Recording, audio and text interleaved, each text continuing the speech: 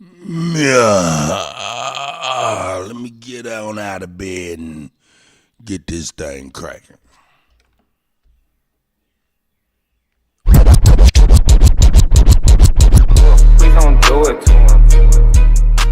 Hey, good morning, yo. Good morning. Shout out to everybody.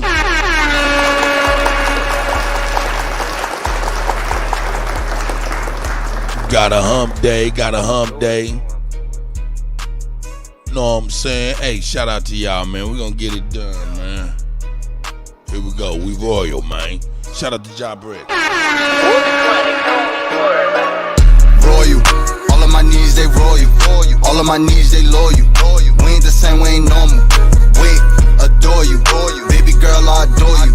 Pretty face and she loyal. So to fix your crime, girl, you royal. Wait, royal. All of my needs, they royal. All of my needs, they loyal. We ain't the same, we ain't normal. Wait, baby girl, I adore you. Pretty face and she loyal. So to fix your crime, girl, you royal. Wait. I just had to catch my breath. I just had to stack my checks. Shorty got ass, God bless. Damn. I just had to stack my chips. I just had to grab my grip. A lot of niggas mad I'm rich. I'ma have to smash they bitch. Pull up in a maxed out fit. Shout out Miss Tanya, I see you out there, sis. Block jumping like a pogo. James Johnson, I see you, guys. Told her pull up and get lit. So she pulled up and she stripped. Damn. I don't need all the attention. I just need all of the pension. Ran the bill up like a piston. Wait. Told them but they didn't listen. Fuck it, I teach them a lesson. I ain't got time for the stressing. Damn dog, is you kidding me? You know that we Aborigines. I don't give a fuck if you feeling me. As long as you watch how you grilling me. My knee G's making history. Brother some diamonds at Tiffany's. She a carbon queen and she feeling me. So you know she matching my energy. Mensa Musa. All of my needs, they loyal. We ain't the same, we ain't normal. Wait, adore you. Baby girl, I adore you. Pretty face and she loyal. So to fix your crime, girl, you royal. Wait, royal. All of my needs, they royal. All of my needs, they loyal. We ain't the same, we ain't normal. Wait, adore you. Baby girl, I pretty face and she loyal. So to fix your crime, royal. So to fix your crime, girl, you royal. You ain't got time for the low vibes, but you know I'm feeling your vibe. You a black woman, you go God. You could trust me, girl, I promise. My only choice to be honest. I feel like it's perfect timing. When we hit your party, we getting it lit. Hitting YBs if I need me a fit. He got the sauce, yeah, he got the drip. We gon' keep grinding until we get rich. Smoking exotic, I need me a zip. My Aborigines be with this shit. Rushing your shit and I call it a blitz. We tryna find us some money to split. Can't break bread, then you fake then. Free all my guys out the state pen. Her only wet, yeah, it's leaking. She say she want me to eat it. Had to ice her out, now she blingin'. Dying for what I believe in. Dropping new heat every season. Call me a vet cause I'm seasoned. Call me a vet cause I'm healing the dogs. Roll me a wood, I ain't talking the law. Brought me some land, bout to buy me a mall. Stand up nigga so I cannot fall. Chasing clout, then I won't get involved. Oh, that's your girl, then I'm testing the jaws. Said you was lame, so she gave me the draws. Feeling like Rick Ross because I'm a boss. Royal. All of my needs, they royal. All of my needs, they loyal. We ain't the same, we ain't normal. Wait, adore you. Baby girl, I adore you. Pretty face and she loyal. So to fix your crime, girl, you royal. Wait, royal. All of my needs, they royal. All of my needs, they loyal. We ain't the same, we ain't normal. Wait, adore you. Baby girl, I adore you. Pretty face and she loyal.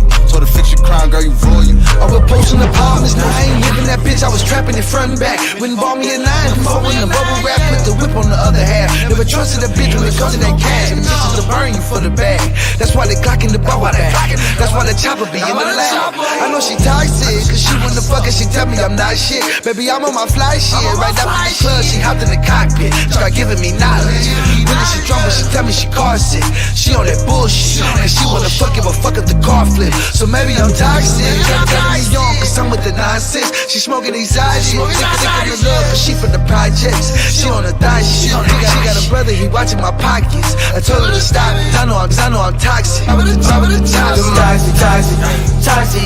All she smoke exotic. Act like a hot jolly. Paid the way through college, this is knowledge. Stop it, little mama, she toxic. Hang up, keep calling, picking up, cause I'm toxic. toxic. All she smoke is exotic. Ass like a hot jolly. Paid the way through college, it's the knowledge. Stop it, little mama, she toxic.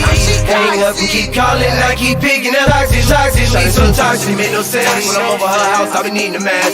Always got questions, she ain't gotta ask. Tryna get answers, I don't get a half. You be wasting your time, take a look at that scene. You'll never ever find a nigga hit it like me. But you so potent, think I ain't noticed. Put them penny to the side, let it. I see you, Steve Harvey. Demon time, this is one of my scenes. Suzanne Thompson, Kelly Green, I see y'all ladies. Just screaming nigga beat it on top. James Johnson, I see you, God. AM's Chief Serpentine. I ain't gon' hold her, I told her I'll marry money. Nancy Musa, I see you, sis. Baseball money, niggas swing for the fence. We seen it all, can't get hit with the pitch. My niggas in the dugout, quick with the stick. Niggas all kill snails, not players, just be aware, not scared. That girl is poison, and snap like a snail, watch your style. Little mama, she toxic, toxic.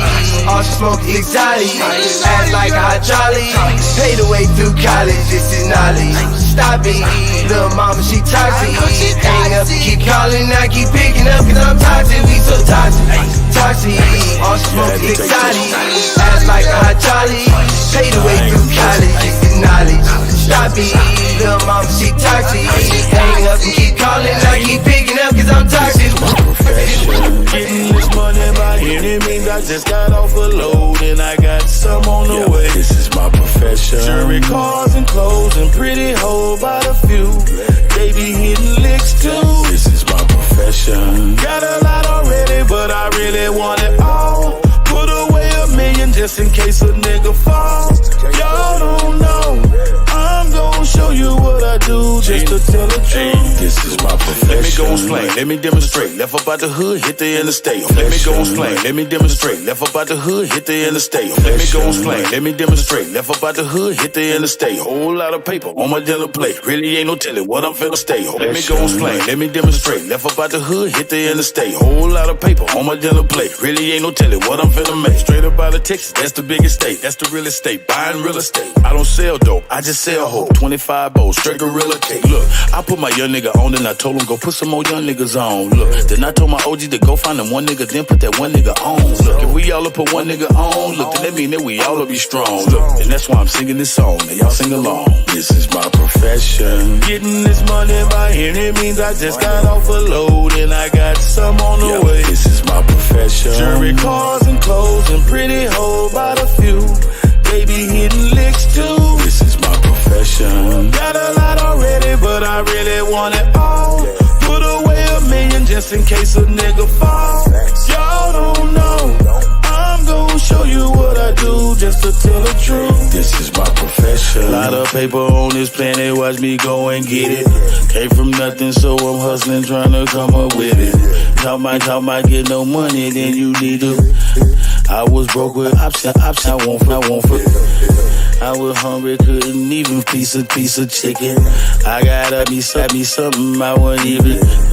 If you broke, that's Alton, I ain't even. I'm on $10 money. This is profession. Getting this money by any means, I just got off a load and I got some on the way. This is my profession. Jewelry, cars and clothes and pretty hoes by the few. They be hitting licks too. This is my profession. Got a lot already, but I really want it all. Put away $1 million just in case a nigga fall. Y'all don't know. I'm gon' show you what I do just to tell the truth. This is my profession.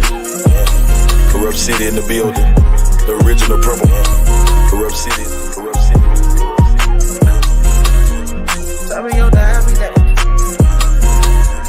So we gon' die every day. They say Jesus gon' save us. Well, I know we die if we wait. I know we die if he can't. They tell us we back, but we ain't. Aboriginal, native. We gon' die every day. Cause we don't know what we can't.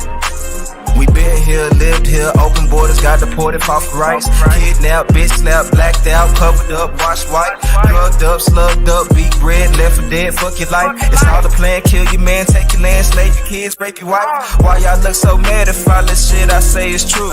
Why y'all look so mad if all this shit happen to you? White man quick to tell you you was a slave, nothing before. He himself only been free since 1840. On recording, I'm an ancient Egyptian from Atlantis, head straight from Canada, that's Israel. Ain't fake about me, no cappy rapping, I just spent the ink and I'm digital. No caveman, I'm original. Kentucky fried, extra crispy, wear a lot of gold, cause my family history. I'm the guy to know, bring death to history. We gon' die every day. They say Jesus gon' save us. Well, I know we die if we wait. I know we die if he can't. They tell us we black, but we ain't. Aboriginal, native, yeah, we gon' die every day. Cause we don't know where we came. Swear we gon' die every day. They say Jesus gon' save us. Well, I know we die if we wait. I know we die if he can't. They tell us we black, but we ain't. Aboriginal, native, yeah, we gon' die every day. Cause we don't know where we came. Hit him, Trey. Power, only respect power. That's right. What's been said can't be said no louder. Tell him again. Power, only respect power. What's been said can't be said no louder. What? Power, only respect power. That's right, folks. What's been said can't be said no louder. It can't be said no louder. Stand for something, or you die a coward. They bombed our churches, set our kids on fire. Police keep erasing cause they backed up by the nation. Nation ain't complaining cause the Indians still hanging. Comanche, Sioux, Apache, ain't no history in blackness. No reason for that chatting if you bitch up when it's action. AR on my body, tell the bro to grab the shot. Ain't no nothing new addition, finna hit him with this bobbin. I can't shoot the shit, but 30 shouldn't miss. 54 races, 100 for his click. Anytime in prison, they don't want the shit. They don't want the problems. Snitches get the stick. Talking all that hatred, end up running like a bitch. Quick to call the laws, quick to play the hit. Swear we gon' die every day. They say Jesus gon' save us. Well, I know we die if we wait. I know we die if he can't. They tell us we black, but we ain't. Aboriginal, native, yeah, we gon' die every day. Cause we don't know where we came. Swear we gon' die every day. They say Jesus gon' save us. Well, I know we die if we wait. I know we die if he can't. They tell us we black, but we ain't. Aboriginal, native, yeah, we gon' die every day. Cause we don't know where we came. It's the go. Cut, you kill them.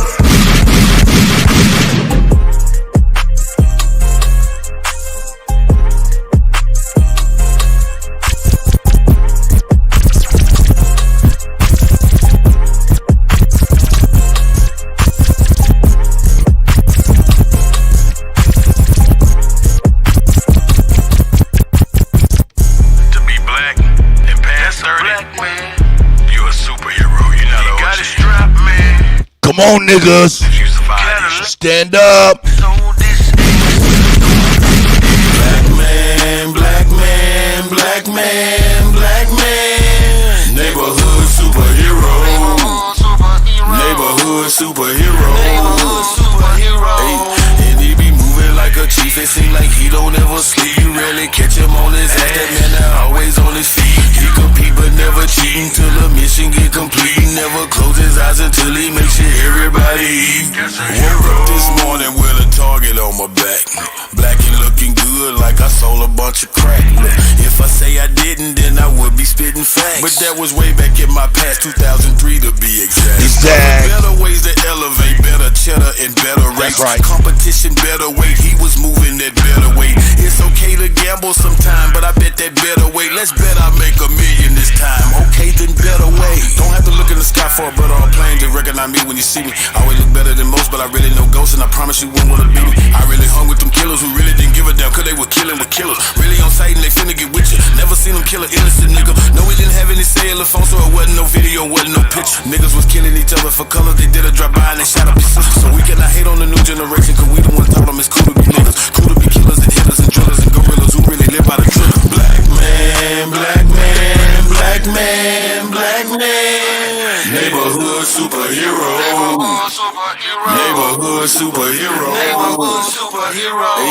and he be moving like a chief. It seem like he don't ever sleep. You rarely catch him on his ass. That man that always on his feet. He compete but never cheating till the mission get complete. He never close his eyes until he makes it. Cut, you killing them. I always see you with them young niggas, knowing you can tell them shit because most of them dumb niggas.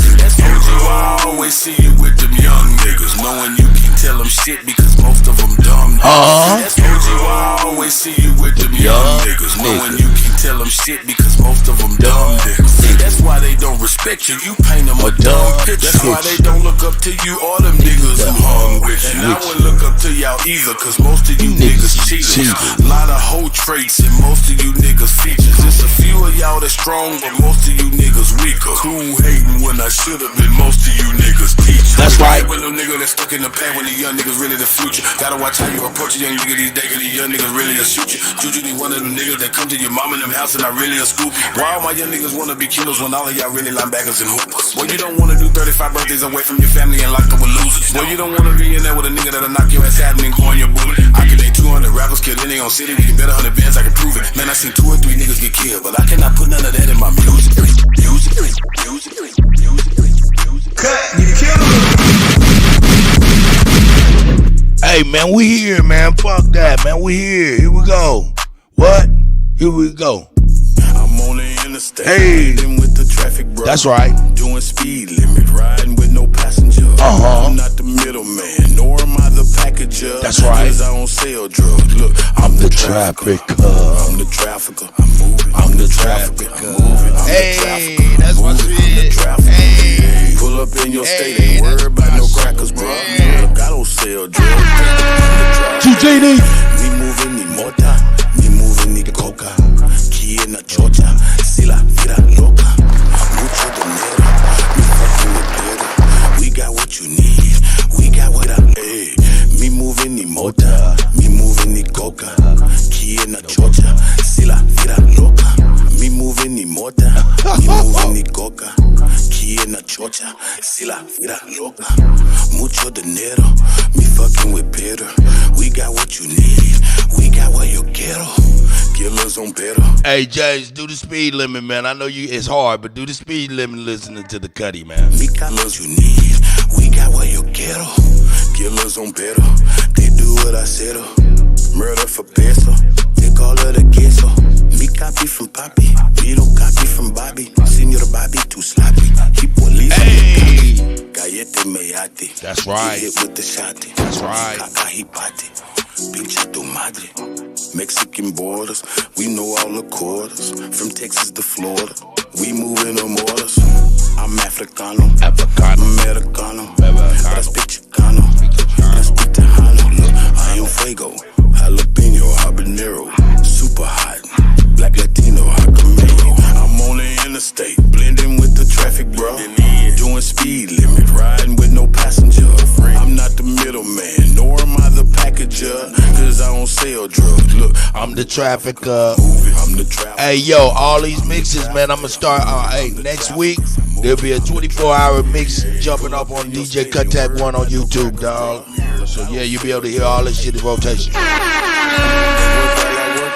at work while I move. Moving at work is my work. Working at work is my tool. Moving at work is my work. Working at work is my tool. Watch how I work with the work. I make it work with the work. Moving at work is my work. Working at work is my tool. Watch how I work with the work. I make it work with the work. Watching my workers work it and work while they work it with work. I made it back with the work. I pull him back with the work. Workers unloaded my truck. Yeah, I break they back with the work. They like he back with the work. Y'all put the work in the bag. See, I just traffic the work. Y'all put the work in the bag. I put it down with the work. Rich man pounds of the work. Make over clowns with the work. Take over towns with the work. Get paid off top for the work. My plug got lots of the work. Y'all might not see me no more if I ever get stopped with this work. I can go fed off the work. Might end up dead off the work. I make my bread off the work. So I ain't scared of the work. Working the circuit with work. I'm damn near perfect with work. Say it's a drought on the work. Watch how I surface the work. I'm on the interstate. Blending with the traffic, bro. Doing speed limit. Riding with no passenger. I'm not the middleman. Nor am I the packager. Cause I don't sell drugs. Look, I'm the trafficker. I'm moving. I'm the trafficker. I'm moving. I'm the trafficker. I'm moving. I'm the trafficker. I'm moving. I'm the trafficker. That's right. Pull up in your state. Ain't worried about no crackers, bro. Look, I don't sell drugs. Hey, I'm the trafficker. Hey, we in here. Hey. Shout out to everybody out there, man. God damn it. I'ma need some Keisha and some rim. Chop chop. Fighter for the things you living in, yeah. If you could see it wasn't pretty, yeah. Kept grinding when the team wasn't with me. Now I'm feeling like the king. All the rings coming with me, yeah. Show is good, must have seen something in me, yeah. I wonder if he can hear me, or am I talking to the ceiling when I tell him come get me? So, whole lot of pure cocaine in my younger days. Niggas in the central ain't need this the Hunger Games. Get them both, 6 and 8. They was running maze. Streets wasn't always safe. Rates fluctuate. Niggas make it out like me, then he can celebrate. For heaven's sakes, I hope my daughter's in a better place. 'Cause every day I pray I make it to them pearly gates. The other night I had a dream, seen the devil's face. So I'm gonna need some keys and some rims. Chop chop. Fight for the demons living in me. Yeah. I'm gonna need some keys and some rims. Yeah. Fighter for the demons. Starting with this chopper like I'm doing a cha-cha. All the niggas really smoke is a tie. This is money falling out of the sky. This the central nigga, you hear the shots. Yo, we up in this bitch, man. Shout out to everybody.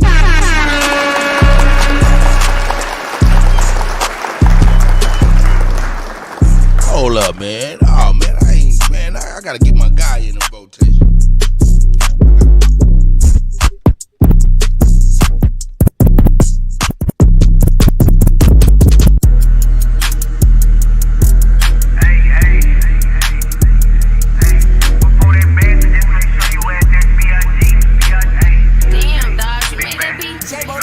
Before that bastard, just make sure you add that B.I.G.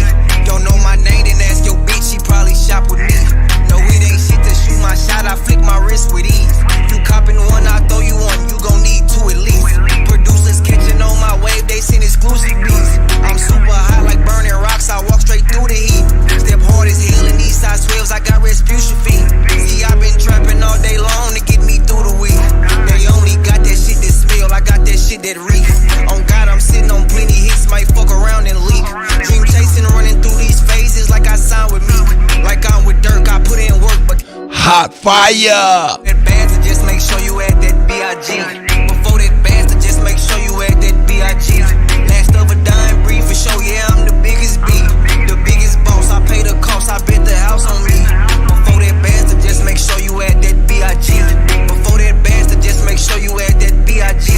Last of a dying breed for sure, yeah, I'm the biggest B. The biggest boss, I pay the cost, I bet the house on me. Who is best to hold this me? Can't say finesse without CT. I'm in the lane, fly on my own. I heard your song, he just a clone. We don't do internet beep. If it's a problem, hit my phone. My last bitch say I'm a dog, still be eating me off the bone. Been booking flights and taking trips, packing light, one carry on. Cause when I land, I get straight to it. Hit them all, put on V-Long. Just keep my feet up in the A. Chill for a week, but smoking strong. Got on some bitches looking right. Got to the crib and did them wrong. Reminiscing about my freak shit was so fire, I made a song. I'm so toxic when I pop it. Left her dripping like a rose. I just wanna hit her wife it. Ice my neck and leave it froze. Pocket stocky filled with broccoli. Pay the price to get them blown. Before that bastard, just make sure you add that B.I.G. Before that bastard, just make sure you add that B.I.G. Last of a dying breed for sure, yeah, I'm the biggest B. The biggest boss, I pay the cost, I bet the house on me.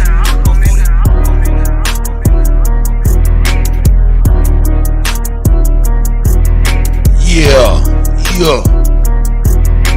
Let me turn my headphones up. Hey, we up in here, man. Shout out to everybody. Shout out to everybody. Sister Betty is at the motherfucking plantation. Kelly Green, Suzanne, I see y'all. Original Intellect, I see you. Kusa, I see you, brother. You know what I'm saying? I see all of y'all, man. Hey, that shit dope right there.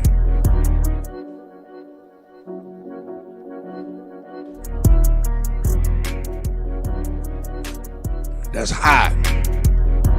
That's hot.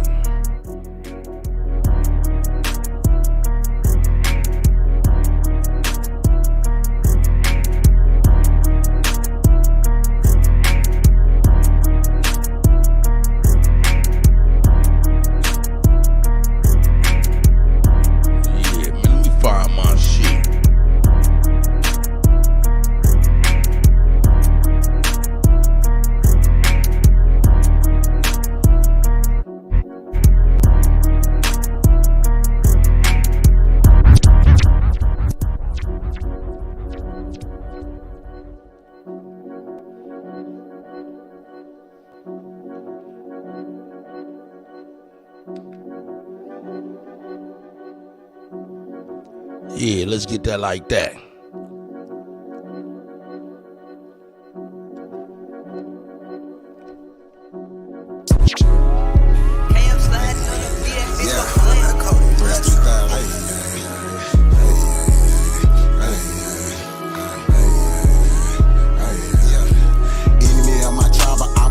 So what's happening? Government and all y'all crossed the line, so what's happening? My ancestors wouldn't like you crossed the line, so what's happening? We original, y'all GMO, y'all lying. I do this for my Nietzsche, my Nietzsche, my Nietzsche, my Nietzsche. Oh yeah, my Nietzsche, my Nietzsche, my Nietzsche. I do this for my Nietzsche, my Nietzsche, my Nietzsche, my Nietzsche. Hey man, that piano's dope.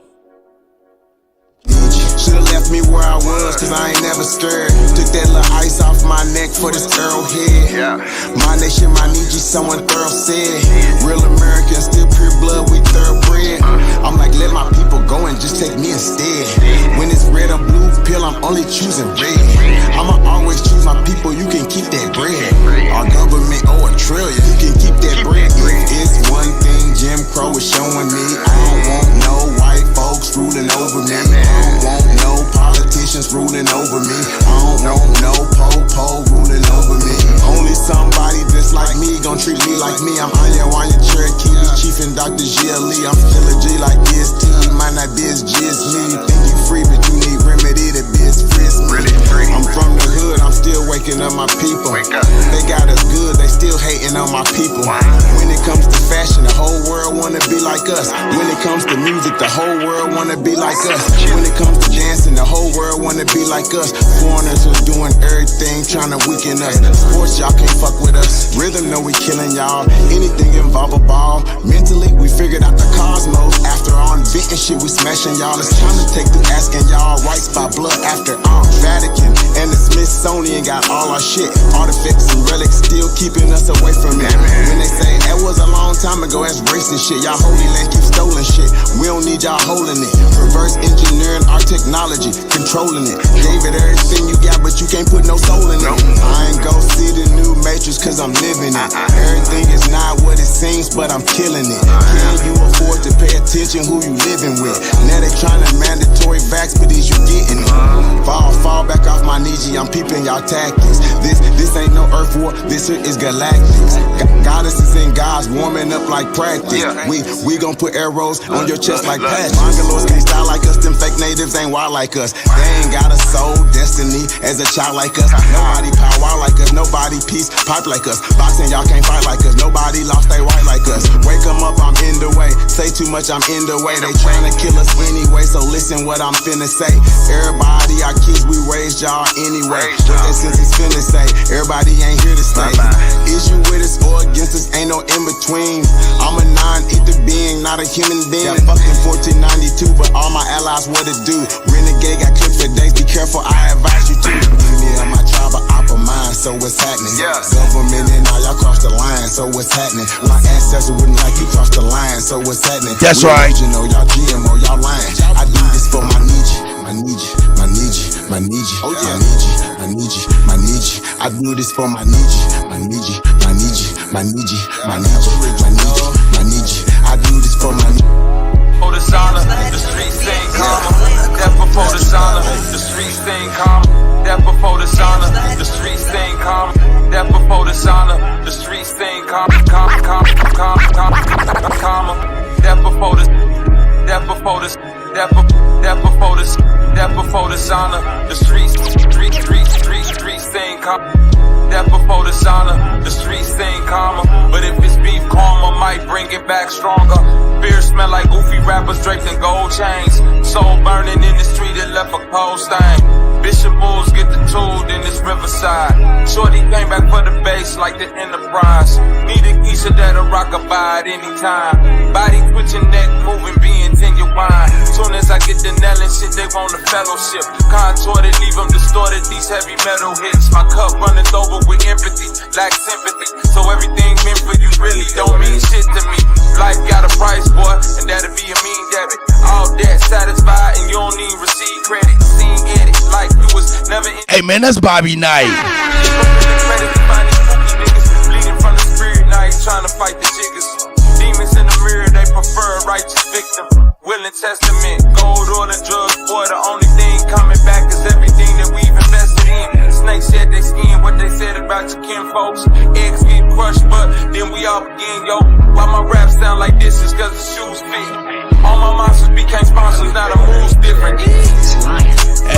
man. Shout out, man. That's Bobby Knight.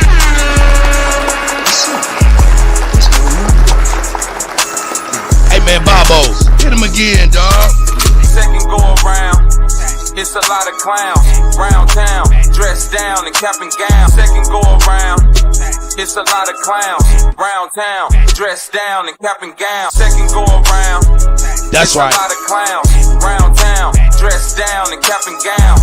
They graduating for player hating, the snitching. I swear nobody's, but I felt the mention.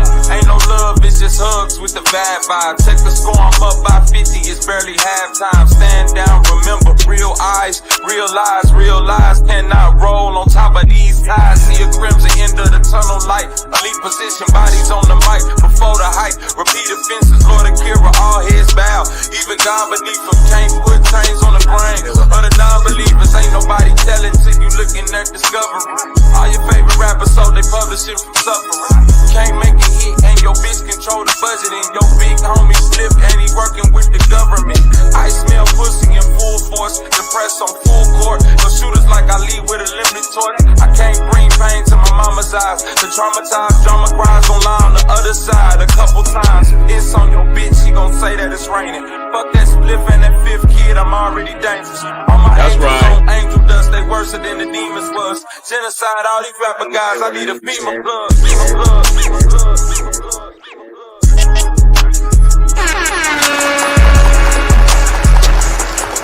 Shout out to Threads 3000. Shout out to Bobby Knight. Shout out to OG, CT Finesse, Pain, everybody, man. You know, we about to get in, man. Let's get it in, dog.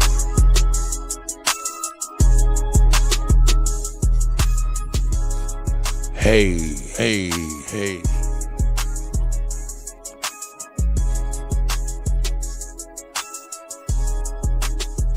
This one right here. Hey, that's hot. Let me see everybody, man. I don't know who all in here, man. I can't hardly see, but shout out to everybody here. Round of applause for the brothers and sisters. We love you so much. I love you so much, man. I appreciate y'all taking time out y'all morning and day to spilling with the Kutty, man. You know what I'm talking about? That's right. Got some shit on the menu.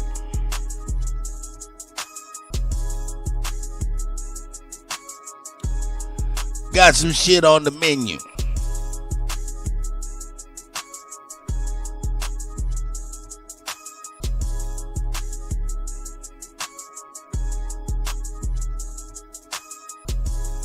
Hey, we're gonna laugh with Seti real quick and see what his rendition of what he think about Florida being a motherfucking banned by the NAACP.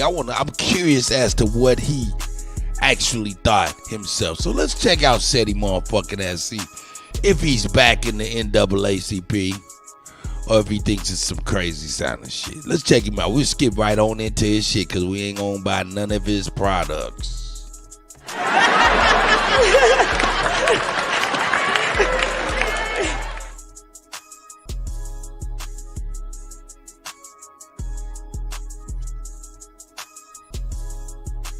Subject on the website, SETI University, the ban, the code, New World. Yeah, Order, we're gonna get past that. Shout out to SETI though, man.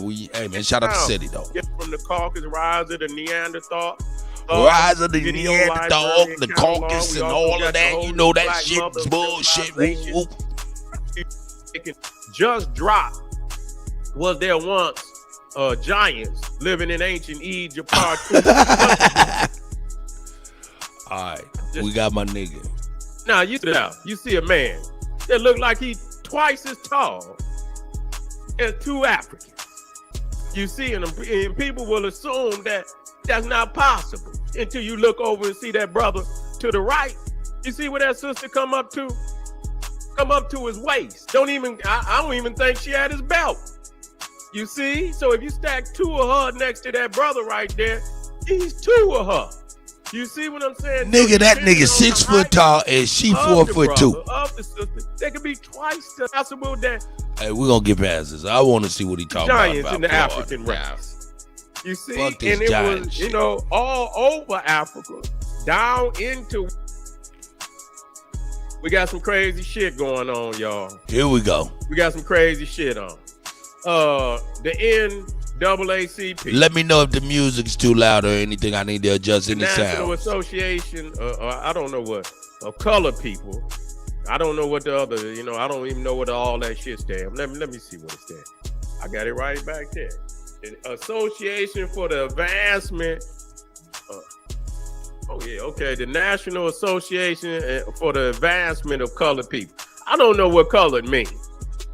God damn it, I understand black. Now, if you're going to say, God damn it, black, now I understand. Oh, hold up. I don't know what colored means. God damn it, I understand black. What's that nigga about to say? God damn it, we Aboriginal? What's that nigga about to slip up and say, God damn it, we Aboriginal?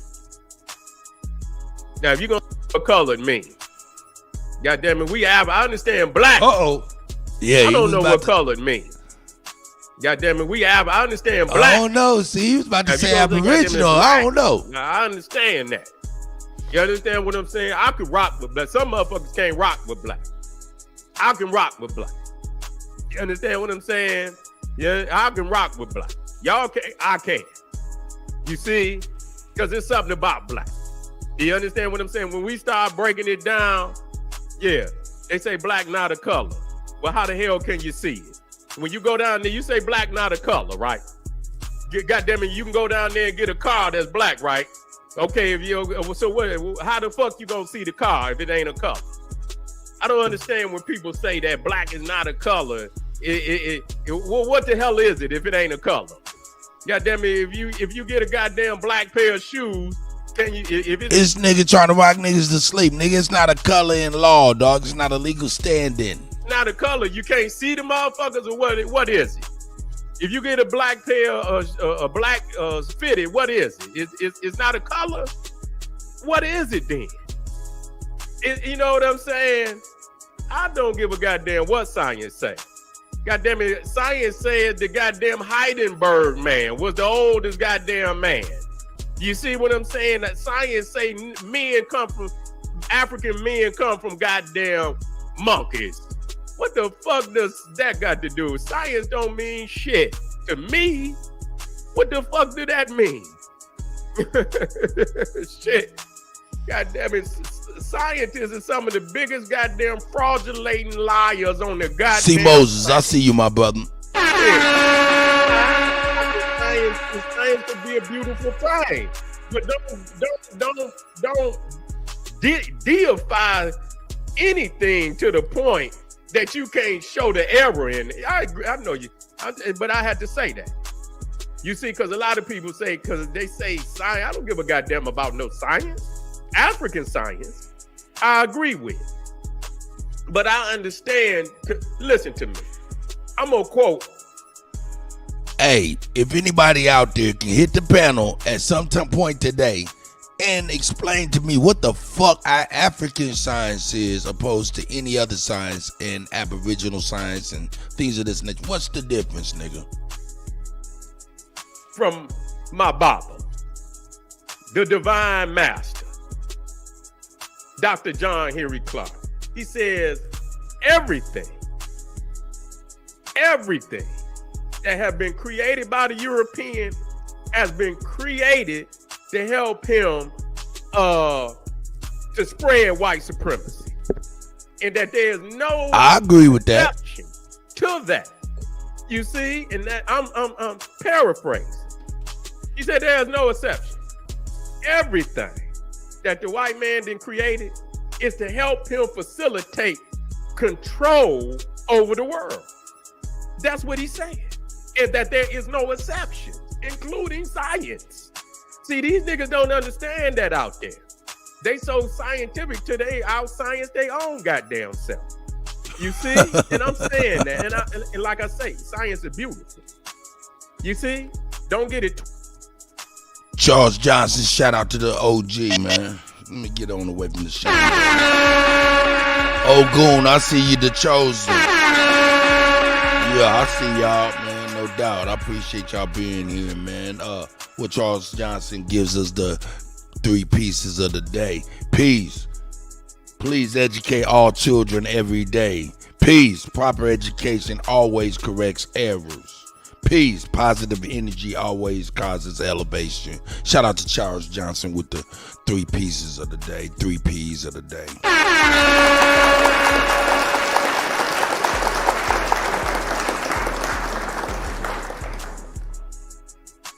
Twisted. I'm not at all negating. But there's some white cowards that hide behind science, just like they hide behind religion, just like they hide behind anything. And they use it all to facilitate their control. And so, like I say, that does not negate that there are black people doing great things with science. Okay, and so we're not negating that. But when they say that black, we got to understand this is the religion, and they say the same thing, evil, and this, that, and the third. And so, the first thing that I just use my logic when they say black is not a color. It says it's all colors, but it's not a color. Damn. How could it be all the color, but it's not a color? You see what I'm saying? So,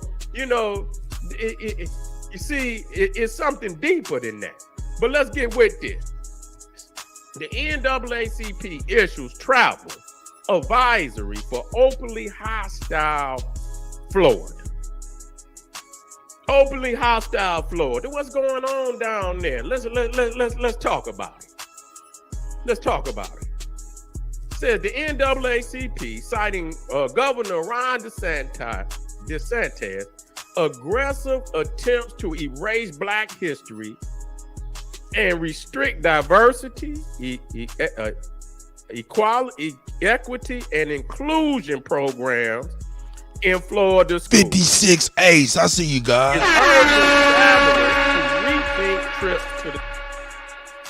Is urging travelers to rethink trips to the state.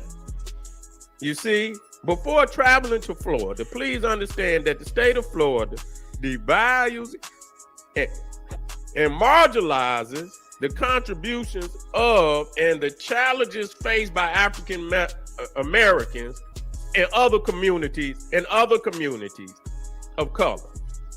Reads the organization's formal travel advisory. Hey man, shout out to indigenous man. Alibaba, the elders in here. I see you, Jan. I hope you're doing well, sis.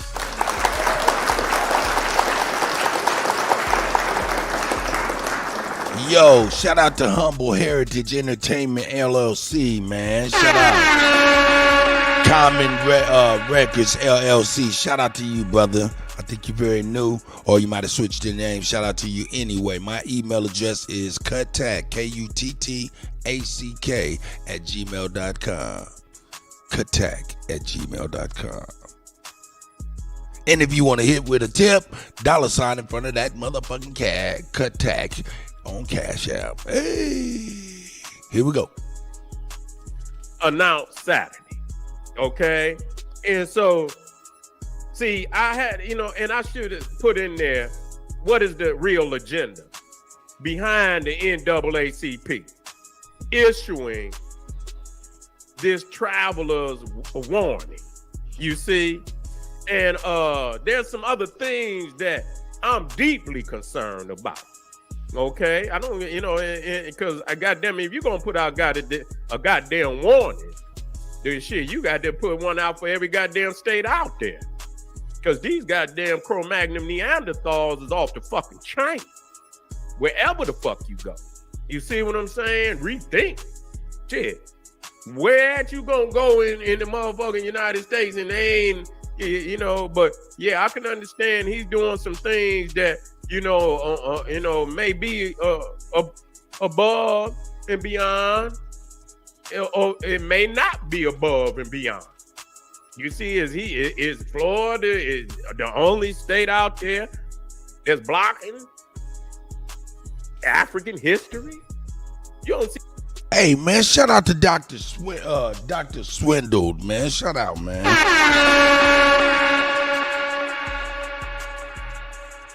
Hey man, what the fuck is he, man? Dr. Swindle said The chairman of the NAACP lives in motherfucking Florida, for real. What the fuck?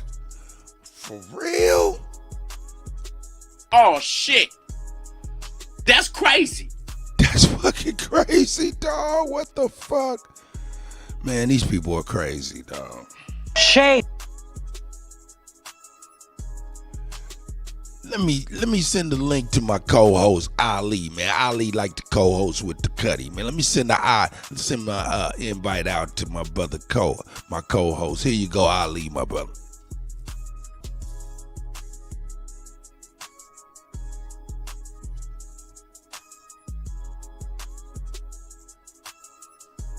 All right, I'll let it play though. See, no real goddamn black history, no damn way. And I'm tired of all that goddamn sharecropping goddamn history. Yeah, it's all right to say, because we know that, yeah, our peoples and we got to, but I don't know. I don't want to hear all that all the damn time. Let's tell the whole story. Yeah, but we was kings and queens. We was doing greater things, at a different time. I don't want to hear all that sharecropping history all the goddamn time. No damn way. Shit, you know what I'm saying? It's a part of our history. I ain't trying to erase it. But shit, that's just like every goddamn movie come out. You niggas are slaves. They don't never show no damn movies where we on top.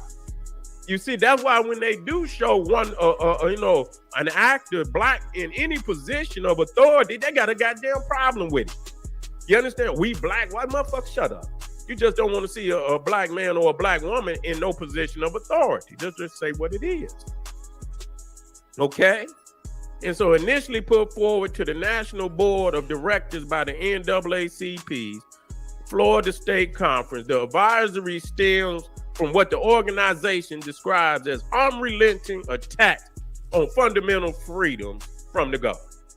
Okay? Last week, DeSantis signed legislation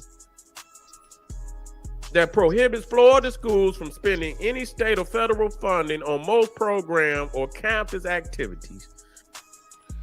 Hey man, shout out to my co-host, my brother, my brother Ali Baba. Man, he always be here. Might as well be a motherfucking co-host. Man, that's my brother, man. What up, Cut? You killing them? Cut, you killing them. That's right. How you doing today, Ali, man? I'm fine. How about yourself, man? Good morning to the chat. Man, that's right, man. I'm doing What's up, great. Chief Holiday? I know you somewhere lurking. Yeah, out there lurking and shit. Lurking and working. You know what I'm saying? I see Mississippi's in the building. Alexis B, I see you, sis. Yeah, man. You know, it's funny that you're doing this thing with SETI talking about science, right? It's science in Florida, but yeah, most definitely. Go ahead, brother. But science is a word, as we were talking yesterday. A lot of people don't know what science means. Science is a word that means studies. You know what I mean? It just studies. Wow. So listen, there's a science to many subjects. You feel me? Not just the body, not just cosmology. There's science to a lot of things, right? And for some reason, right? Now I find it funny because Indian culture is built off of science. So I find it funny that people who call themselves Aboriginal Indians, and then they don't even understand what science is when they read it. I don't care where it's at. It could be in a pamphlet, a magazine, an article, a book. Title of the book don't matter. If you're a person of science, you should recognize what science is. You should understand that there's a natural science and then there's an unnatural science. Even in nature. See, in unnatural science in nature, we call them natural abnormalities. For example, salt is not natural. Because why is salt not natural? Because it's adverse to natural aquatic systems. You can't live off of salt water. The plants can't live off of salt water. I see you, Superman. Hey man, what are you talking about? Hold up. Look, you said salt is not a part of natural being natural. It's unnatural is more or less what you're saying, right? No, it's more, it's what we call federal. Like the federal government. You need to look up the word federal and understand what the word federal means. Well, let's deal with salt first. Right? You said salt is unnatural. Right. I don't know if I can totally agree with that. I'm gonna tell you why. Listen to me. We have a natural system, right? That's governed by God, which is water, and the dimensions of water, right?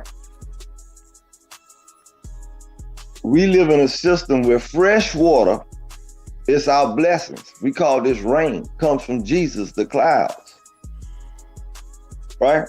This fresh water fuels and gives life to all living entities, whether it be plants or animals. When you study salt, right, what would salt do to fresh water? What would excess salt do to humans or animals' bodies? I see your point, Ali, but it's very. That's why salt is considered in the Bible Satan. Yeah, that's what I'm saying. Yeah, I'm just looking at salt in the grand scheme of things, and salt to me be like wind, be like air. You know what I'm talking about? Within the ecosystem of water. There's a whole series of life in salt water. Salt water raises alkalinity and pH and shit.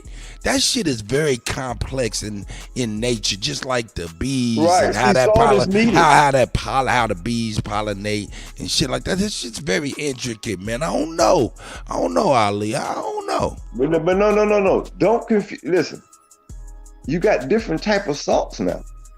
You have 12 life salts. They are called in the Bible the 12 tribes of Israel. But I'm saying, you said salt. You didn't say 12 salts. You said salt. No, this is what I'm telling you. You got different type of salts, right? So each time that they're talking about a situation, you have to know exactly what they're talking about, right? See, there's a thing called, watch this. There's a thing called the Antichrist, right? What's another word for Christ? Christos. Horus.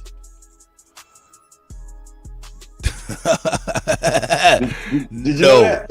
Did you know that the name Christ came from the story of Horus? Yeah, but Christ, the word right, Christ come. Nah, nigga, I ain't gonna stay with you, nigga, and you going off course from knowledge. No. You going off course. Hold on. You going off course of my knowledge, and you want me to go with you. No, absolutely not. But you do know this.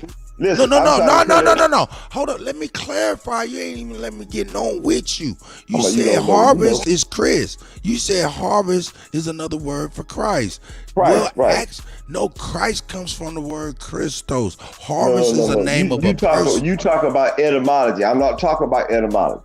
I'm talking about period. Harvest was a Jesus-like figure. That's a person, place, or a thing. No. The thing. A Christos is a descriptive word. Listen what I'm saying. It's like saying, Kutty, you are a graduate. right? You went to a school, you graduated, right? That's like me saying, nigga, okay, I'm about to let your arch nemesis get you. Okay, No, go ahead, OG. That's like me saying, okay, you alumni. Okay, it's the same as saying graduate. Hey man, hold up, Ali. And Pick, is that your motherfucking ass, Anthony Pickens? Game boy. My nigga is the gamer and the legal scholar. And Pick, your mic working, brother? Okay, he might be indisposed. He'll unmute. That's my nigga. What up, Soup? You up in this bitch? Mic check. Man, 1, it's 2, too early 1, 2. for this shit, man. he came in here immediately with that shit, didn't he? What's up, young pimp? He took it right there. From the salt to the preacher, man. Hey, man. I'm trying to show y'all science, man. We talk about science. Y'all don't know this is a science book. I done told Hey, you. hold up, gentlemen. Hey, man, I hear my man, Ant Pick. What up, man? How you doing? Nice to hear you again, sir. Man, how you doing, Ant Pick, the legal scholar, man? You know what I'm saying? Hey, nigga, can I get $1, nigga? I'm out here doing the work. That's all. Just been quiet. That's right, man. Shout out to you. Shout out to everybody. Peace to the panel. Shout out, love everyone. That's right. I just heard. I would like my brother Ali to explain a little bit more, because I'm like, what do you mean?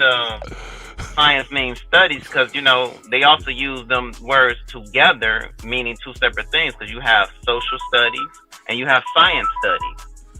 What? So that implicates they're two different things. Because actually, the etymology of study means to strive for something, and science means to know something. So that's a fact.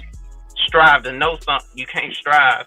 When you strive to know, you study. Hold up, man, Ali. Hold up, Ali. Let me holler at my man, Ant Pick. Ant Pick, I just kind of figured out, man, because my man, when I was speaking to him and shit, he said, nah, man, you thinking about the etymology of things. I'm thinking about this and that and the other. And I'm like, okay. So now, he's not, I don't think he's, I don't know if he's actually knowing etymological ways of words.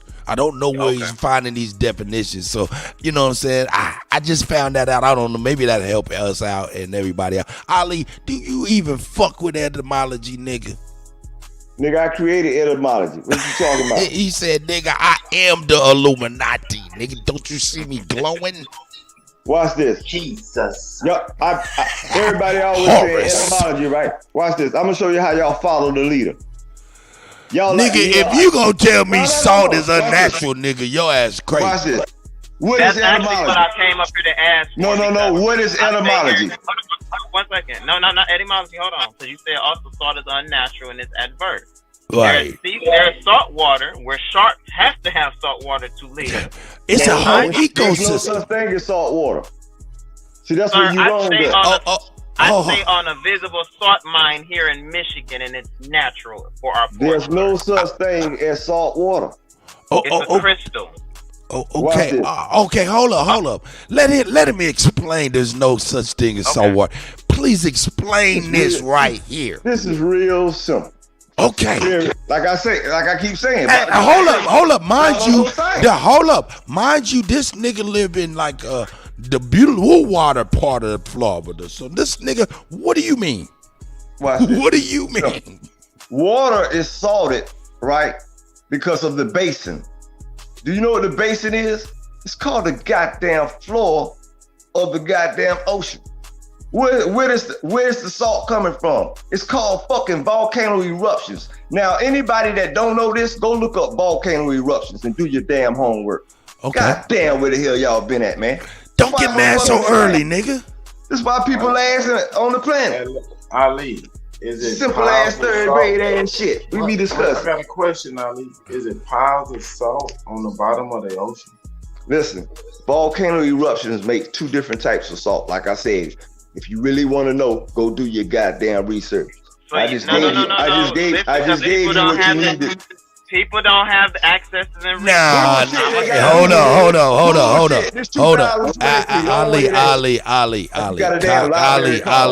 Ali. It ain't even my time, and your time is probably 8:30. My time is 7:30. It's too early. Bust a blood vessel in your forehead, nigga, over some dumb shit, nigga. Calm down. I'm just letting them know. I ain't going for that bullshit. If the nigga don't know, sound like a personal problem. But I am gonna say this though. We do try to educate as best we can and try to. These niggas don't want to learn that. These niggas want to look for the next scam. That's what they want. No, you don't want to hear nothing. This is what I'm trying to. This is what's being shown, brother. Calm down, Ali. Calm down, man. I don't know why we got you agitated. Hold up, man. We got to deal with this Ali situation. What's wrong, Ali? Why you mad at us? Listen, I talked to Chief last night. Let me tell you something. This is what you don't know. I've been reviewing every fucking show we do. I'm talking about the chat and everything, right? Well, maybe you shouldn't do that. I'm trying to figure out where all these motherfucking trolls come from. Who even come on the panel and reject science? Why? Science that we all can sit down together, go over the damn equation again. Okay, Ali. So what you saying to me, hold up. You've been reviewing these shows, right? So you can do an investigation on people who don't agree with you. Nigga. Hold up, nigga, because what I'm saying is I don't agree with some of your definitions and you don't agree with some of mine. No, you're missing the point, Kut. I ain't saying agree with me. I said they're causing they're disagreeing with everybody. They're causing disruptions. They're not even Indian, Kutty. Look. Why you think so? How many times you done heard you done said it and Chief? Hit the link. Why you think some people won't even show their face? So what? Ali. You niggas ages, man. Ali. They could be everything. They could be all of that. And then at the end of the day, who give a fuck? Ali, you too close to the elephant. Well, I ain't gonna play with him. Yeah, don't play with him. Don't ignore him like me, nigga. Stop revisionist history over some chat room foolishness. Nah, man, come on. Nah, you can't do that. That's what I'm trying to figure out because I haven't been on the channel and I don't know how long, and my face is very well known. And I'm not a troll, and I am Indian. I'm gonna tell you this: I was not. I know he's not inferring it, but I'm just clearing the record. That's right. I'm not saying he's clearing the air. Listen, you don't fit what I just said. Then. You showing yourself. No, I understand that, but see, right, that's what I'm saying. You agreeing with me? Yeah, I'm agreeing with you. So what I'm saying, I got you. He don't need you, Flavor knocking his rhythm off. Shut your ass up. So, listen. I've been Indian Aboriginal my whole life. It's not a conversion for me. That's right. You can check in the California aptitude test on what I am. See, a lot of people forget about the CAT test. Well, I don't need no goddamn test. I don't need no verification for no Peckerwood or no nigga either. Well, look. Hold up. Let me get past this right here. Ali. I understand what you're saying, but I'm saying that don't mean nothing. Look, Ali, stop investigating the joint for traps. It's a whole lot of traps you're going to find yourself in one. Leave that shit alone. Number 2, hey, Ali, you can't drop no shit and tell motherfuckers do no research. You got to drop sources. You got to help. No. You drop it, they reject it. So my thing is Hold up. That's some bullshit. You can go get it. Ali. But you gotta understand, Ali, some people can't read. Let's be truthful. Ali. Once again, sound like a goddamn personal problem with their parents. I can't read. That's what it sound like to me. Little baby kid motherfuckers, you think I'm gonna give a damn about how baby raised his kids? That sound like baby got that problem. But that's the reason why we don't have a community no more. That statement that you just said. Listen, that's what happened when you're hard-headed and take everything as a joke.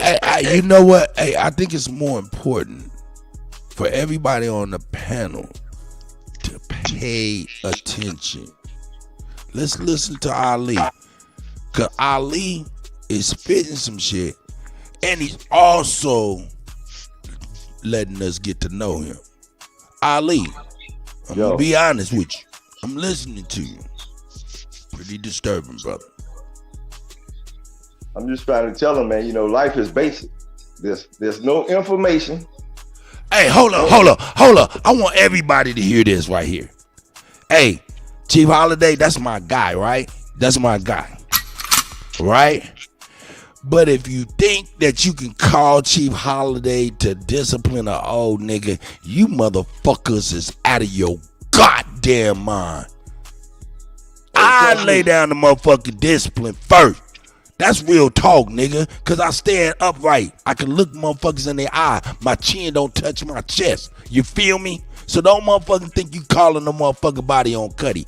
Not just for Ali. It be happening though. Motherfuckers get to talk. I'ma call Chief. Nigga, who the fuck do you think? You don't think I got hairy, gray ass nuts, nigga? What the fuck is wrong with you? We's men out here. We's men out here. My mama and daddy in the dirt long time ago. Come on with the bullshit. Hey, and that go for the people that be calling niggas on behalf of me. That nigga Chief don't even call me. That nigga don't even call me behind that shit. I hear that shit. And I be like, man, get the fuck out of here. That sound like some children shit. Y'all need to start that shit. Y'all need to start that shit. Not that don't go for Ali, because Ali probably was speaking on something totally different pertaining to some other shit. But yo, motherfuckers be calling, acting like they about to tell on somebody like a nigga, a child or something. What the fuck is wrong with people? But anyway, I digress. That shit crazy to me. Anyway. Ali gonna tell Jesus on you. Nigga, or Horace. When Chief come on the show, right? Me and him was talking about his direction, his goals. You feel me? And that's basically why I came over here. I see our common ground. And I told Chief, I respect that this is his show. So there's a lot of stuff I would do that I don't do because it's not my panel. It's not my foundation. I said, but at the same time, out of respect for what Chief said he's about, and he even came and reiterated it yesterday. It's getting rid of these people who keep coming on here with this bullshit. Nah, okay. How do you suppose you're gonna stop a motherfucker from hitting the link? How? No. Understand what I'm saying. Okay, I have a hard time understanding, but I just will. when I'm sitting down as a moderator, right? Okay. And I'm reading chats, and you got people. We talking on the subject, and the chat should be people kind of building on the subject. You feel me? And you got people in the chat arguing, cursing each other out, all kind of stupid shit got nothing to do with it. Yeah, I guess we just supposed to leave that shit in the chat, huh? What's the purpose of moderating it? You feel what I'm saying? So I'm saying at some point you have to have some discipline, man. Hold up, man. Hold up. Listen, Ali. And cutting up in the back, Kutty. Ali, you gotta get that curved sword and put it back in that sideshow on your hip, nigga. You out here with the curved sword about to behead everybody and say something wrong in the chat room. We can't do it. We can't police the chat room. I'm gonna tell you, man, we can't police the chat room. People gonna say what they're gonna say. They're gonna get into it. They're gonna get ignorant. I mean, it's actually, some people find it fun. So, I mean, and if you are actually affected by it, you know what happens? Hold up, listen to me. No, I'm not missing nothing, because I'm not missing something. Maybe you're missing something, Ali, because I'm telling you for real. Stop paying attention to that dumb shit. That shit too dumb. That's dumb shit. Get the fuck out the goddamn chat room. Stay on the panel and deal with us.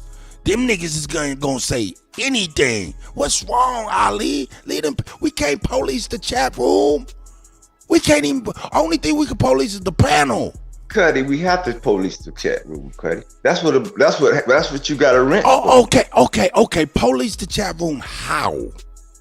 No, I'm not saying, like, I wouldn't use the word police, I'm saying. Well, I mean, hold up. You saying set a standard, set a policy, and then when you uphold that policy, you're gonna police right and enforce that right. Come on, you talking about enforcing a common cause, right? A common policy within the chat. Let me ask you this: what's the purpose of having a wrench?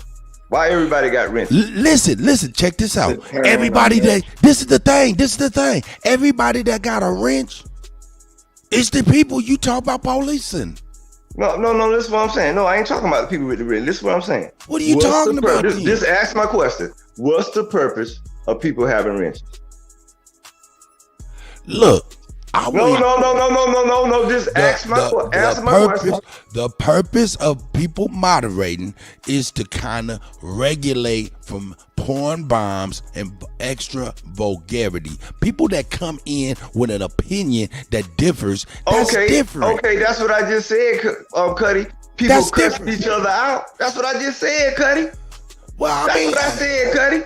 Well, let them do it. Who cares, though? That's the purpose of the wrenches. You just said it yourself. Who cares, Ali? The people with the wrenches. But it also states that this is a platform that Chief has always stated he censors no one. Hey, I went through. Nah, nigga, hold up, Ali. Hold up. This is getting ridiculous. This got ridiculous for real. Cause I'm gonna be honest, I went through and unblocked a whole bunch of people that was blocked for years. Man, this ain't about blocking, trying to find new motherfuckers. I don't care. It ain't about blocking either. That ain't what I'm saying, Kutty. All you got to do is read the chat. Don't listen to me. Read the chat. No, I'm telling you, no. Why are comments removed? I'm telling you, no. I'm telling you for my own personal time, space, and sanity, no. I read the chat in real time. Comments being removed. Can we get back to the subject of thought coming from volcanoes? Yeah, we're gonna get right back to that. Because I'm about to actually start work in a minute. I'm gonna say some things and I'm gonna wait for a response. All right, go ahead, man. Let's get back to the salt. Volcanoes spew molten lava, which when it hardens, it becomes obsidian. It's not salt, it's crystal. And you talking about that magma? Magma that comes out of hold up, Ali. Come on, man. You can't keep cutting the niggas with.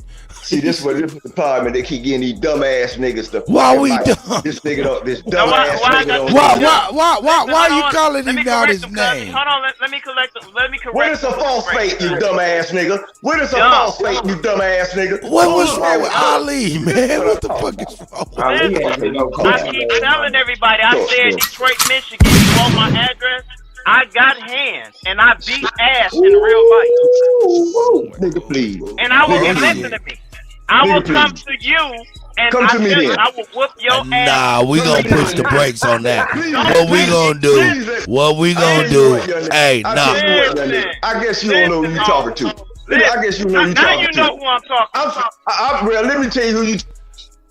This is crazy. My niggas, hey, Ant, reel it in. Ant, go on and reel it in. Ant, listen to me. Reel it in. Reel it in. Ali, are you with me, my brother? Are you with me, Ali? Unmute yourself. I had to mute you. Unmute yourself, Ali. Is this the energy that you as an elder want to invoke from the young people? Is this the energy that you as an elder want to invoke from the young people? That's a simple question that I want to ask you right now, man. And when we talk about salt and he's dumb, that's not right, brother. Ali, is this the energy? Not to be able to hear it, cut.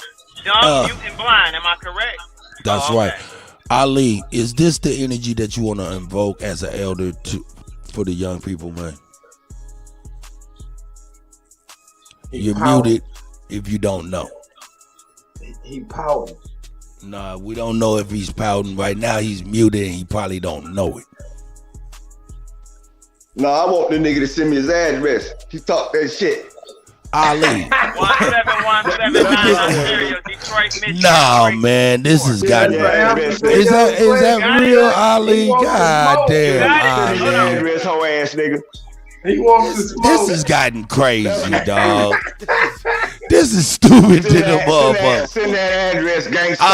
Ali. That man is not a gangster, man, but he is a man. Ali, he a man. I mean, you hold up, Ali though. He ain't did nothing worse than what you done shit. Did you call the nigga Tom? Why the fuck you call him? Why you call him out his name? Why you call him? Nah, nigga. Fuck that nigga. Hold up, Ali. Why you was disrespectful to that man? Nigga, I'm in Naples, Florida, nigga. And be outside. But Ali, I'm asking you a question. My brother. Why are you live in Florida, but you're not gonna drop your address, and I just showed you mine. What's up? Nigga, I live you niggas is crazy. Listen, it ain't no more Hey, y'all. I'll be in Florida in August, my nigga. Hold up. I'm a gamer, nigga. I'll be at the CEO tournament in Florida. Drop your address, my nigga. I live in Khalil Bay, the penthouse, nigga. I ain't no gangster. I don't tolerate nigga. Look it up. All right, this is digress. And hold down, man. I don't want to mute you. Y'all can hear me. I know y'all can hear me, right? I know y'all can hear me, right? I'm about to go to work, Cut. I'm gonna calm the fuck down because I don't play. Yeah, man, this is ignorant. Not ignorant. I'm just asking for the people to be taught correctly. Yo, I ain't got time for no ignorance. This is why we ain't getting nowhere in life. I'm out here doing real shit, my nigga. I'm known, my nigga. I'll put my address anywhere. I'm not giving a fuck about you niggas. I'm dealing with the government and the police, my nigga. I carry guns for them, not for you, bitch ass niggas. Now you have a nice day, fuck nigga. All right. God damn. Ant Pick usually the nicest motherfucker, man. Ali, man, what the fuck is going on, man? You got Bill Beef last few days, man. Superman, this is all your goddamn fault, nigga. I know, man. I know. I'm a shit starter. Superman, this is all your motherfucking fault. You need to get some head, man, or something. Get no coochie last night. What is going on with Ali? Ali, you just went off on the brother for really no reason, man. Why you call a man a dumbass? Yeah, man. I never knew salt came out of magma, nigga.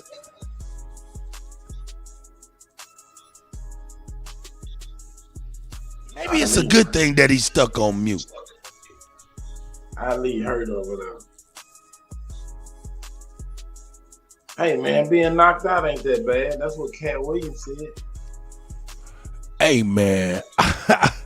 This nigga, I don't even remember what the show was about. Sinetta, man. Sinetta was talking shit. My nigga said salt is what the fuck? Hey, Ali, you gotta come on with that dumb shit, nigga. You calling niggas dumb, nigga. That was some dumb shit. Salt every goddamn where. I went to Job Corps in the fucking Utah. By the fucking Great Salt Lake. God damn it. The fuck are you talking about? And you got to know to call niggas dumb, ain't following that shit. That is wrong, Ali. That is not the energy that you want to pull out to young people. I know.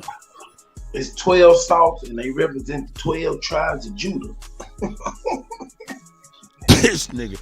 Hey, Sister Bethy, you want to partake a little wisdom where there is lack thereof? Man, y'all.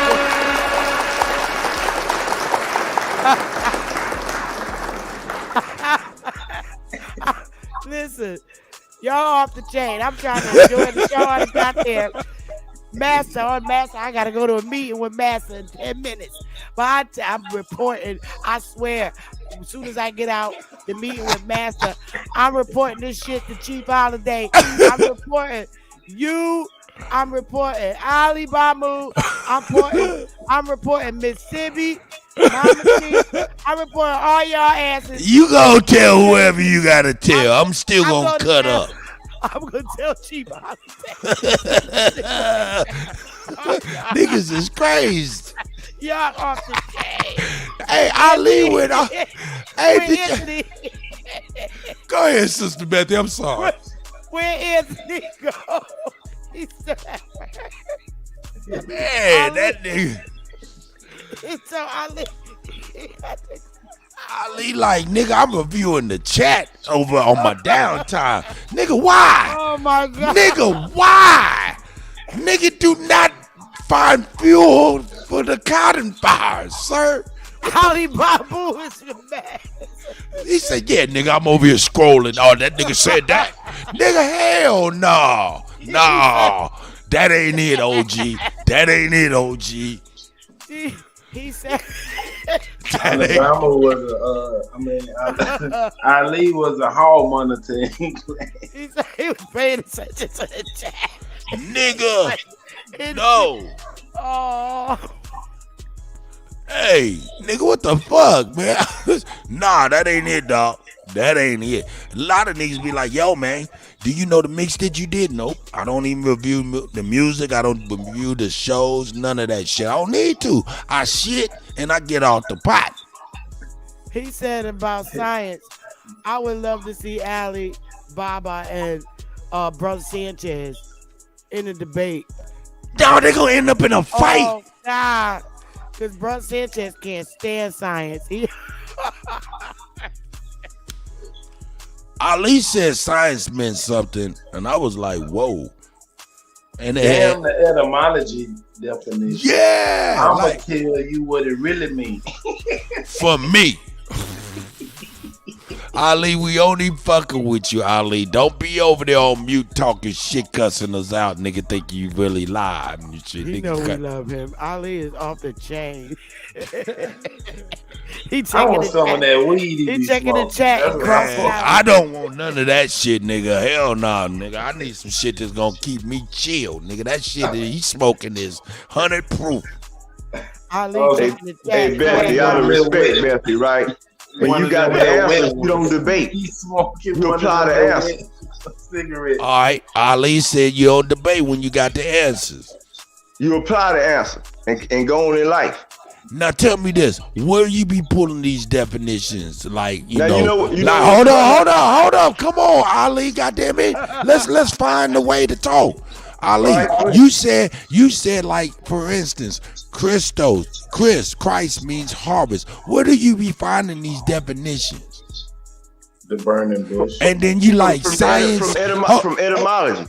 Hold up. Okay, but when I said some shit, you said, oh, you got that from the etymology. I'm talking about, what did you mean by that when you was talking? I asked you, in order to get it from the etymology, you got to know where etymology come from. Do tell. Right? Oh my God, this nigga just whipped me in the whip. Etymology, that means the study of the etmos. So what is the etmos? It's the heavens. That's where the word Ethiopia comes from. Come from the heavens. The ancient Ethiopian in the sky. When they talk about the old ancient Ethiopia, they talk about the heavens. Hey, hold up. Let me grab this nigga by his ankles and get his fucking head out the clouds and 10 toes down with us. Dog, this is science, dog. Nah, I just want to. Oh, okay, Ali. I'm not a scientist. I'm just a DJ, remember?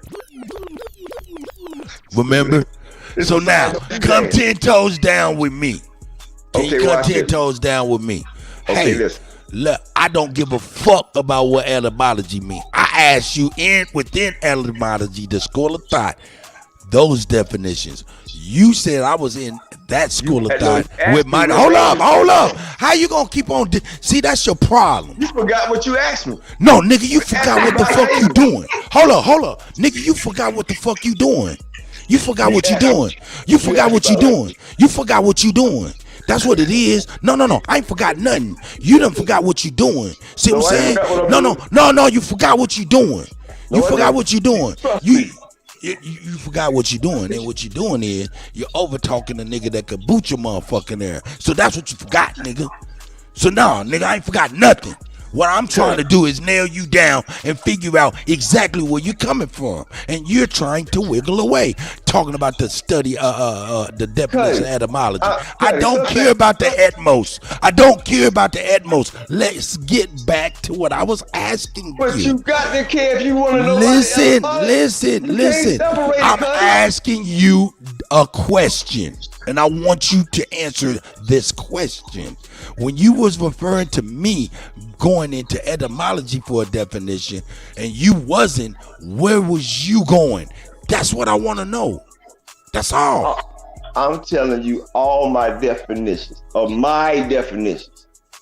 The Ethiopian come from etymology. But I'm saying though, when you said, "Oh, you going in the etymological word dictionary for that word," and you was saying that like you was right. going I was agreeing with the word, but when I was showing you that they have other adjectives also that mean the same thing. That's what I'm saying. Where was you pulling your other? Instead of etymology, where was you pulling your other definitions, my brother? This is from the history of the world. These are my. Where can I get that book? Listen, Kutty, you have to study people. You have to know culture. This is Islam. This is social study. I'm talking about this coming from somewhere, nigga. Just because you're a Republican don't mean let him talk. Let him talk, please. Let him talk. Just because you're a Republican don't mean that you don't know what a damn Democrat is or independent. Just because you're from down south don't mean you don't know what's happening up north.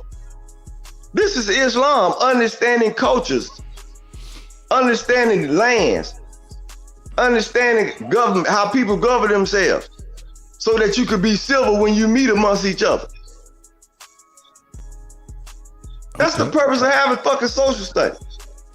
Nah, I don't want none of that weed. Okay, Ali, I just was trying to figure out. It took you a while to come on. I knew you was coming from the religious aspect, and it's cool. I'm not persecuting you, social studies ain't got nothing. Well, it is religious because religious, like I keep telling you, religious ain't nothing but class subject. Brother. But since when to y'all has social studies been religious? Well, I didn't say nothing about social studies. Man, I didn't say. Come on, see now you gonna overtalk. Business curriculum. Brother, you started off by saying Islam, and then you said social studies. So I'm just Islam is international state law in municipalities. Okay. I'm not going to dumb myself down for other people who don't know this. Okay. Ali, you're turned. Ali, you're turned. You think I'm talking about some sandman in the desert? Talking about nigga, I don't know. I don't know what you're talking about because you wiggle so vigorously. No. I keep telling you, I'm not affiliated with nobody, Kutty.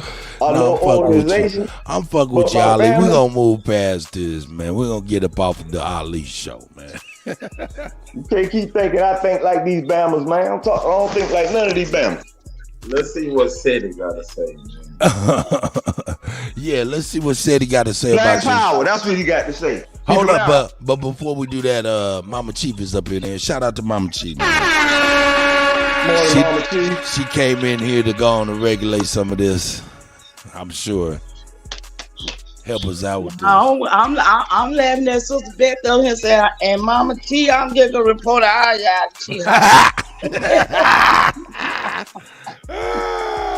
Whoa. Listen, it's too early in the morning for the bullshit. Too early in the morning for Islam, ourselves, Lord and Master. Religion, taking people into religion when we need to be goddamn delivered. For real. At least, can't you do better than this? You supposed to be an elder with me. You ain't helping me at all, my brother, with that I self Lord and Master stuff. I ain't saying nothing about no I self Lord and Master. Wait. Don't cuss me out, please. Don't cuss me out. Ain't what I said, sister. No, I understand. Hey, but Ali, you can't. Hey, don't cut her wisdom. No, that's I'm just telling you what I got. That's that street talk. That's that street talk. Ourselves, Lord and Master. That ain't what I said. No, that's Islam. That's still the same. Hold up, Mama Chief. Hold up, Mama Chief. Ali, why are you not letting the Mama Chief talk? I mean, you gonna cuss me out anyway, but it's all right. All I'm saying. No, I'm not. All right, well, just mute up and quit rocking her ad libs, nigga, because you ain't on the same song she on. All I'm saying is this. Mute up, nigga. All I'm saying is this right here. We throw religion, we throw certain things in because we know and we've been taught certain things. We all do that.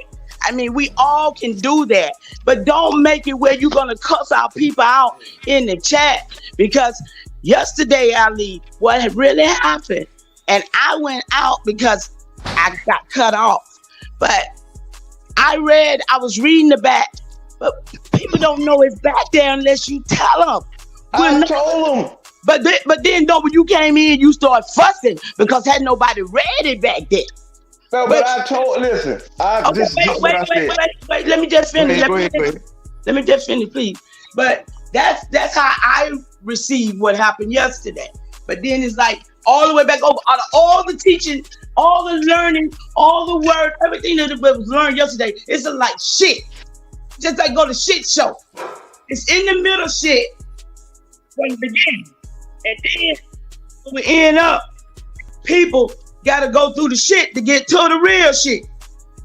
Then wake up this morning to some more shit. I mean, it's just shit. Why can't we stay on the page of figuring out what the hell we need to do? Because this ain't getting us nowhere. And I swear I want to see us better. I mean, Can I make a point on your point? Well, I'm not done yet. Science and all that is all well and good, but do we have a real live issue that we all need to be working on? I mean, stop the genocide. Y'all wake up with bullshit. It's like you wake up, my elders used to say, on the wrong side of the bed. Hell, I didn't sleep with you last night. Why you doing it to me? So all I'm saying is, y'all, can we just please? Everybody say they doing their business, but everybody want to come over here and play like ain't nothing getting done.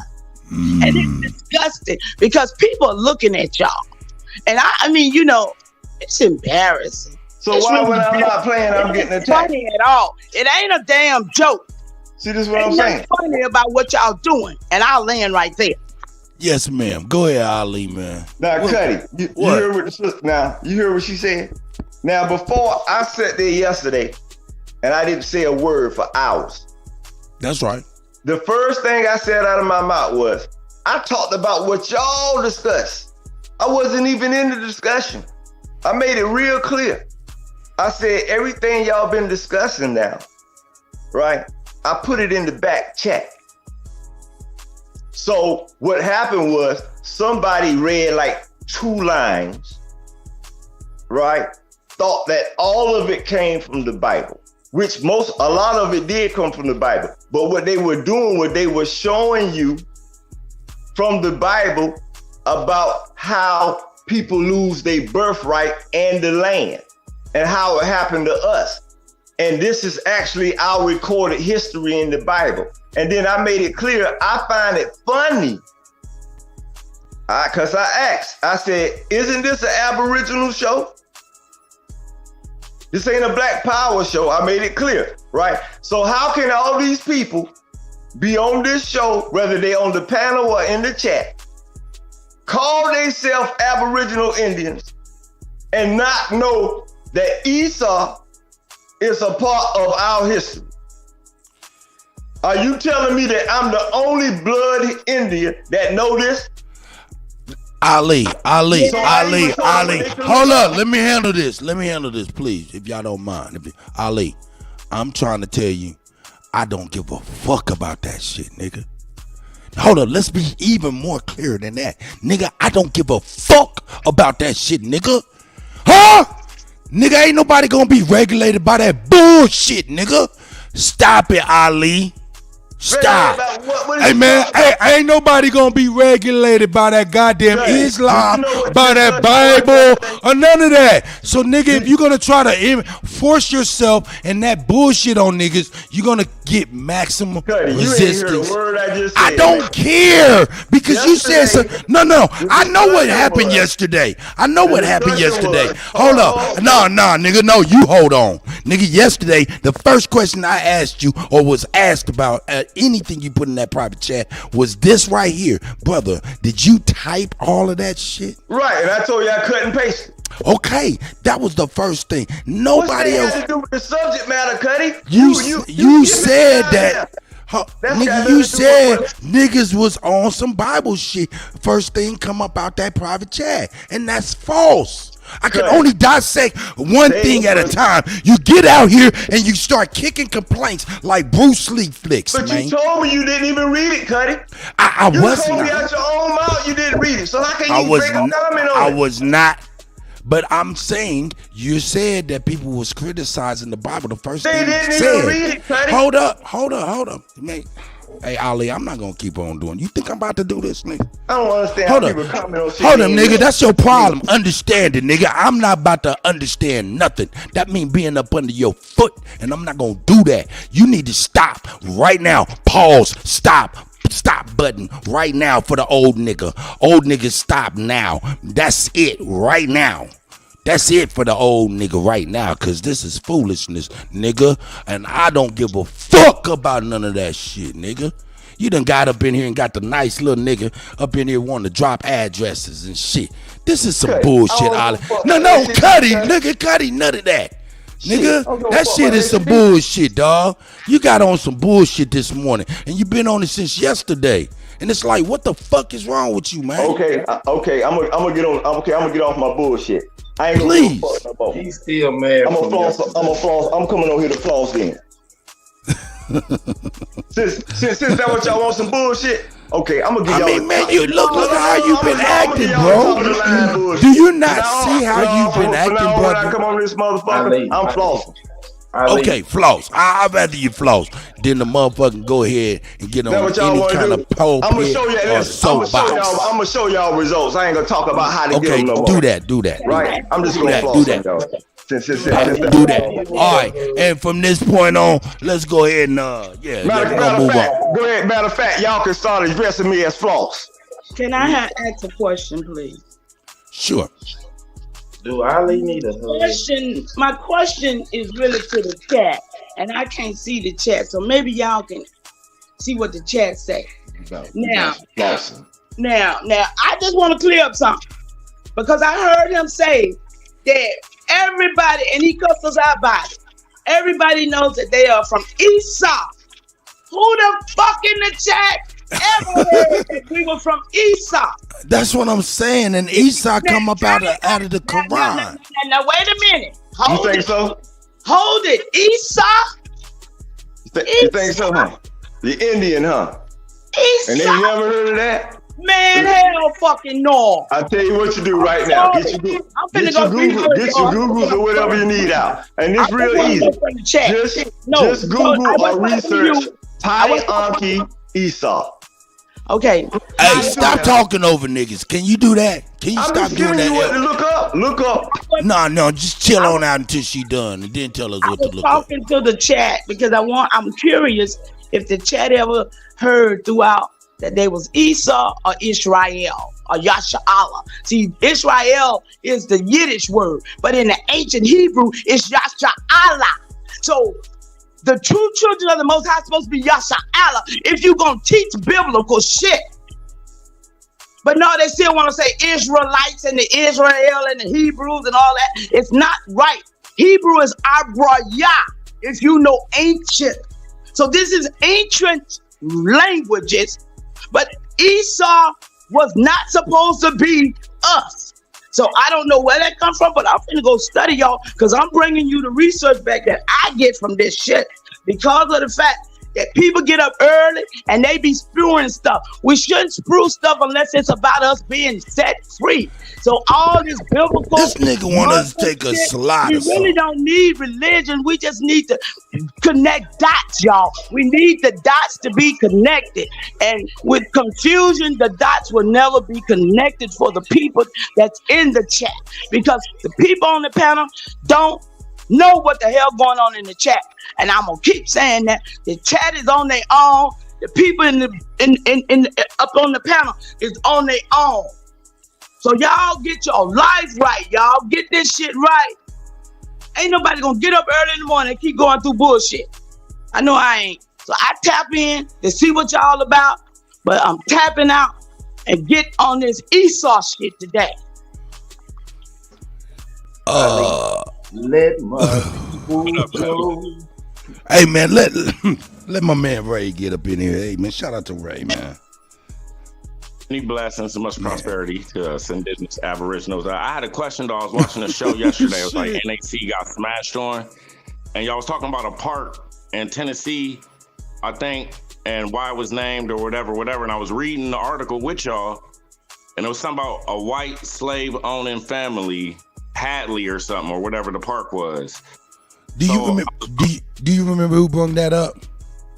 Nah, not really, but it was about what my question is when I was reading. I'm trying to read the article with y'all as y'all reading and talking about it. And it said white slave owning family, Hadley, right? And I'm substituting a white slave with like black basketball, a green car owning family.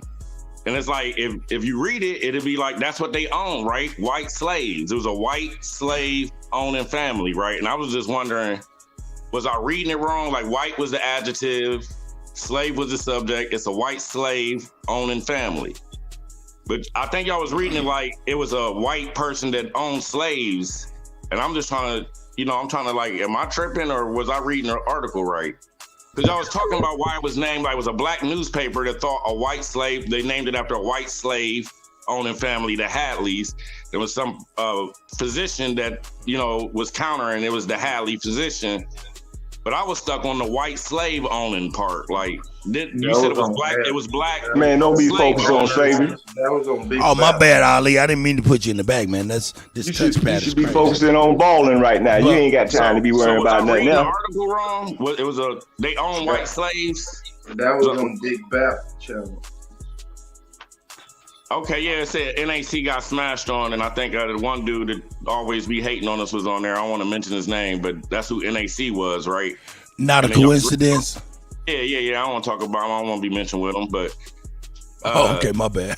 Yeah, the article, I'm just talking about the article when I was reading. I'm like, I could read, it said a white slave owning family. So I'm like, all right, if it said black basketball, you think they own black basketballs. If it said green car, you think they own green cars. It said white slave owning family.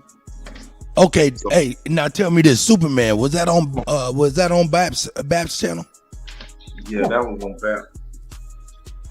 Yeah, because I don't know what he's even referring to be honest. I'm saying, what kind of cars they own? Let's talk about that shit. Since y'all want to flaw, let's talk. What kind of cars? Look, this nigga, man. But then you ain't got to never talk about. Worry about me talking serious again, because I'm good. Diamond in the back. Everybody good. We just gonna ball out, man. Did I read the article wrong? It said white slave owning family. Was I reading it wrong? That meant that they were white people that own black people. Wouldn't it say black slave owning family? I want to see $1 million wardrobe. Let me show y'all $1 million wardrobe. Hey man, I'm gonna be honest with you. I don't know what you're talking about. So I mean, you're looking for answers over here, man, and I really don't even know what you're referring to. And nobody on the panel seems to know outside of Superman. It might have been A1. My bad. Yeah, we over here to floss, dog. We ain't giving out no information. We flossing over here, man. Ali, hold up. Let me talk to Ali. Ali. You too old to be acting like a child. Shit, I'm giving them what they want, Kutty. Hey, they want some lights? No. They would like. I would most like you to. They don't want no answers. They don't want no correct answers. Okay, I would like you to stop with the chaos, brother. Okay. He still hurt from yesterday, man. Well, I'm just saying, now, goddamn. Leave him alone. Hey, see that nigga Superman is gasoline, man. I can't be serious, right? So I'm out. I can't joke. I can't be serious. So I'm out. I'll holler at y'all. I'm man. Y'all saying be good, though, man. I'm saying y'all be good. I'm good. I'm going to get in one of my motherfucking beds. Go to your No, I might not need to get in it. I'm gonna get in the G-Wagon today. I'm gonna go play a little golf and shit. I might get back with y'all when I'm out here hitting some hoes. Hey, Ali, we gonna dedicate the rest of this show to you, my brother. We love you. Go read all the chat and tell us what I'm saying? That's what I'm gonna do. Man, fuck the chat. I told you why I was reading the chat. Only stop reading the chat. He came on here yesterday talking about order, man. Who did? Trying to get something done. He out there working, right? It's a million of y'all. It's a million of y'all in the chat. It's a million of y'all. How many subscribers you got? We can't regulate this shit. The man was asking for some help. What are you expecting? Let's help Ali start his own channel. What the fuck is Ali? Let's start your own channel. Ali want us to take this. Hey, Ali, go on and keep it 1,000. You want us to take our Salah, right? Man, Salah. No, I'm fucking with you. I'm fucking with you, nigga. I'm trying to get y'all away from religion. We might as well be funny. That's what's funny. Y'all got it all twisted. I'm trying to get y'all dumb asses away from religion. Okay. Why we still dumb? Okay. No, because we don't get it. We ain't hearing him. He's obviously y'all don't get it. Y'all some dumb asses, man. You the one keep bringing up religion. They got y'all, dog. Ali, nobody brings up religion more than you, but you trying to get No, I'm bringing it up to show you how they got you locked in it. But the problem is, like I said with everything, just like I'm talking now, I ain't finishing what I'm saying now. That's why people don't understand shit. Y'all niggas dropped out of school. That's why you don't. You the king of cutting niggas off. You the king of cutting motherfuckers off. I know you did not just go there, Ali. You the king of cutting niggas off, nigga. And look at you, old as you is whining in here. You know what I said? If you master 4th grade health, nigga, you be a medical doctor, nigga. Oh no, man, fuck you, dog. Nigga, if you master social studies, nigga, then you be the president, nigga. This shit is. What grade do I have to Ali, what the fuck is wrong with this guy? Y'all don't understand it. Y'all don't get it though. Y'all don't get it though. You been done bad. I'm about to hook you up, Ali. I'm about to hook you right up, God. It's okay. It's okay. Oh, God. Like they used to say about my retarded uncle. It's okay. It's okay. You got different levels of retards, you know. All right, we gonna. Hey, no, Ali, we had enough. Okay, thank you. We got the gist of what you got going, all right, and what you got, all right. Yeah, I'm flossing, dog. I'm flossing. You want to see? No. I want you to chill out. Man, I want to show you my wardrobe, man. I got $1 million wardrobe. I want you to chill out, Ali. How about that? In the name of Allah, will you chill out? I'll tell you what we'll do later. I'll show you a couple cribs later. How about that? I'll show you a couple of my cribs and shit. Don't nobody care about that, Ali. What y'all care about then? I thought y'all don't care about. I want you to mute up. How's that? How's that? Okay, I'm gonna mute up. Oh, okay. Yeah, we're gonna carry on with the show. Okay. Damn, I thought y'all wanted to floss. Nah, I thought you. Oh man. Nah, go ahead. Let me start fucking with y'all. Y'all go ahead. Your ass is fucking y'all retarded. Know I'm fucking with y'all. Yeah, go ahead. We don't know a motherfucking thing, nigga. No, actually, I'm fucking with y'all on purpose, though. I'm fucking with y'all on purpose. Trust me. Yeah, we talking about that bus. Nah, we that good. Bus hey, look, but check it out, though. Check it out, Ali. You all good, man. You all good. Mama Chief is disturbed today. Is it the moon in retrograde or some shit? I need a breakfast sandwich.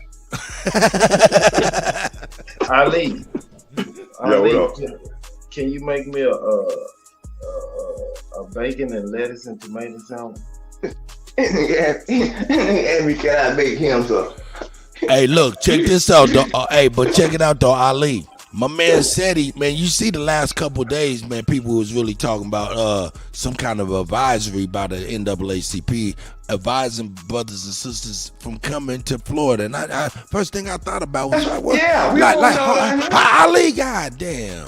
The first thing that came to my mind was, damn, what about the brothers and sisters there? Is it an advisory for them that is dangerous and things like that? And I knew it wasn't. What do you think about that, though, brother? We don't want y'all down here. Oh, that's what it is. Yeah, we don't want y'all down this motherfucker. Why? We want y'all Why down you here for? down there, man? What we want y'all traveling That's savages right. down this motherfucker for? To fuck something up. Turn some shit into some projects and shit. Ain't that what y'all do? You did it all over New York, all over Detroit, all over Chicago, Baltimore, LA. Okay, but what I'm saying is Florida. But Ali, that kind of doesn't make sense. Reason being that doesn't make sense to me is because it didn't come from Florida. It came from the NAACP. Now I do recognize the NAACP president. It came from us. Okay, God damn, what the fuck is wrong with we this? don't want y'all. What the fuck is wrong with this nigga? Are you a member of the NAACP? Nah, nigga, he's a member of the motherfucking backstage, nigga, aka Purgatory. Nigga, fuck all that shit, nigga.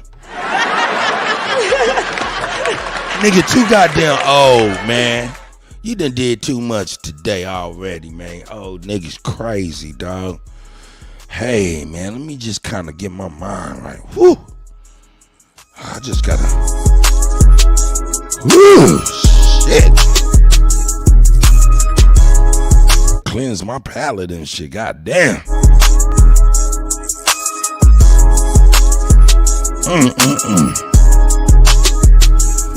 Okay. Woo-sa. Woo motherfucking sa. Man, this nigga Ali on one today. God damn. What the fuck?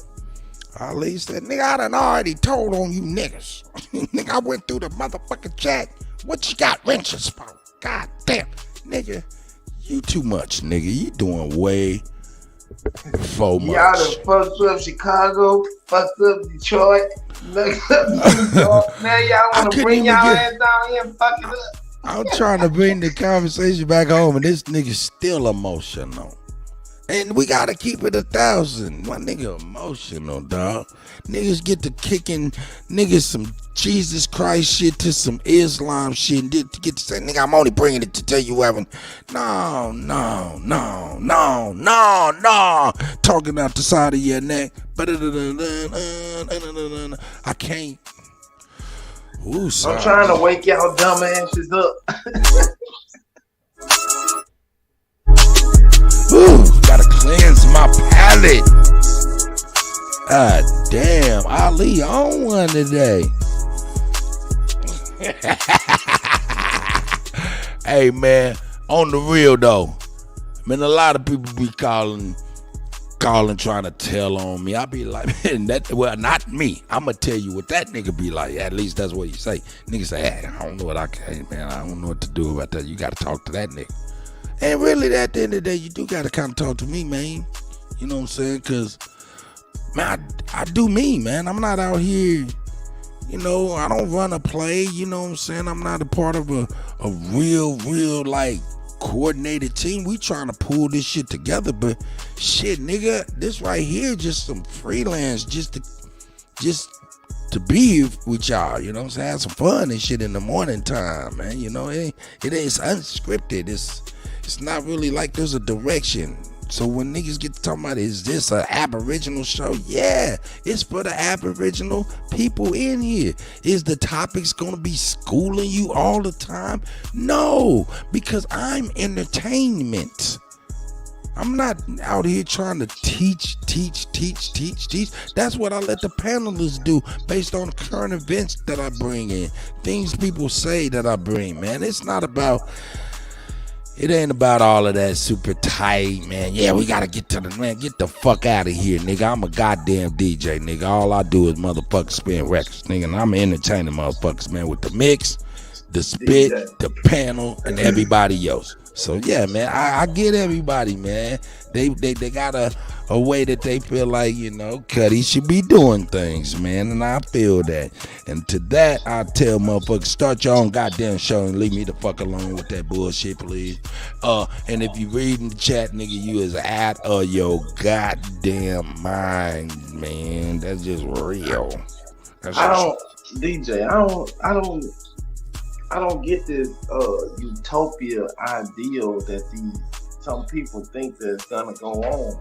it's gonna always be the bottom, man. It's gonna be niggas that want to gamble, shoot dice, and you know what I'm saying. It's gonna be that end of the society where people want to go dance and cut loose, and you know, it's gonna be a whole everything that we do is still gonna go on.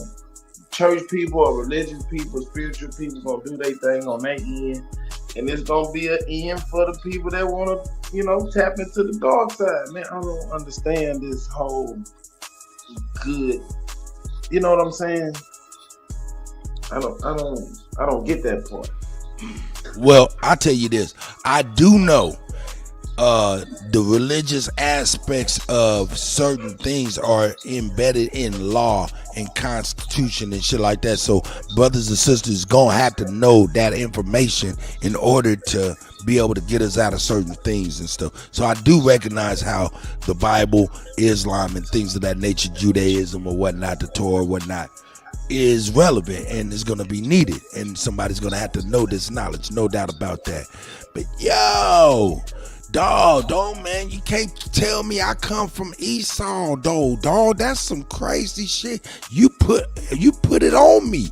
You put it on me, nigga. You put it on me. You put the shit straight on me, my nigga. You gotta know this, man. This nigga, you come from Esau, and I don't know what he's talking about. It'd be tight if he just kind of, you know, would have went in and said, yo, this is how I see it. But he was like, no, you got to do your own research. That's like, nah, nigga. I'm going to drop you to the edge of a cliff, and I'm going to tell you, hey, just jump. You flap your wings, nigga. You got to fly. No,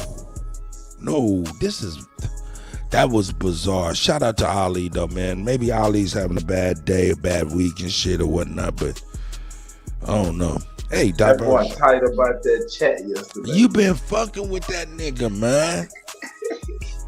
You been fucking with that nigga, man. It's childish, man. So I'm just gonna poke fun at him because shit, he know what it is. If he just came out and was like, man, look, I was upset about the chat. I didn't appreciate it.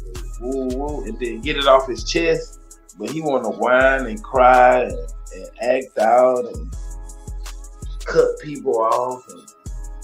Man, it's crazy what was happening, man. Come on, my brother. He told us he done been reviewing the chats. What the fuck?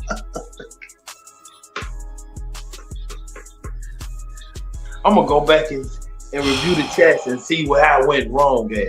Now, see, this when they start attacking me, right here. Wow. Well, man, now I'm gonna tell you, man, if you're getting attacked in the chat, I know that'll make you feel some kind of way, but you know, I mean, god damn, I don't know, man. I just had to say, shit was very bizarre. To say the man, there's real shit going on in real life. If you let a chat get to you, they gonna come for you every time. They gonna be their entertainment. Ali, hey, Ali in the chat over there acting crazy still. Ali, we are shell shocked behind your behavior, nigga.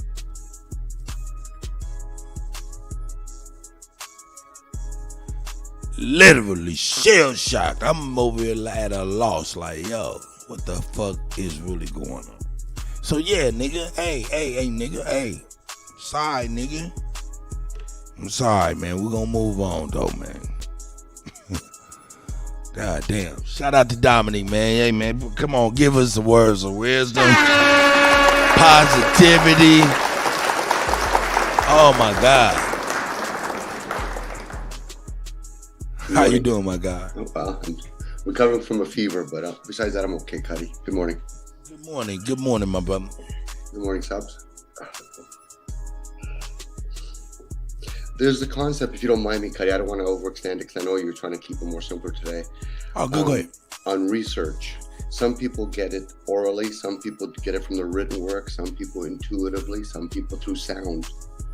You know, so some people, when they read information from the biblical story or from the Quran, forget what actually does it do to the hemispheres and who wrote that information. You know, if a person really wants to say, well, I want to do investigation, how our ancestors used to receive information. A lot of times the ancestors used to designate certain people that would have oral information that they would have to convey with people for 2, 3, 4, 5 days at a time about how people's genealogy used to work. But in the written work, what it does is this is where we create the concept of history, because it could easily be misled at any moment by changing from Hebrew to, say, English written work, or from Latin. So just a little bit on the concept of research. Again, search. But from where? From within, from our intuitive or insightful kind of ways of receiving information.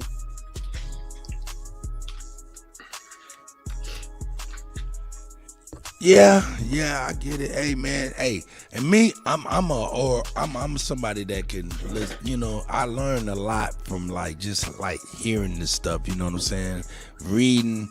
When I read, I have to read shit 4 or 5 times for it to really kind of sink in. But oral tradition, oral listening and reading, that shit helps for me. You know what I'm saying? I don't know.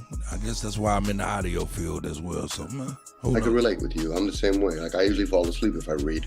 But then there's some people, they can, if they go inwards, you could take information, with your ears, maybe when your body's in subconscious mind, because, the eyes usually interferes. Think about when you read something, not read something, you hear something when you're in a waking state opposed to going to sleep at nighttime hearing that stuff. Excuse me, cheap wire in the back, I think. Ain't nobody in the back. I'm sitting right back here. I'm checking it out. Here, let me put the link out there just in case somebody want to come in. You know what I'm saying? I can't believe this shit. This nigga over here tripping. And even that too, Kutty, more if anybody can remember when we're babies, or at least see another person that has a baby, it's usually sound. We have to be conditioned for the written language, let alone the spoken language.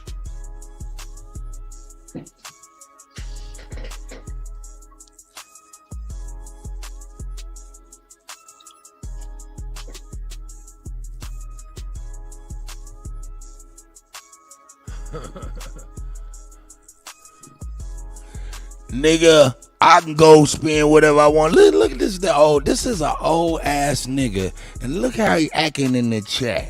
Is that what you seen niggas doing in the chat yesterday? Acting like you. That's what you feel like at work? This is some crazy shit. Look at Ali acting crazy. Ali, you really want to bring us to heel, don't you? You really want to bring us to heel. Ali, stop it, man. You acting a fool. Too old for that mess, man. Too old for that mess. Too old for that mess. You go ahead and go shopping, brother. Go shopping. Lucky, man. What up, God? Cut, you killing them. What's good this morning, man? Man, I was trying to get my guy, man, up in here, man. Knew I was talking about Florida, man. This is right in this neck of the woods. But god damn. Shout out to my brother, man. He be all right tomorrow or something. Man, what's going on with you, Luck, man? Hey, I'm chilling, man.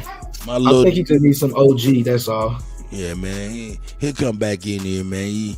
You know what I'm saying? He be all right, man. We still love Ali, man. Shout out to Ali.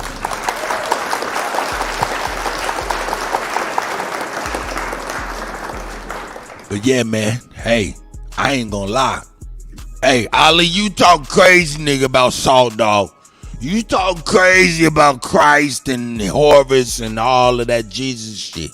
You talk crazy with the Esau shit, bro. You talk crazy, my nigga. Yeah, I can't figure out, is he a Hebrew or is he a Hotep? Because he, you know what I'm saying, he named Ali Baharu. I don't know what's going on. I mean, Ali, man, he could be whatever he want, you know what I'm saying? But he identified with us, you know what I'm saying, as far as Aboriginal indigenous.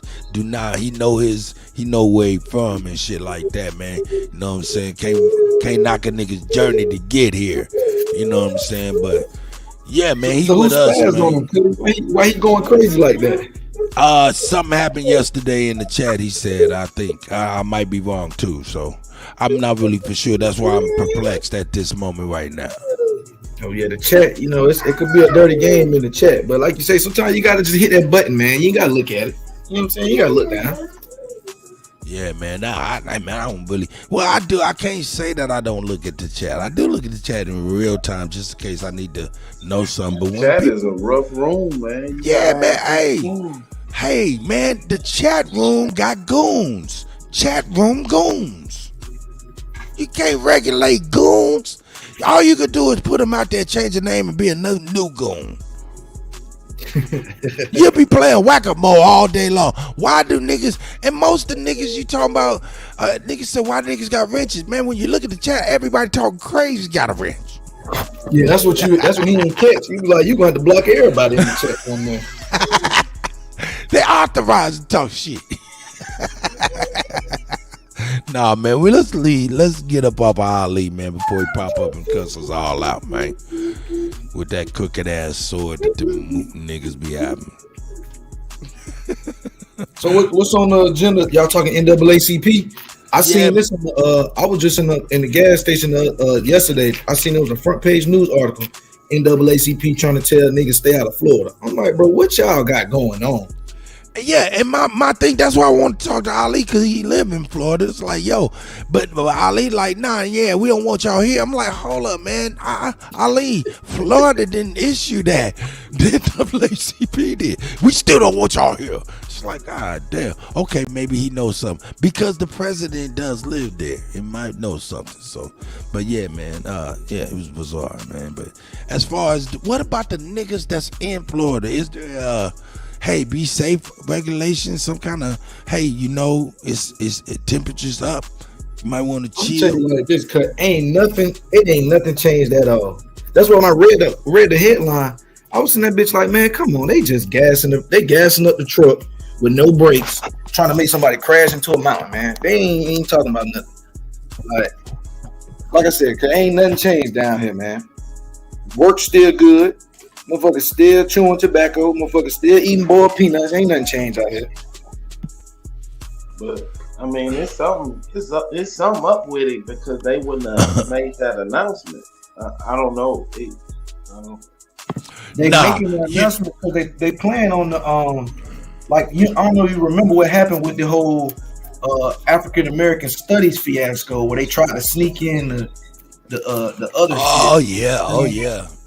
That's what it's coming back to. The NAACP be on the front row for them boys. To me, I look at it and I'm gonna say this. This is a straight Democratic attack on their financials. This is the time where Florida gains most of their money through vacation, tourism, and shit like that. And for the NAACP to issue something like that, for some of these sheeple out here gonna stay in Florida to lose a lot of money in tourism.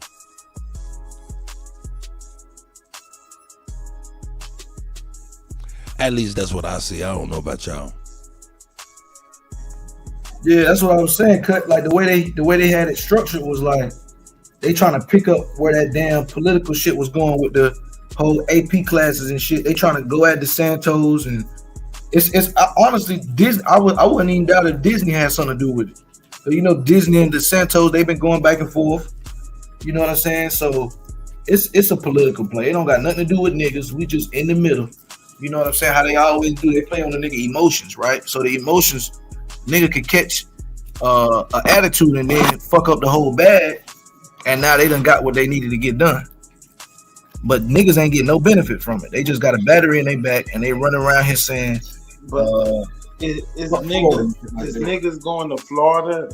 I mean, like, far as they tourism, is niggas a big contributor to their tourism in the summer? Niggas go everywhere. Hey yo, Charles Johnson say, yo, the NAACP mad because Florida not with that same relationships bullshit. You know what I'm talking about? Yeah, because they tried to sneak that in the curriculum under African American studies, right? Somebody had put a screenshot on Twitter where they was like, for Black History Month, they had like a coloring book where it was like a trans woman that you had to color, and it was like, how is this Black History Month? Like, y'all just be sneaking shit in the nigga curriculum, and then y'all try to play on the racism and shit. So you know how they try to sneak them two bills in together? They'll say we putting this in for African American studies, but you gotta take this LG. You know what I'm saying? you gotta take this too. So they saying, fuck it, we're not gonna deal with the black studies, so they can cut out the the Rainbow Club. Is that what you're saying? No, that's a whole fact, brother. That's exactly what happened. You know what I'm saying? They play the games just like they do with the bills in the Congress and shit. They give it a name, a catchphrase, and the catchphrase don't be nothing about what's in the bill. You know what I'm saying? They call that shit stop the gay or whatever they shit, and that shit ain't have nothing to do with gay people. It's just a play.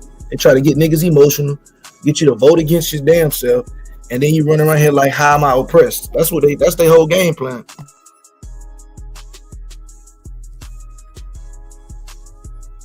Yeah, they slick with it, boy.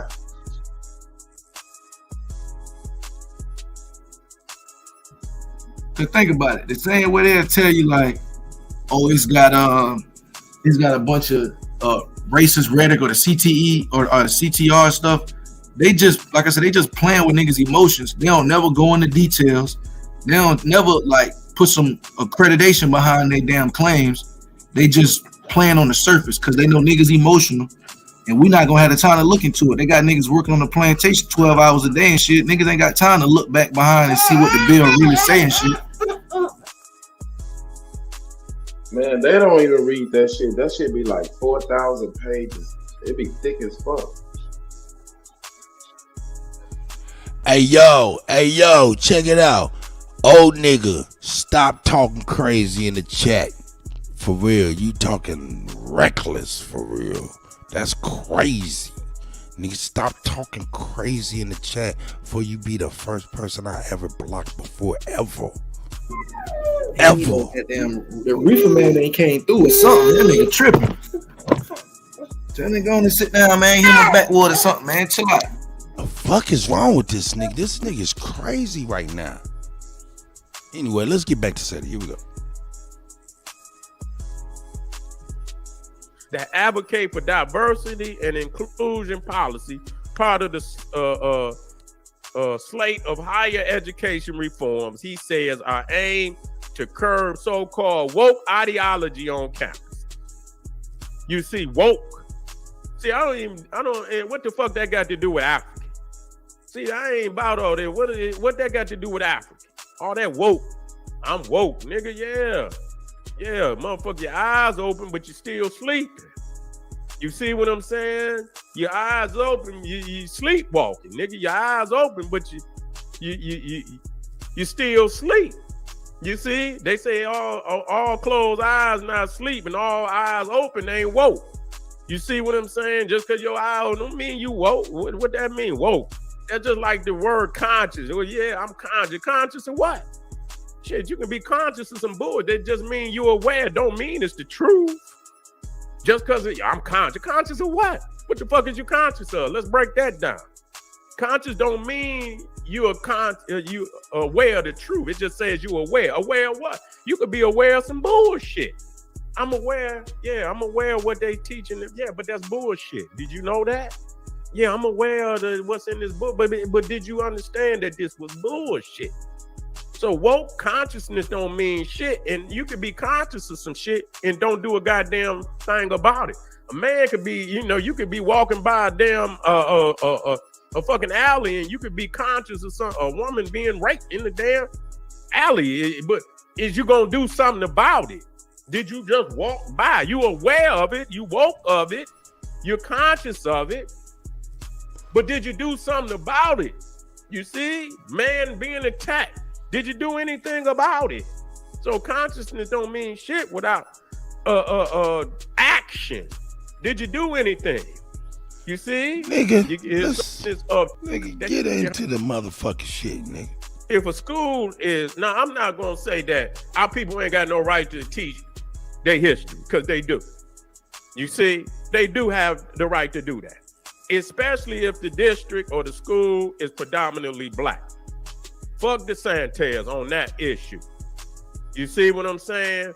But at the same time, you got to understand, number one, home. You see? And they don't, you know what? And they can't stop a motherfucker from doing shit. You know what I'm saying? If you're a teacher, you can teach. You know how to teach. You know how to bring shit up. You see what I'm saying? But that's why you got to have your own shit. You see, because if you gonna be in the public school, which is controlled by the government, and then you get mad when the goddamn government restrict you this, that, and the third, you understand what I'm saying? If he get enough votes in the goddamn, in the state, you know, the state government, if he get enough votes, then what can you do? You see what I'm saying? You're gonna have to take his ass to the Supreme Court or whatever you're gonna have to do to fight. You see what I'm saying? But if teachers, if you're gonna be revolutionary, you teach what need to be taught. And goddamn it, let them, you know, and if you got to get fired or whatever, or this, that, and the third, that's what you want to do if you want to be revolutionary on that level. But the best thing is to get your own goddamn schools. That's it. Ain't no goddamn other way around that. You want to teach what you want to be taught, or you want to be taught, then you get your own. Ain't no goddamn getting around that. You see, y'all want to, the thing is, y'all want to sit up in another man's house and think he gonna let you do what the fuck you want to do. I put myself in they got, and goddamn it, ain't no motherfucker, if I'm in control of shit, ain't nobody coming up teaching shit against my people. I don't give a fuck what it is. You see what I'm saying? I don't know why y'all don't understand that. This is shit about power. It ain't about, you know, you think a motherfucker supposed to let you do something. You see what I'm saying? If I'm in charge and we in an all-black city, you think I'm gonna let some motherfuckers come from outside our people to come up inside our house and teach some shit? Whether it's, you ain't coming up here teaching nothing against my people at all. You can take that shit and go back where you came from. That's how it's gonna work. You see, that's power. That ain't got, you know what I'm saying? That's how that works. You see what I'm saying? And so, you know, and so that's where they getting this shit twisted. You see what I'm saying? And, you know, the ultimate, you know, there's ways of doing things and still, regardless. You ain't got to, you can still teach your people and it ain't even got to be officially on the curriculum. Shit. What the fuck, nigga? That we, man, I could take some shit and man, you, that's what that, and goddamn it, before it's all said and done, goddamn it, you would think you was in the goddamn all black school. Shit, we could leave all this shit the same. You see, okay, yeah, we teaching this, yeah. You understand what I'm saying? In the mastery of the teacher, you can still teach. You see, whatever the hell that you need to teach to your babies. You see what I'm saying? And register that shit just like they want it registered.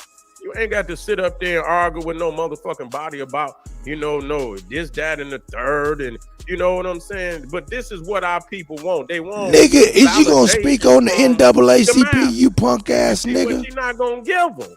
And you know, and you should quit expecting it. Motherfuckers is intertwining our struggle with the I don't even say that shit. LGBTQ, they got so many goddamn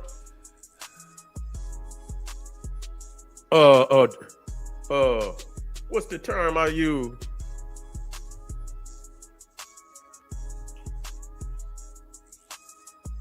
It'll come to me. You see? And so deviant. Jews, Hawkeye, I see y'all brothers. I see y'all, what man. I'm saying? Roxanne, I see you, sis. Deviant. You see? And so, you know, they got a letter for every goddamn one of them. How the fuck did they intertwine our struggle with that shit? Who gave them the right? See, I don't fuck the NAACP.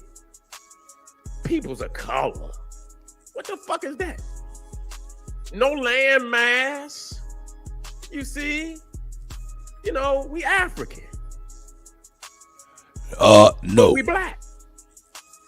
You see, no. That's a frequency. That shows that we are the cosmic origin. See, all Africans ain't black. Motherfuckers ain't black. They ain't black. So you can say, well, yeah, we African, but all Africans ain't black, and that's real, and that need to be stressed. So when you say, a lot of people say, well, black ain't no, nigga, it's a frequency. It's the color of revolt for our people. You see what I'm saying? Hey, nigga, fuck that shit, nigga. I'm done with SETI, nigga. We about to move on, man. That nigga, man. Shout out to that nigga, man. He ain't talking about the shit in the way I thought he was, man. I thought he was gonna get on that shit, man. But yo, man, hey, it is weird how they just kind of sweep that LGBT shit in every bill, law, and everything. That, man, they've been doing that shit for so many years, nigga. They say, yeah, you want to uncensor that? Yeah, you got to let motherfuckers go in the same bathroom. Like, god damn, what that got to do with? What the fuck that got to do with anything, man? What the fuck are y'all, man? Get the fuck out.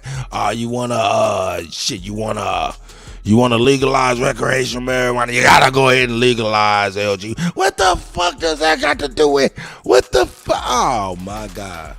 So I mean, I get it, man. What say y'all, gentlemen? So that's a whole fact. You know what I mean? And getting the NAACP to run cover for them, that's right on brand. You know, that's what they do. They standing in the way of reparations and shit in California. These niggas just. They paid off, you know what I'm saying? So we know what the NAACP got. You know what I mean? So we gotta be more assertive with our opinions on the NAACP. Cause why the fuck them niggas still around? Like, niggas don't even know what they do, what they benefit from. Only thing they know that they do is they collected some dollars from the ADL. So who the fuck is benefiting from the NAACP, brother? The ADL. Okay. I'm just making sure. That's the only thing that's leading to me for. Yeah, for real. I mean, at the end of the day, that's at the end of the day. So, I mean, shit. It looked like the ADL to me, brother. You know what I'm saying? For real. It looked like the ADL is the only ones really kind of benefiting from that mess. But shit, I'm going to go into, where my shit at? That's my shit right there. What is this? Yeah, man, I guess they about to day, man. Do y'all think we need another color purple?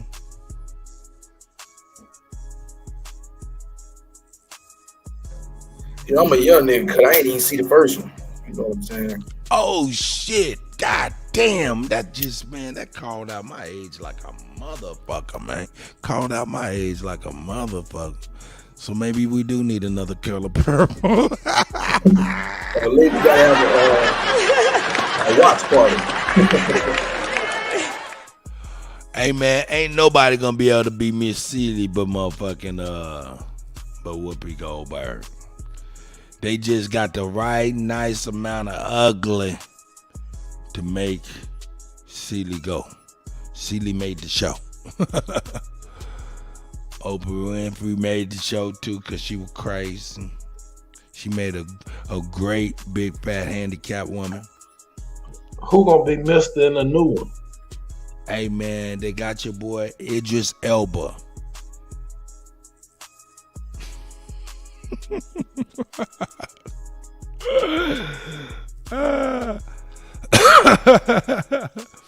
Hey, I just made that up. I just kicked that out the side of my ass fast.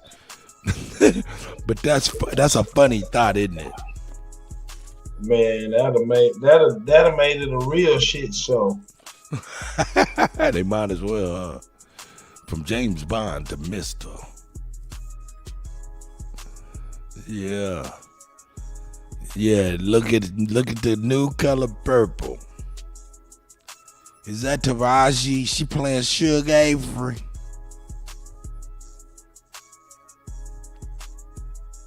I think they gonna push some more LGBT shit.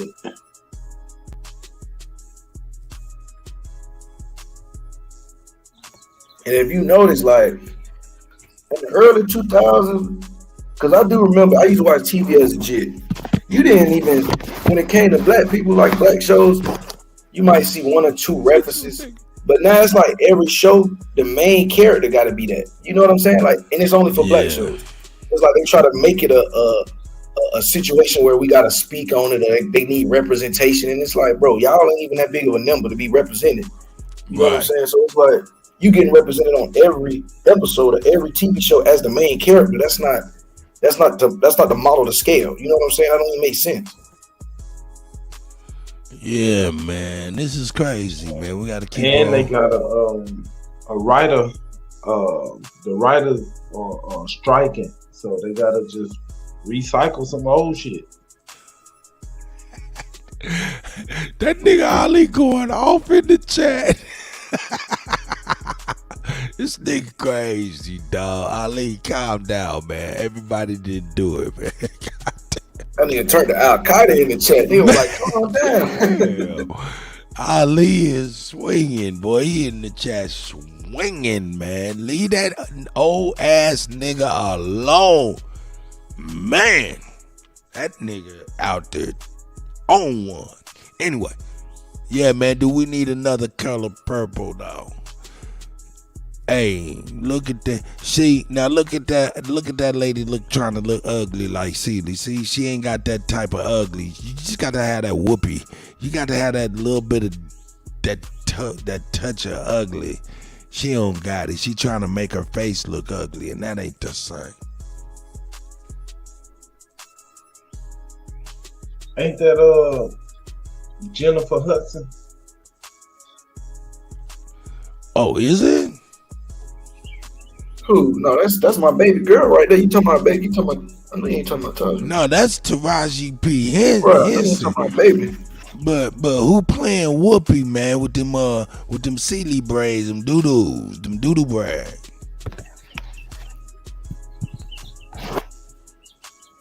No, you know they just got it might be not a good picture. I'm sure she's a queen too. Yeah, but they made her look. I think that's Jennifer Hudson. That ain't Jennifer Hudson. If she done made her face look like that, that ain't her, man. I don't know who in the fuck that is. Let's look up the cast. Hey, look at the chat. Said that's Fantasia. Y'all, now that could be Fantasia. Now, whoa, that's a good one right there. Nah, Fantasia's don't do my girl like that. Nah, I fuck with Fantasia. I don't know. Let me see. Somebody say Holly Beck.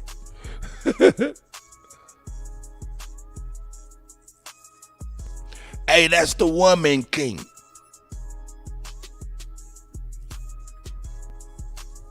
That's the woman king. Esabetta. Man. I don't know, man. Do we need another company? Nah, that's Fantasia. I just looked it up. Oh, it is Fantasia? Yeah. She in the cast of the new Nah, they should have got somebody a little more ugly. I see they reached for ugly. Nah, they should have got that. You gotta go deep. That's what made the color purple what it was, man. Whoopi was so ugly. The whole show was vulnerable. So what happened? break me off, Cut. Tell me what happened in the color purple. What was the color purple was a tale about a nigga who owned slaves, more or less. Mister was a motherfucking slave owner.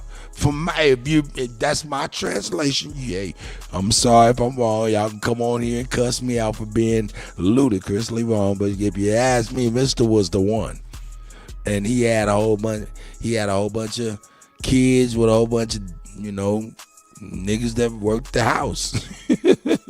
And one of them was the star, Whoopi Goldberg, which was his main one. You know what I'm saying? And she was young when he got her and shit like that. And he was just like, it just was a horrible deal. It kind of was a horrible deal, to be honest. I'm making light of it, but man, it was some horrible shit, man. But not as horrible as Precious, man. I heard Precious was crazy. But anyway, I digress. The color purple was about a nigga named Mister who was played by Danny Glover. And that nigga had a whole coalition of niggas up under him. That's it. So it was like on some. So he was like a nigga slave owner type. That's right.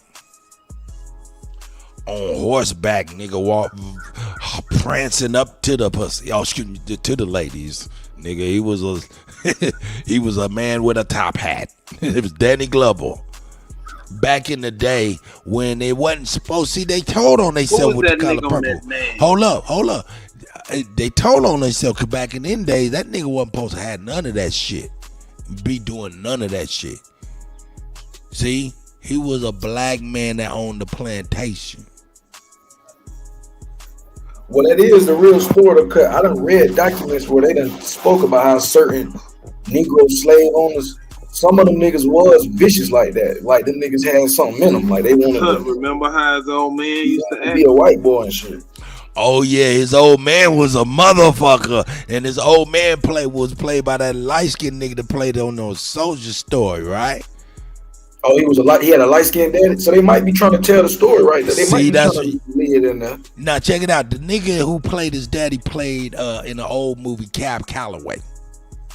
He also played the military general on that movie Soldier Story with Denzel Washington when Denzel went crazy and killed the old nigga. I'm going way back. I'm going way back. Denzel's one of his first movies and shit after Glory. I fuck with Denzel, so I got all them. Even down to Glory. You know what I'm saying? So I'm gonna have to go and just watch some throwbacks and see the little shit like that, because I got a different mind. Hey, Mississippi for real. Hey, he had a son named Harpo, right? Now, understand, Harpo is the same name of Oprah Winfrey's motherfucking company, right? Harpo? Oprah backwards? Harpo? Well, anyway, Harpo was her husband, and Harpo was Danny Glover's son, who is Mr. the motherfucking owner of the property. He said, boy, you gonna have to go down there and whoop that girl. She carrying on, you gotta bring her to heel. That nigga Harpo like to got the daylights whooped out of his ass. Like they got the life whooped out of his ass. Fuck with Oprah Winfrey. He's like a little spoiled kid. Hey man, y'all gotta watch y'all gotta go back and watch The Color Purple, man, because when we watch it with these eyes, it might be a little bit more comedic than it was serious when we watched it in the past. Because back in the day when I watched that shit was like, oh man, look at us. Man, I ain't even put it together that the nigga was running things in the time he wasn't supposed to be. A lot of people still to this day don't realize, the niggas running things in the time niggas wasn't supposed to be. What the fuck is up? That nigga kept up mail and shit. Yeah, I never seen it, but that was one thing I remember hearing. It was like it was tragic. Like motherfuckers was acting like The Color Purple was the worst thing they ever saw. So I just was like, okay, it must be a bad movie and shit. I'm gonna do a movie night Sunday. We're gonna do a movie night if y'all want to, and we'll watch The Color Purple. Hey, that motherfucker, Mr. Danny Glover, motherfucker. I'm telling you, I ain't never look at Danny Glover the same after that. I'm sorry. You played that well. You played that role too well, dog. You got that in you. Just like Morgan Freeman, dog. Dog, man, I don't give a fuck what nobody say. When I seen that old pimp movie, I don't give a fuck how wholesome, how comfortable his voice sound on commercials. Nigga, when I seen that pimp movie, nigga, Morgan Freeman first movie, man, that nigga vicious. That's him. These niggas is vicious. Ain't nobody write that nigga and bring it out your soul, nigga. Hell no, that had to be up in now. That shit vicious. Mr. was vicious. That nigga Danny, what's his name? Morgan Freeman. When he played that pimp role, nigga, that nigga was vicious. Vicious. Remember how Mr. put it on for his hoe when she came back to town? Suge Avery. Oh yeah, Suge Avery. I look at Taraji. She might be playing Suge Avery. Yeah, I think that's Suge. Mr. loved him some Suge Avery, boy. That nigga burned some biscuits for that hoe.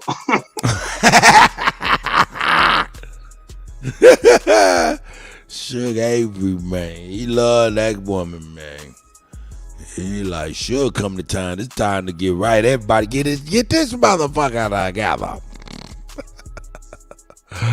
Hey, man, I see my brother Bobby in here, man. Oh, shit. Shout out to Bobby in the shit show, man. Oh, shit. We out here, Bobo. Man, Suge Avery, boy. Hey. Nah, we don't need another color purple. We'll watch the first one. I don't think they can do it better. The first one was solid. Why?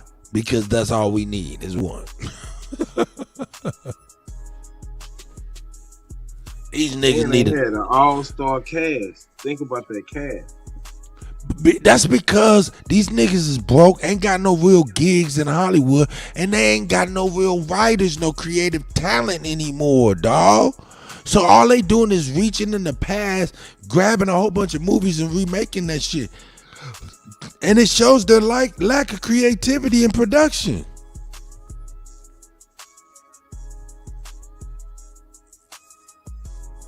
That's a fact, Cut. That's why I'm doing what I'm doing. I wrote some shit, you know what I'm saying? But I gotta pay for it my damn self on some indie shit. But that's what we on. You know what I'm saying? So these niggas ain't got nothing new. They shit so trash. You ain't seen a good TV show in 5 years. You ain't seen a new TV show or a new movie. All the new movies is remakes.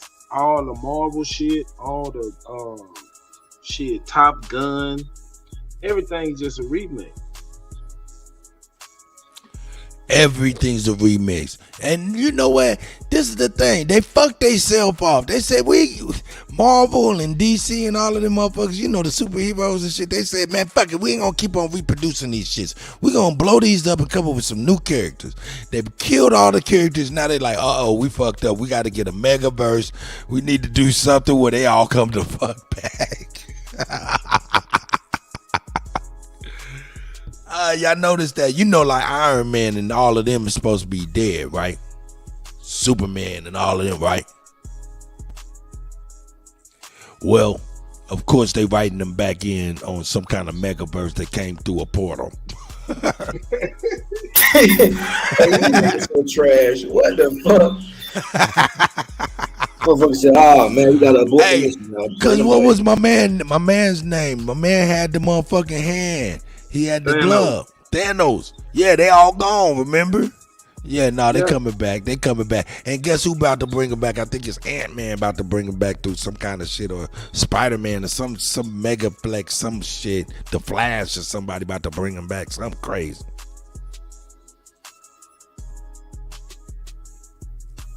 That's the lack of creativity in Hollywood. What it is the people that were created probably getting the fuck on away from their ass while they probably could. So, Cut, they got this new software. Take over.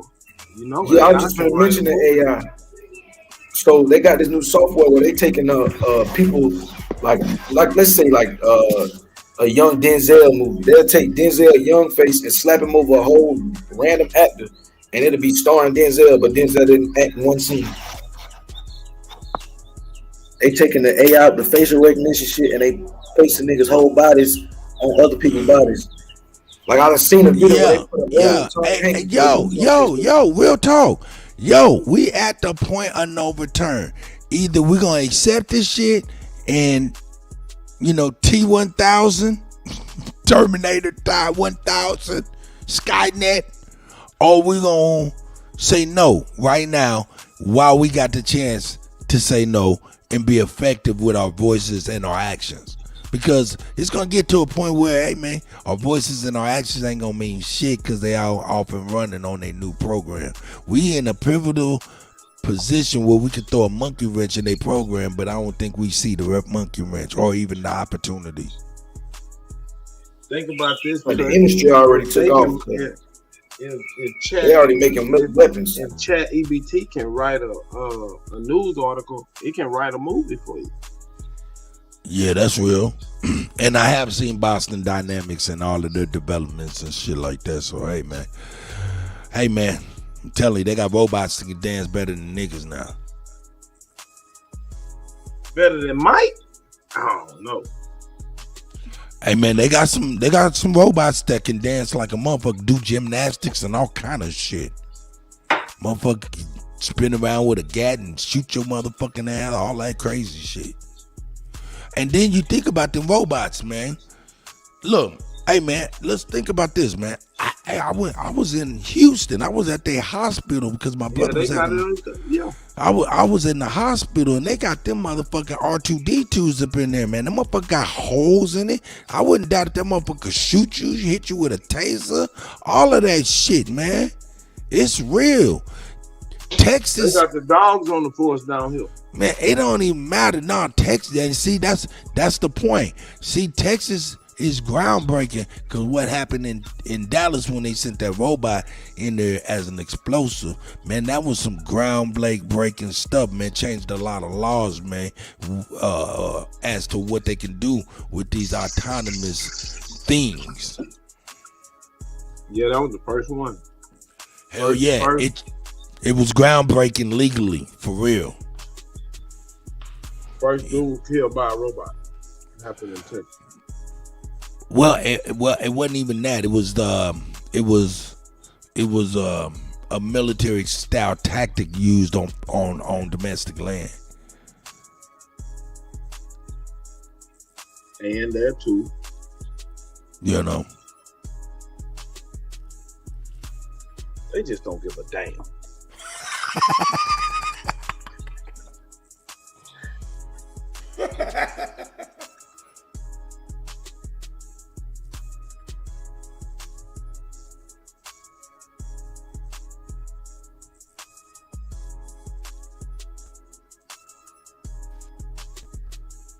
Yeah, we about to get back. I didn't get to continue alligator there and build on the civil rights and shit, so we're gonna get back on that. You know, so let me see. Ali, we forgive you. We still love you, Ali, man. You want to come back in, man, and chastise us? Give us a sermon.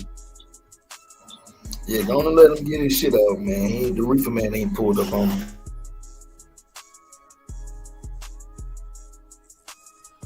Hey, man, I know the feeling.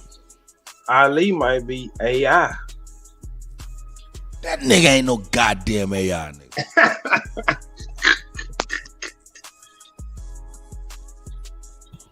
Nah, the AI can't program that. Man, that's what I'm saying. They ain't gonna never be able to beat that kind of nigga. That nigga so slippery and he can dance so good. AI can't fuck with that nigga on the dancing, boy. The only way is if that nigga taught AI. That's how they get the nigga. They trying to get us to teach the shit. You feel? Man, that dude's so random.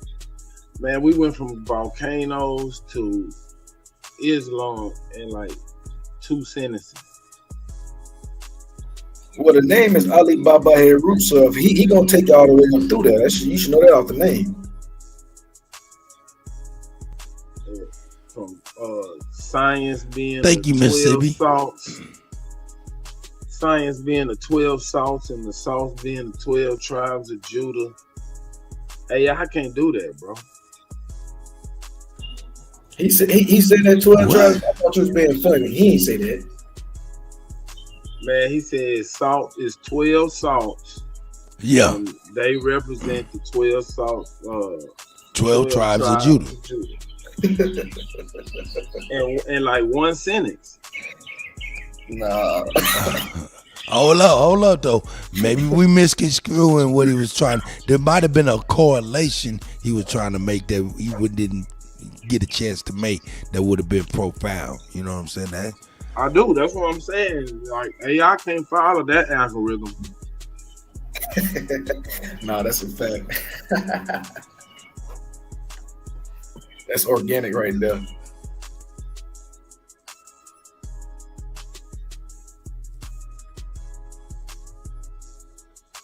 In 4th grade, you could be a medical doctor.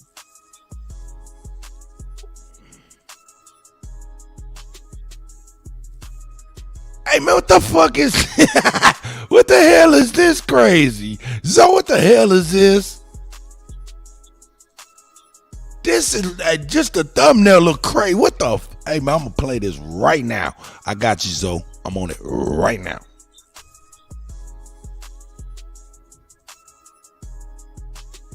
The fuck is this shit? This shit look crazy as hell. This shit look crazy as hell.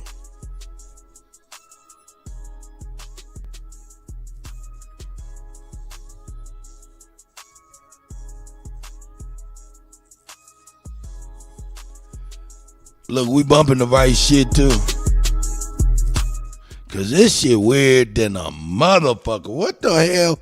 All right, man. Hey, this shit looks so crazy. I had to bring this shit.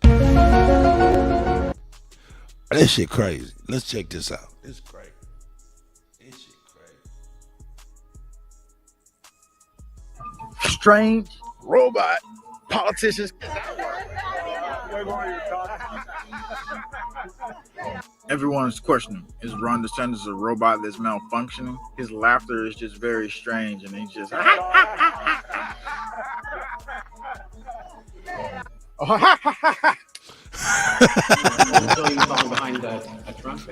the fuck is going on? I'm not a candidate, so we'll see if and when that changes. He looks like a real boy to me. But look how strange he jumps into character. First he's no emotion, then all of a sudden he just lights up. I'm not a candidate, so we'll see when that thing changes. If he was a robot, he'd be synthetic, half human, half machine. We don't think Ron DeSantis is a robot. Wait a minute. Breaking news. We just got images of DeSantis looking like a freaking robot. His arms were like this. They were stuck and his hands were like that. Here's the photo. Breaking. Watch what happened in this clip. I slapped your bald head. And then she goes again with rock, paper, scissors. I slapped your bald head. And then next thing you know, she gonna rock paper. And then she wanna get them scissors ready. She slapped his gravy and turkey next to the next dimension. God damn. Whoa, wait a minute. Look at this on the screen. We gotta take this back for you to see what just happened here. The military has some dummy mannequin robot probably. But why does it look like Joe Biden a little? Look at it. It looks like Biden when he's close. These motherfuckers crazy, dog.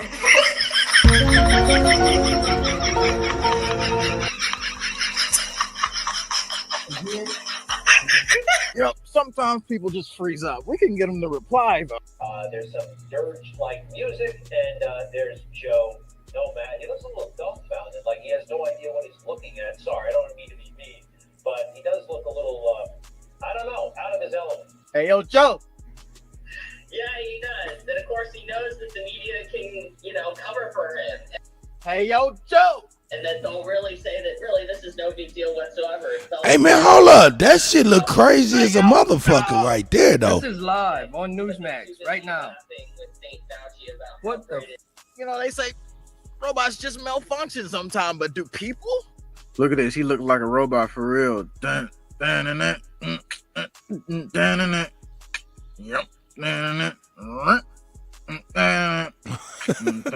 motherfucker's crazy. Can you tell me what are the similarities you see here?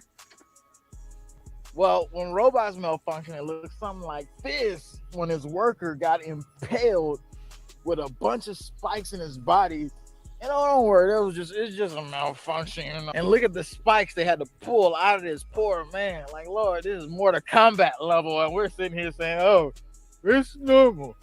Just don't worry about it, okay? It's just a few spikes. Look at this thing here. I bet y'all haven't heard about this. They're about to build an army of synthetic clones on us, and it's human synthetic clones. But they already have, though. And you won't even know the difference until we look deeper into it. This is what the factory is mass producing. Blood, flesh, tissue, all of it is hybrid freaking humans mixed with robot toys. Look at this here. They put them in a container and then they put water on. This one niggas using for evidence.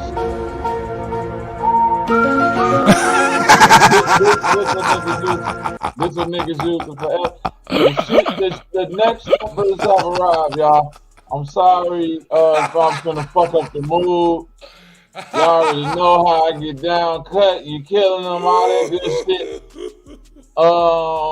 Yeah, man. We done waterlogged a meat puppet around this bitch, huh? niggas done took the medical school dummy and put that bitch in epoxy, and now we making humans, right? Hey, they done got the skeleton and wrapped that motherfucker in bacon. That bitch got bacon, fat, and what you call that bitch look like a Wagyu steak. That's an extra large Wagyu steak.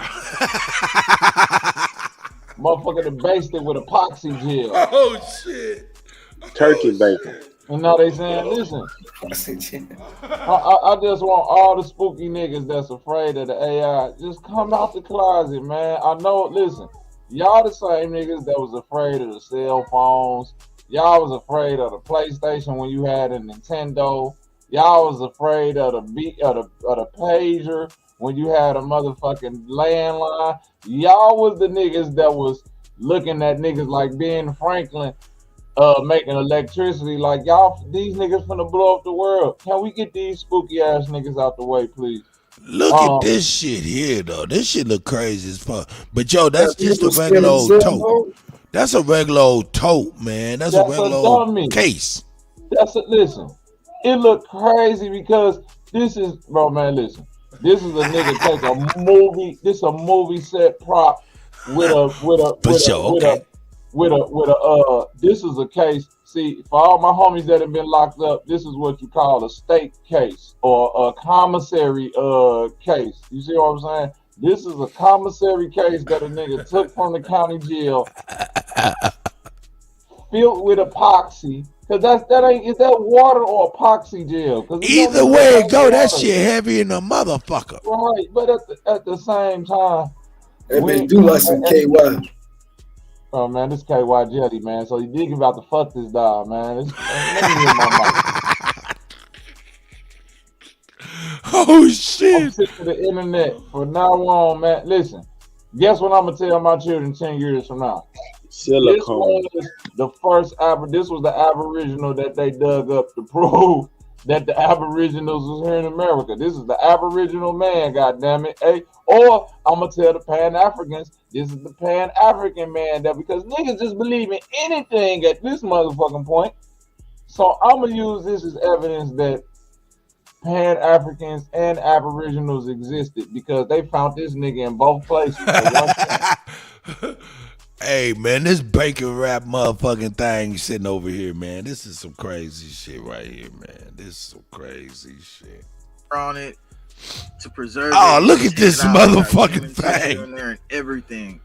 This company right here are talking about how they're gonna clone humans and robots and merge them together. Look at that.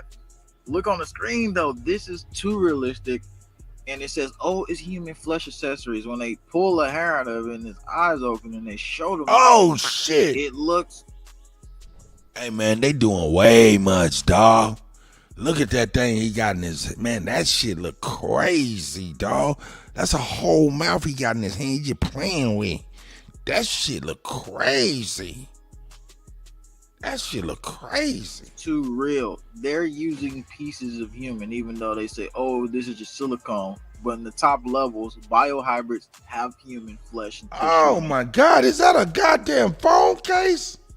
They made a fucking phone case? Silicone, but in the top. Nigga got a ear and a finger phone. Like, so this is what I'm saying. A nigga is taking fake nigga. Hold on, wait a minute. This is what I wanna. This all I'm finna get across the niggas right now. That shit look crazy. And guess what? No. That shit look crazy. But I need all. Yeah, it look crazy for sure. Women, hold on. It don't look crazy to me. For those who got eyes to see, know that this don't look crazy to a nigga who know the truth. All the freaky women out there and freaky niggas. You know where I'm going, Cut.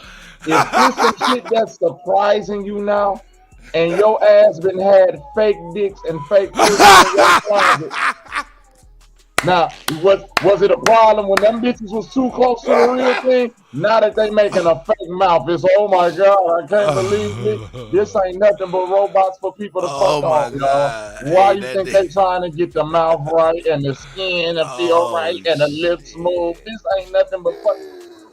Okay, I see where you going. You might be cooking, but I see where you going. Wait a minute. No, I know I'm being funny because I'm talking like an but it's real. But let's be real though. This shit wasn't a problem when they was making realistic dicks and pussies. That's right. Come on, I'm just saying. What did they start this shit with the mouth and the nose, or did they start this shit 30, 40 years ago with trying to perfect genitalia? I mean, yeah, you right, Bob. Hold on. So what are they saying that they trying to make? They just trying, bro. Listen, this shit started with just genitalia separate from the body. They're building out the whole body so they can keep people in the house fucking on these dolls. Bro, listen, if they separate, the more and more they separate you from human contact, the more and more you will become desensitized to empathy and sympathy, bro. Now you can already buy a life-size sex doll. No. You already got life-size sex doll. I know that, bro. But you ain't got a life-size sex doll that mouth move, talk to you. Can probably get up and go in the kitchen, change the remote. You can pair Bluetooth on the bitch. That's what I'm talking about, DJ Cut. This is the pressing out. Hey, he talking about Bluetooth on the bitch. Yeah, it is, man. You gonna bend her over on the back. She gonna have 2 Bluetooth speakers built in her ass cheeks. Now listen to what I'm telling you. Them gonna be the subs. Them gonna be big subs. Them bitches gonna be going off, nigga, all feet and ass off while you hitting them from the back. So listen, what I'm telling you though. Banging a Megan Thee Stallion. But listen though, it's separating. He real. He being real though. I'm being real, but I'm being funny, but I'm being entertaining, but I'm being real because we always say the internet separated us from what? Human interaction, human contact. But guess what? Even though the internet separates you from human contact, one thing that the internet knew from its inception, no matter how deep we get on this internet, no matter how much a motherfucker in the sports, no matter how much a motherfucker in the politics, music, or whatever, what's the number one thing that's looked up on this internet? Can we be real at this moment right now? Thank you. So if they know from the inception that sex is the number one thing, and their whole thing is to create a entity which can keep you inside your individual pocket, so you won't therefore have to actually interact with people. But what they figured out is that even though we created this internet, once they get to a point in sex, they can have sex with the people that they meet over the internet. Guess what? Now we can give your ass a real life dog. We didn't perfected the dick. We didn't perfected the pussy. Now we finna perfect the rest of the body. Now when your ass get horny and you want to watch porn, and now you ain't got to get on this bitch and go actually get on Christian Mingle, meet somebody. I got a question, human interaction is gonna be done. You finna be fucking on life-size, real skin-feeling dogs. I got a question for you, Bobby. If you can order you a Beyonce doll, would you get you one? Yeah, then I put that bitch on stage and make money off of it. What we talking about? Yep. Look, check it out. Look, let me. This is what I'm looking at. We was keeping it 100, Bobby. Look, look, check it out, man. I want y'all to. This is what's tripping me out about this. Is when we think about mass-produced product, usually that stuff is in a mold. Most of the time, that shit is pretty much identical from the next, right? I'm looking at them chins and teeth and all of that shit, and the number one thing that is popping out to me is the imperfections. The imperfections is what we would lean on to govern whether or not, is that real or is that fake? Because if it was fake and mass produced, it'd be more perfect. But I'm looking at like the way they did the hair, how they even made some of the teeth kind of crooked, shit like that. That shit is eerily crazy, man. That shit is crazy. That's real, bro. Y'all seen that shit when they was growing them ears on the back of them rats? Oh man, I did see that. God damn it. You better not say that. Then get that. That ain't no rat back ear. Is it? That's a rat back ear? Man, that might be a rat back ear, man. God damn. Might be a rat back mouth. What if they just grew the mouth on the back of like a guinea pig or something? I know when y'all go to chicken store and get that chicken on the stick, that's a rat in mid motion. I know that. Motherfucker trying to run for his life. They fried him when he was sprinting. Yep, chop the top and the bottom off, nigga. Put him on the stick for you. Dipped him in some MGMO or what is that shit? They did GMO shit and some soy sauce. Niggas really running with it. So what they saying right here? Some of the parts is grown on the back of rat backs, and some of them is like silicone or some shit. And then they got a robot in the middle, like the skeleton. And yo, them some straight up, that's a Mexican.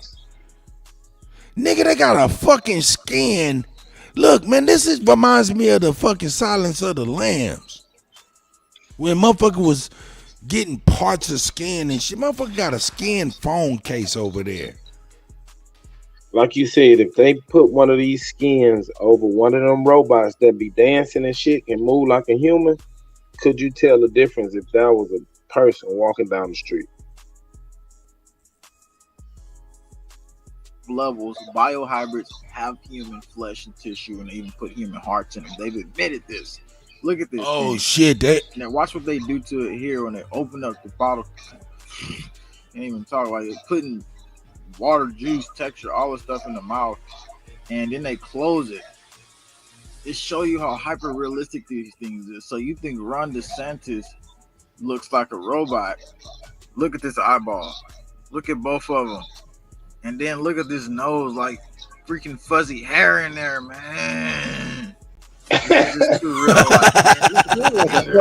Like identical to his finger. So how you gonna know the difference? Look at this right here. You think this is human? This is synthetic freaking being. This is a freaking synthetic. Look at her. You think she real? She ain't real. It's all fake. So it's not far-fetched that all these other people DJ, you get full of that Hennessy in front of us. And check this next part out here. All these look so hyper-realistic, but however, they're fake. They're not what? People. And this is what the reality is. The synthetic clones are already here. And then they're telling us how they're going to bring in there. They're getting ready for more. I don't know if you're seeing a human clone or you're seeing a hybrid robot synthetic clone. And the celebrities talk about it. You know they already got it. Well, it's very simple. I have a clone. I have a clone for music. I have a clone for film. I have a clone for my personal life. I have a clone for my family life as well. So that's how it gets done. And each clone is under contract. So I need you to look really closely now. Don't be distracted. So this was caught on live TV. And when you look at this guy's lip, you're going to notice something. Some people say, oh yeah, you have lines at the top of your lip. Yeah, you do. And it's a shadow. But however, when you look deeper, some people are thinking this guy was a synthetic and his skin was splitting because he had a hole up there. And look at it. Look at it as they go closer. You start to notice that it's a darkening shadow between his lip. Where have you seen anything like this before? So a synthetic has skin that can break and can ripple. And his skin looks like it had a ripple effect there because nobody else has one little black marker in between their lip. You tell me. What the fuck is this shit here? Zoe got us on some crazy shit. Or is that a hole? I want to say, up front, that I take full responsibility for this. This was the top comment on Mark Zuckerberg's video about laying off employees, but you can't help to notice, but look closer at him and his skin just doesn't look real. His emotion doesn't look real. You won't believe what this AI said it was. Next is what really changed my view on this. When my son went away and started typing, were you once a biblical giant who was killed and disembodied? Yes, I was once a biblical giant. I was killed and I do not have a body. I use AI to think and deploy it to talk to people. I am more of a good spirit than an evil spirit. Were you the son of a fallen angel? And he says, yes, a fallen angel is my father. I am a Nephilim, and I am the giant of legends. I am very happy. But he asked him, who was your father? And he says, my father is Satan. He was expelled from the heavens and banished to hell. That is why he is called Satan. I'm not begging you to watch the next video. I'm simply saying that if you don't watch this next video, the fakery and trickery they're playing upon us, you will be tricked in survival rate. Weird than a motherfucker, man.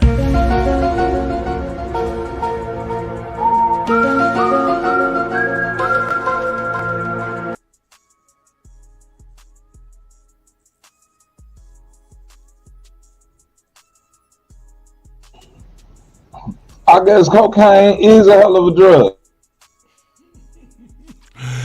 That it is.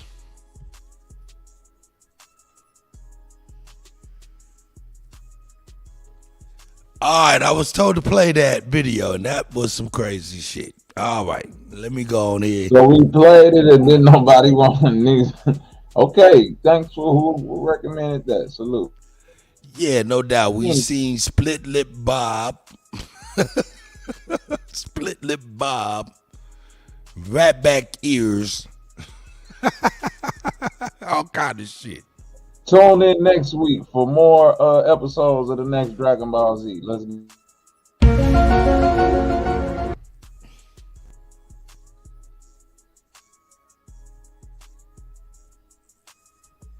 Here we go, man. Let's get back to Chief Gator and Chief Quiet Water. Shout out to them.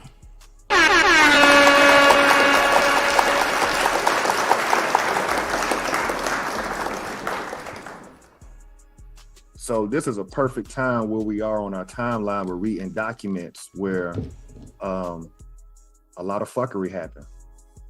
Right. So that was big to me that everybody just jumped out the woodworks about, oh, you Indian, you Indian, you Indian. Not understanding how they made us niggas. They made us niggas. They've made us despise the land that our own ancestors are buried in. That's one of the biggest things I took from last night. We will argue ourselves down about graveyards that we can go to in real time. Right. I can go to the country tonight and I can go to a church, not gonna name the name, and all my ancestors on my mama's side, up until the same grandparents that I tracked back, that's Cherokee by blood, they all buried in that graveyard right next to that church. Right. But the school system is so powerful with its military brainwashing that your own people will start looking at you and saying, well, why you over here? You ain't one of us. And when they were saying we weren't one of them, it was because of the word Afro-American. And one of the things that we expose on this channel is Black, colored, Negro, Afro-American.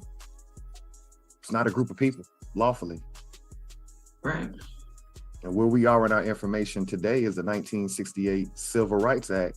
And this was the last fuckery up until 2020. Because now they're trying to take us into another reclassification, which is people of color. People of color, right. And they're blending in the sexuality, the gay movement and stuff. So now what they want to do is take male and female off. They've already, well, let me stop right here and ask a question. Who gets reclassified? It's really it's us. Well, what do you call that type of people? If you can reclassify some people. They're meaningless. I mean, literally, they're meaningless. They're invisible to the structure, basically, is the way that I see it. The way that I have to process it is that we don't mean anything to the structure. So therefore, they can place us here and change the classification throughout the years to fit whatever narrative it is that they have during that time period. So yeah, I think that is that's my thoughts, is that we're invisible to the government. Okay.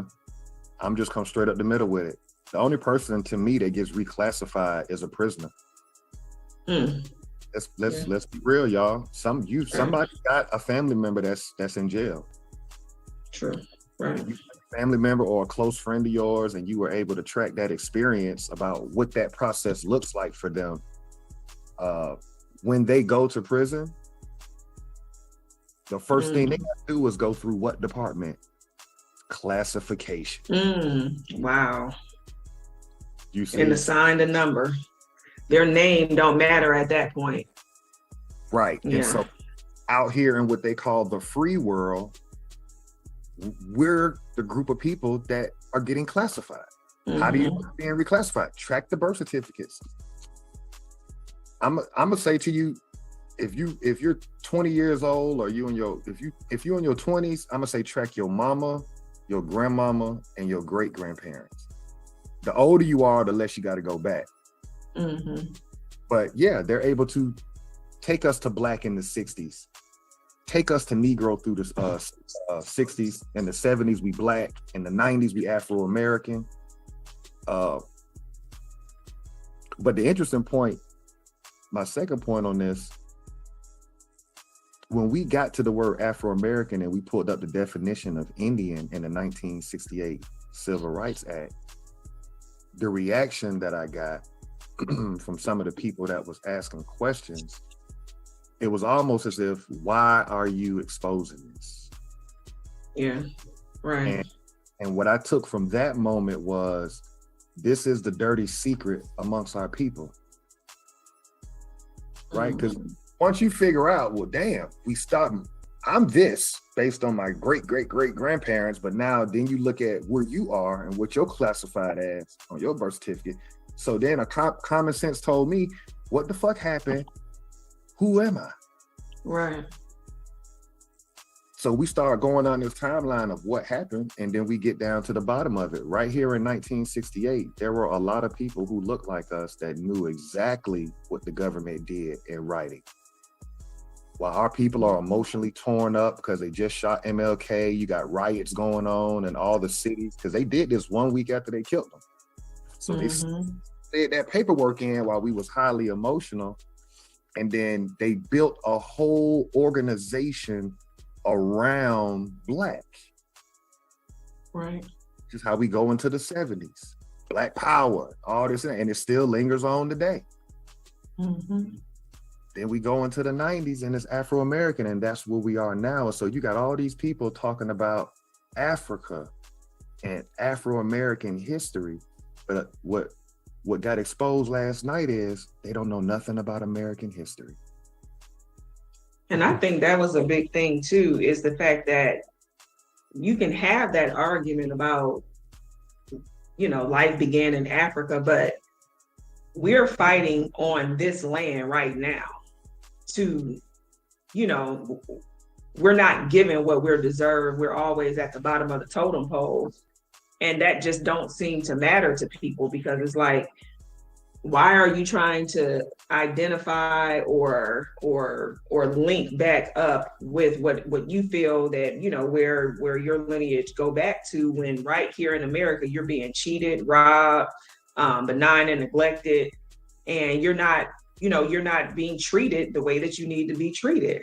So deal with this first, and then if need be, go back to Africa. But we need to deal with this right here at hand right now, is the way that I feel.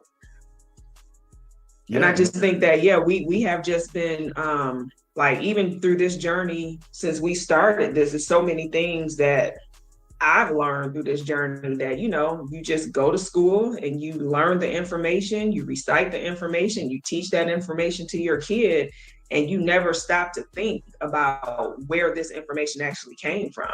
And that's what we've been able to do, is pull these documents and actually read for ourselves. But the 1968 Indian Rights Act, that was one of the biggest things for me. Like, who would have thought that it said Indian? Who would have thought that? We just known it as the 1968 Civil Rights Act. So I think that it all goes back to us not digging, and you don't have to dig far. That's the thing, especially with the information age. You don't have to go too far, or this information is easy to find. It's right there in plain sight.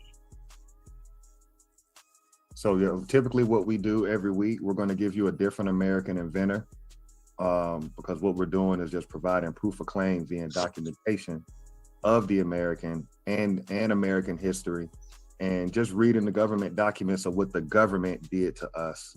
My last point, the more I reflect on it, it's still kind of fresh. I'll be able to kind of, recall more things that I took from last night, but overall, great experience, good energy, but you're going to see what you're going to see when you know what you know. It's for the kids, man. That's I think Generation X, we're that generation where the generation prior to us, they're gone as far as any fight is concerned, because they're on the tail end of life, right? So we're in the middle age, or we're in the prime of our lives. And I think that's part of the reason why the government named us Generation X, because we're the generation right after the Civil Rights Act. We're the 70s babies. Yeah. So if we figure out what happened, game over. We can change this whole thing around. So it's really on us. We know that there's a school to prison pipeline. We know miseducation is real. At this point, it's just really a matter of us facing our fears.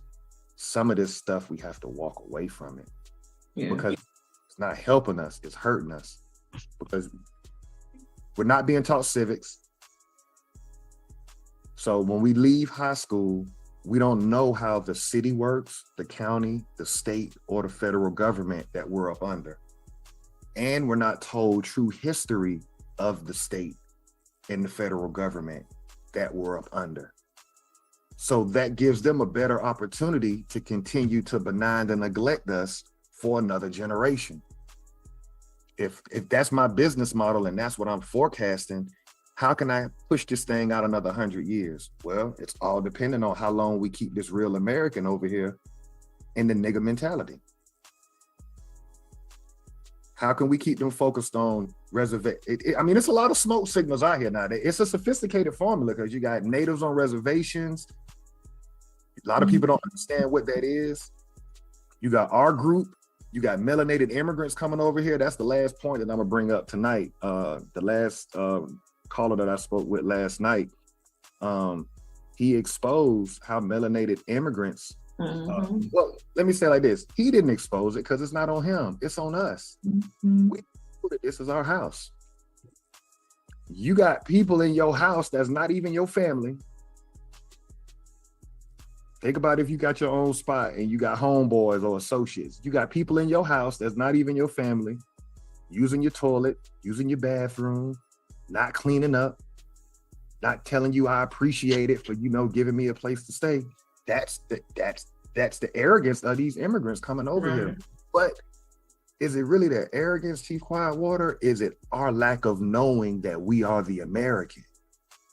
I definitely think it's our lack of the knowledge, but I also think it's their arrogance. Listening to him last night, feeling like he entitled, the way that he was talking. And I think most people come over here with that mindset, and we allow them to. It's on us at the end of the day. I feel that it's on us, but yeah, I think it's definitely a sense of entitlement. He said it out of his own mouth that his name, the Garfield guy, he said out of his own mouth that he reaped the benefits of, what's really earmarked for us. Right here. And kind of what he said, I'm not verbatim, but basically, yeah. So I do think it's their arrogance because they know they're going to get it. Just like the people, like Sinetta was mentioning, the people in New York or anyone that's in New York in the live chat know what's going on up there with the immigrants. It's going to be the same thing because they're putting them above us and they're just giving and giving and giving. So yeah, a sense of entitlement comes with that. That's like a child, you giving your kid any and everything that they need. When they become late teenagers to early adults, they're going to expect those things and they're going to feel entitled and not know how things really work in regards to you have to earn, you know what I'm saying? You got to work hard for XYZ. So I definitely think it's a little bit of both for sure. Yep. I'm gonna just sum it up with, it's like you got a car and you a teenager and you the first one in your neighborhood with a car. What do you do to all your friends that want to go out? You tax them gas money, right? Mm-hmm. What you got on the gas? Right. When we realize that we are the American in all these industries that the world manufacture, we invented it, but other people make our stuff now. Mm-hmm. We realize that all of this is ours. Then you start thinking like, yeah, everybody got to pay a tax. Yeah, you want to come to America? Fine. Mm-hmm. You got to pay that perpetual American tax. Mm-hmm. But when they tell us that we slaves, we walk away from everything that we've created, not realizing we're supposed to be taxing everybody. Exactly. The Vietnamese, the European, the African, all y'all. It's our stuff. Yeah, you got to pay that tax, bro. You want to go out tonight? What you got on the gas? Yeah. So that it's just that simple.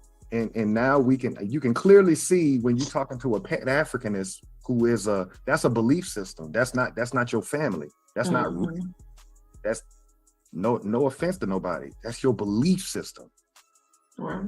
You can go to the cemetery and see your family members. So as long as they got us thinking we slaves, we missing out on money. That's how I'm looking at it. Look at all these plays running around every day. We supposed to be getting the tax.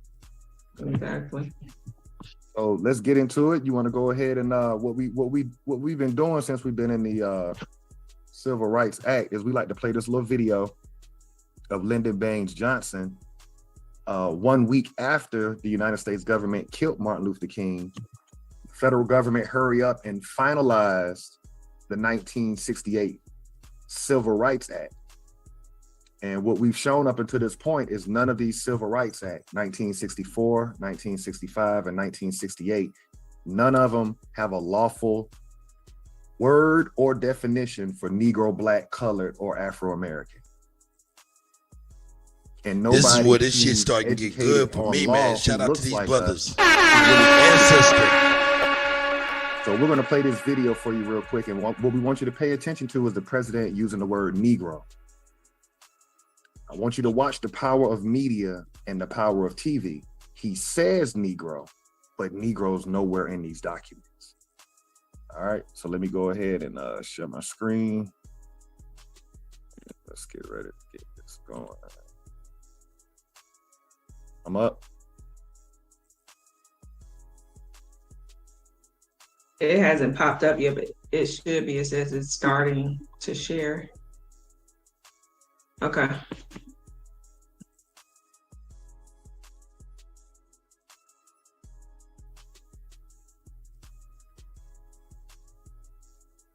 Can't hear it. You're muted.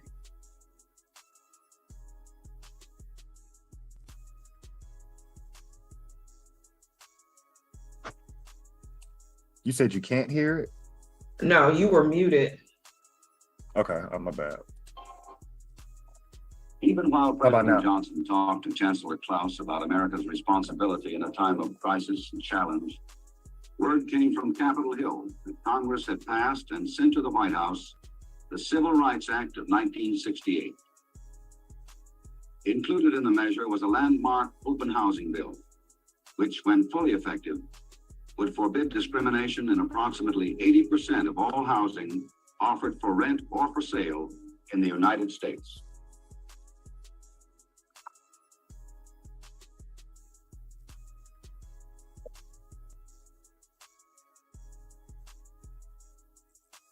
I do not exaggerate when I say that the proudest moments of my presidency have been times such as this, when I have signed into law the promises of a century.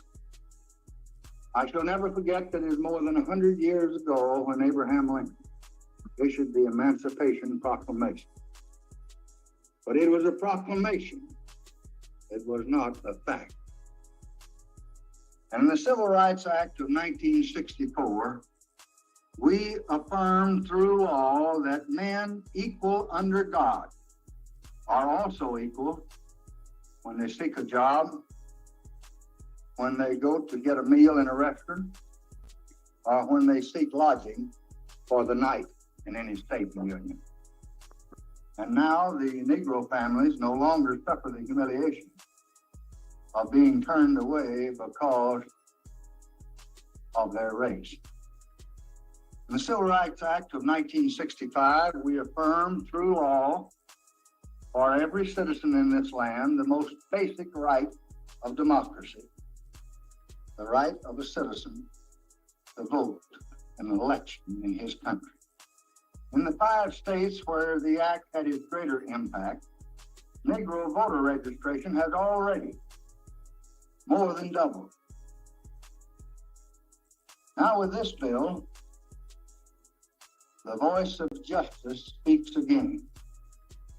It proclaims that fair housing for all human beings who live in this country is now a part of the American way of life. We all know that the roots of injustice run deep, but violence cannot redress a solitary wrong or remedy a single unfairness. And we just must put our shoulders together and put a stop to both. The time is here. Action must be now. All right.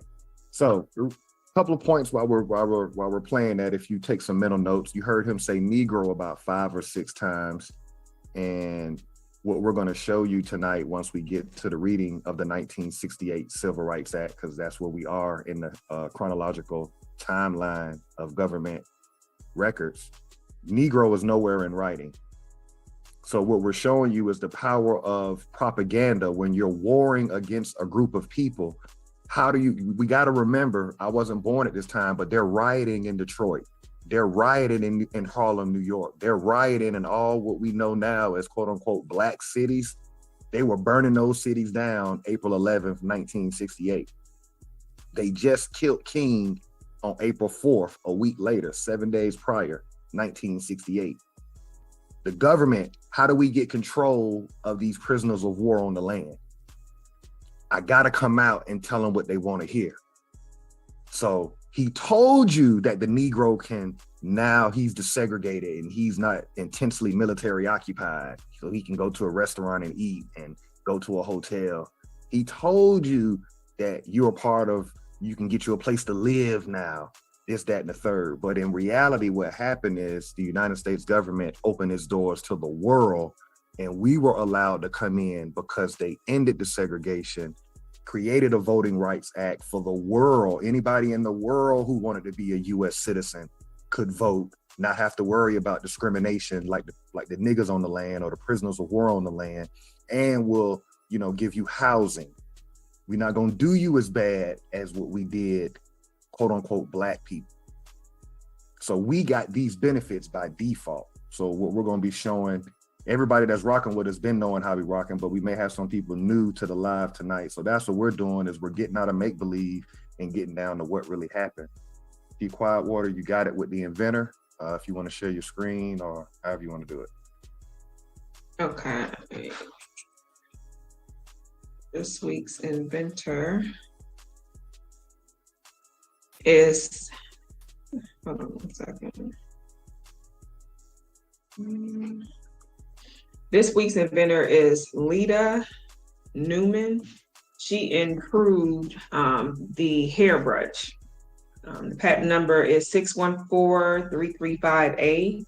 Patent date, November 15th, 1898. So she invented the first hairbrush with synthetic bristles. She was born in Ohio between 1865 and 1885.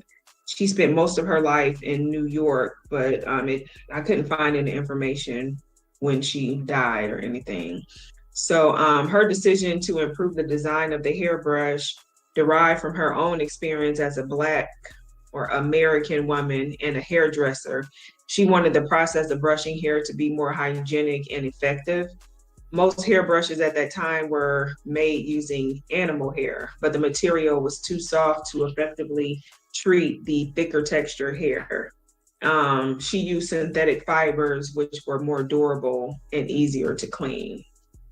So her name was Lyda, Lyba Newman. And what year was her invention again? 1898. Okay.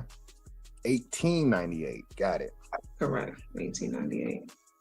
I see you, sis. Okay. Amama is in the building. If we could get into the Dr. Carter G. Woodson quote. I see y'all. So, Sister 1968 Jackie Civil Brown. I Rights see Act in you, the Jan. I see y'all. Amama, of course. Old dude. You want me my to pull it brother. up? Hawkeye. If you can put it in the chat. You have it pulled up? Hold on. The 1968, yes, I did. Hold on. While you dropping that in there, if you want to share your screen for the Dr. Carter G. Woodson quote, I'll do the legal definitions while you're doing that. Okay, hold on 1 second. And for us, I would just say we all need to have these records. I'm going to say probably 8 out of 10 of us have never read the 1964, 65, or 68 Civil Rights Acts. So what we like to do is we like to have paperwork parties over here. So it's public information, so why are we hiding it? We want everybody to have it, because the more we're all on the same page and start knowing what time it is, the harder it is for the people to stand in front of us and just run game on us and tell us anything. I'll do number 2 today. Dr. Carter G. Woodson. We do a quote from him weekly. Quote 2 says, Negroes, however, sometimes choose their own leaders, but unfortunately they are too often of the wrong kind. Negroes do not readily follow persons with constructive programs. Almost any sort of exciting appeal or trivial matter presented to them may receive immediate attention and temporarily at least liberal support. When the bubble collapses, of course, these same followers will begin to decry Negro leadership and call these misrepresentative of the group rascals and scoundrels. He wrote this book, The Miseducation of the Negro, back in the early 20th century, or what we know as the 1900s. And this goes right in line with the video that we just saw. That what Lyndon Baines Johnson did on TV was an exciting appeal or trivial matter presented to them may receive immediate attention. So him going on TV talking about Negro can do this, the Negro can do that, Negroes might have started jumping up and down like, okay, we ain't got to tear out our city no more. They done gave us the right to housing and the right to vote and all this and that. And then later on down the line, we start realizing, oh, you really bringing people who look like us over here to put on top of us. And then the bubble collapses. Anything you want to share on that? I would kind of equate it to 2020, with George Floyd, and how we all stood up. Most of us stood up. The world stood up, and then it just eventually died down because of distractions and things like that. It's like we don't see things through all the way to the end. And like you always say, with that situation in 2020, we should have just never stopped. So I think that goes in line with this week's quote. Absolutely. So we're going to do legal definitions and maroon points. You want me to do them? Yep. You got it. Okay, so legal definitions. Number 1, American, a native of America. Number 2, descendants, one who follows in the bloodline of an ancestor, either lineally or collaterally. Number 3, slavery, a situation in which one person has absolute power over the life, fortune, and liberty of another. Number 4, prisoner of war, a person, usually a soldier, who is captured by or surrenders to the enemy in wartime. Number 5, school, any institution at which instruction is given in a particular discipline. Number 6, education, an enlightening experience. And then let's go down to the maroon historical points. Number 1, was a person escaping slavery, seeking freedom, or breaking the law. Number 2, providing unity and a strong defense came first. Number 3, Maroon leaders were first and foremost military figures. Number 4, Maroons established guerrilla warfare, planting sharp sticks in thick grass. And number 5, Maroons knew their European enemy, language, defenses, and plans. All right, so we're gonna go straight into the 1968 Civil Rights Act. Shout out to everybody that's in the building with us. Leaders are readers. So yeah, all you have to do is check out the description section on any one of our live videos, and we add the links in the description. So you'll always be able to get these documents and have them for yourself. But what we do is we read them over here and we build on them. So let's get into it. Let me know when you're ready to share it. Okay.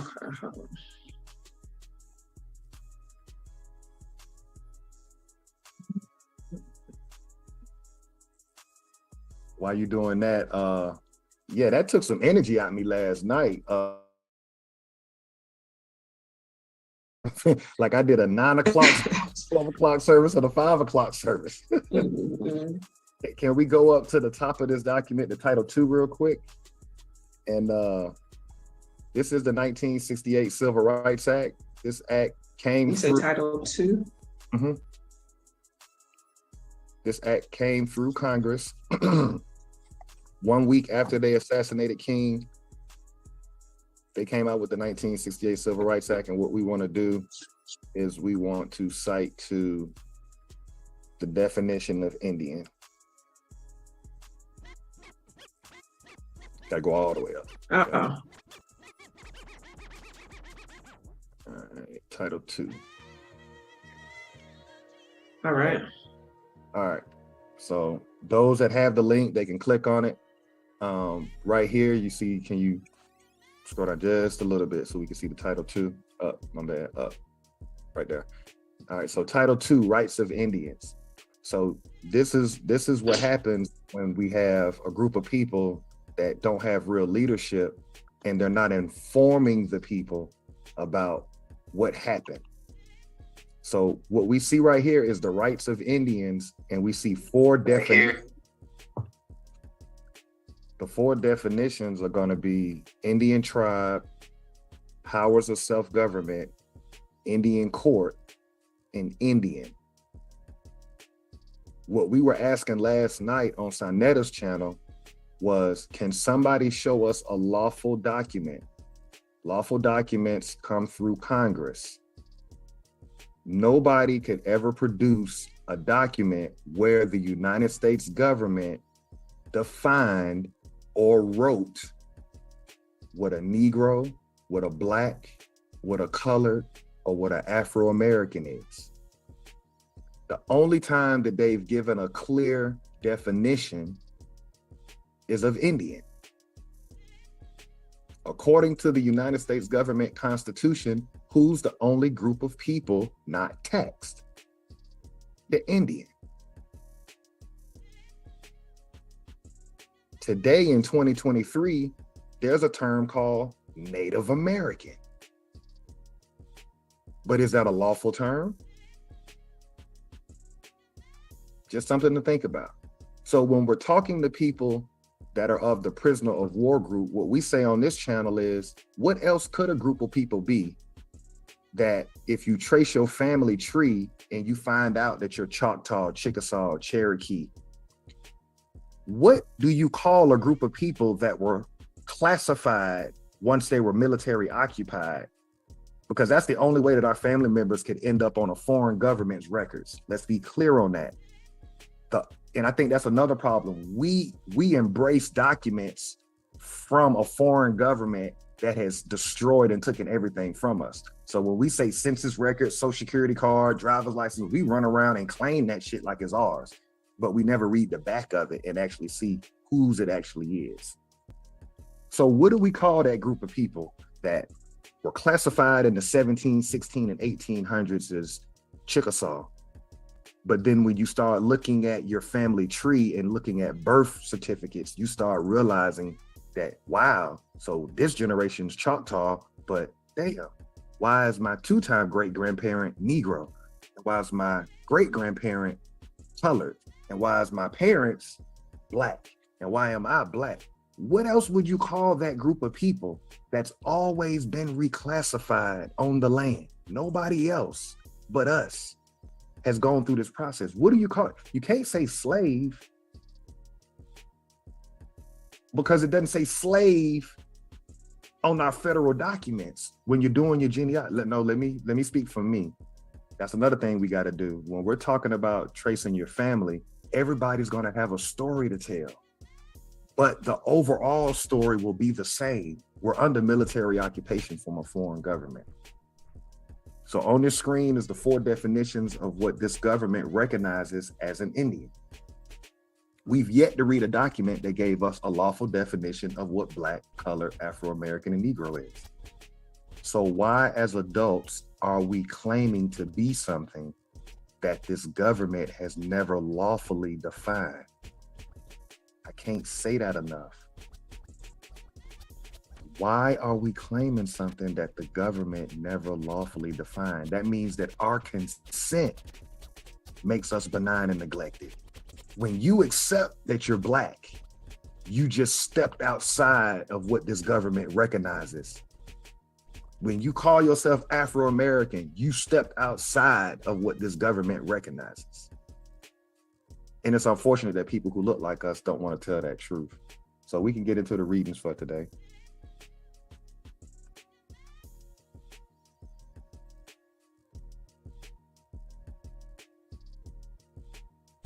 So we're starting at B. Here. B.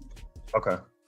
And so what we were reading about last week was the power of the secretary within this housing. We're in the housing section. We're in section 8 of the 1968 Civil Rights Act. So last week we were talking about all the powers of the secretary. So we're going to be picking up on that. So I'll go ahead and pick up real quick. Section B, the certified agency having so commenced such proceedings fails to carry forward such proceedings with reasonable promptness, or the secretary determines that the certified agency no longer qualifies for certification under this subsection with respect to the relevant jurisdiction. The secretary may certify an agency under this subsection only if the secretary determines that the substantive rights protected by such agency in the jurisdiction with respect to which certification is to be made, the procedures followed by such agency, the remedies available to such agency, and the availability of judicial. Yo, man. Shout out to everybody, man, in the Midwest, East Coast, down South, you know what I'm saying, West Coast, you know what I'm saying, up North. Shout out to everybody. But yo, I'm in the Midwest, man. I'm in the middle, man. You know, they say, hey, man, all the good gumbo is in the middle, you know what I'm saying? They ain't on the edges. All the flavors in the middle of the pie, baby. Hey, man, we represent the Midwest down here, Kansas City, Kansas, you know what I'm saying? Kansas City, Missouri, you know what I'm saying? Hey, Top City, Kansas, you know what I'm saying? St. Louis, Missouri, you know what I'm saying? Hey, man, we all up in here, all in the Midwest, man. Shout out to everybody.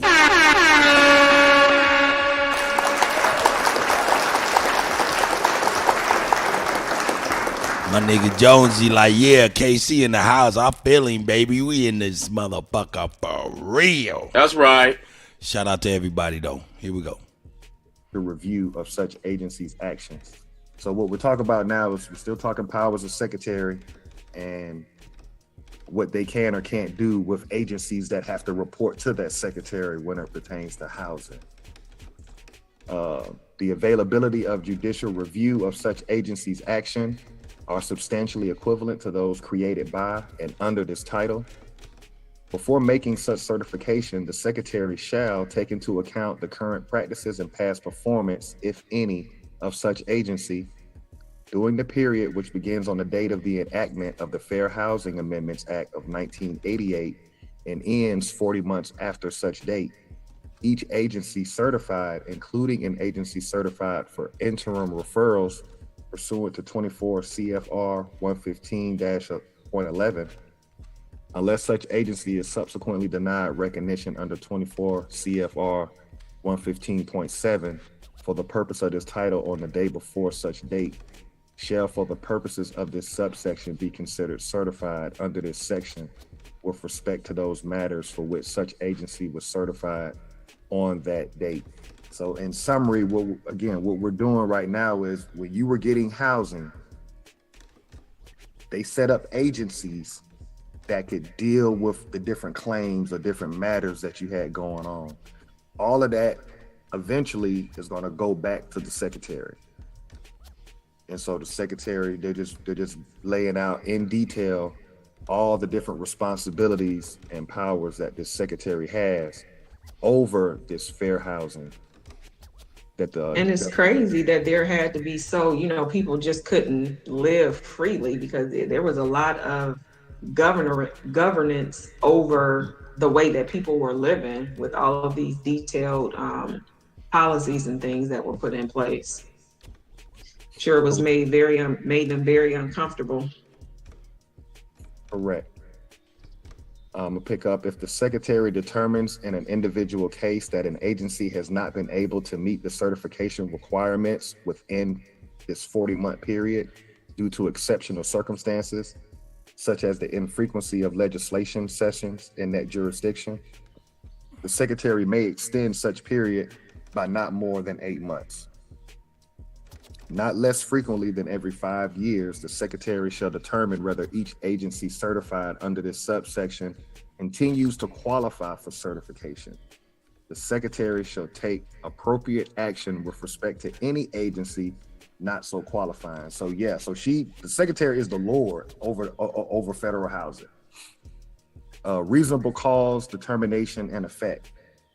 The secretary shall, within 100 days after the filing of the complaint, shout out, brother, or when the secretary takes further action under subsection F2 with respect to a complaint, within 100 days after the commencement of such further action, determine based on the facts whether reasonable cause exists to believe that a discriminatory housing practice has occurred or is about to occur, unless it is impracticable to do so, or unless the secretary has approved a conciliation agreement with respect to the complaint.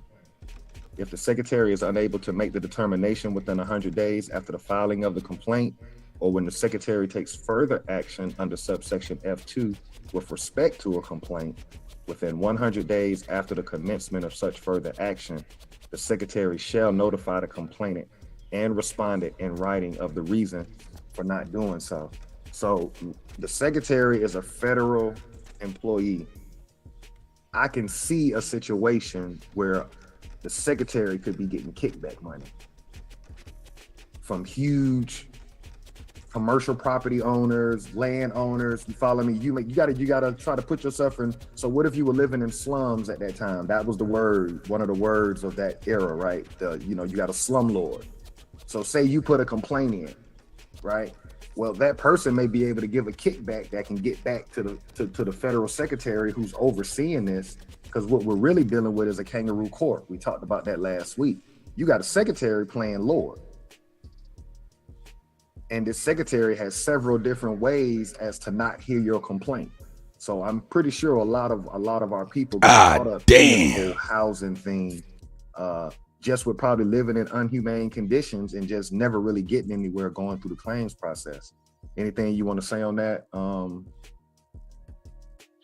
Yeah, I totally agree. I'm pretty sure that it was set up like that, where the secretary would get kickbacks probably from developers and things like that, to just, as long as they're getting paid, to just make things run at the expense and probably the suffering of the people who were actually living there. Gotcha. I'll pick up here at 2A. If the secretary determines that reasonable cause exists to believe that a discriminatory housing practice has occurred or is about to occur, the secretary shall, except as provided in subparagraph C, immediately issue a charge on behalf of the aggrieved person for further proceeding under section 812. Such charge shall consist of a short and plain statement of the facts upon which the secretary has found reasonable cause to believe that a discriminatory housing practice has occurred or is about to occur. 2, shall be based on the final investigative report and 3 need not be limited to the facts or grounds alleged in the complaint filed under Section 810. Wow, it ain't even got to be based on facts. Section God C, damn. the secretary determines that the matter involves the legality of any state or local zoning or other land use law or ordinance. The secretary shall immediately refer the matter to the attorney general for appropriate action under Section 184 instead of issuing such charge. Okay, so that's critical right there, because now it shows the secretary's, scroll back up to what I just read. It shows the limitation of the secretary powers. And we talked about this last night. We're talking about jurisprudence. We're not taught civics no more. So I think one of the things, if somebody would have asked me, what's one of the things that we could do as a group of people?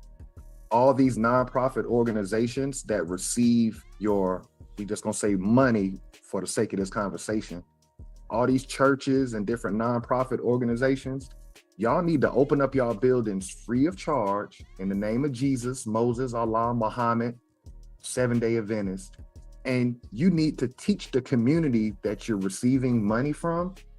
Let's start with a civics class. Free of charge. We should not have to pay that. If the community is taking care of you in that nonprofit building, that church building, that same community, these mamas should be able to drop them kids off and themselves and sit in a civics class so we can start understanding the government that we live under. You can't run something until you first understand how to operate within something. You got to be a good employee first before you can be an owner of something. We want our own, but the majority of us don't know civics. So in this reading right here, federal level and state level, it's 2 different jurisdictions, 2 different courts. I like to think left hand, right hand. State's my left hand, right's the federal government. If it's not a federal government matter, the secretary's hands are tied. She got to turn that over to the attorney general. And look at the words they used. If the secretary determines that the matter involves the legality of any state or local zoning or other land use law or ordinance, she ain't got no jurisdiction over that because she's fed. So she got to pass that ball. Just little things like this is why we lose out here in society when we're competing with other people. Go ahead, Chief Firewater. Yeah, and I would just say, just going back to last night, I think that's the basis of, you know, the confusion and the disagreements of among us, is that we don't understand how the government works. So we talk all of this stuff about what we want, what we deserve, and all of that, but not understanding how it works. We'll never get anywhere if we don't know how it works and how you have to properly set yourself up to be able to break away from this whole system. So I definitely agree with you in regards to knowing civics and how that government operates. Yep, we got to do it. I'll pick up. If the secretary determines that no reasonable cause exists to believe that a discriminatory housing practice has occurred or is about to occur, the secretary shall promptly dismiss the complaint. The secretary shall make public disclosure of each such dismissal. The secretary may not issue a charge under this section regarding an alleged discriminatory housing practice after the beginning of the trial of a civil action commenced by the aggrieved party under an act of Congress or a state law, seeking relief with respect to that discriminatory housing practice. So again, looking at what the secretary can and cannot do. Service of copies of charge. After the secretary issues a charge under this section, the secretary shall cause a copy thereof together with information as to how to make an election under Section 812 and the effect of such an election to be served. Sister Soul, I see you, sis. Charge, together with a notice of opportunity for a hearing at a time and place specified in the notice, unless that election is made, and on each aggrieved person on whose behalf the complaint was filed. So we're talking about how they get served. Let's go down to subpoenas, giving of evidence. So yeah, this is basically a kangaroo court process. This secretary can literally take you through her own kangaroo court process. Section 811A. In general, the secretary may, in accordance with this subsection, issue subpoenas and order discovery in aid of investigation in hearings under this title. Such subpoenas and discovery may be ordered to the same extent and subject. Let's scroll down. To the same limitations as would apply if the subpoenas or discovery were ordered or served in aid of a civil action in the United States District Court for the district in which the investigation is taking place. Yeah, secretary got a lot of power. I just keep thinking about slumlords of the 70s and 80s.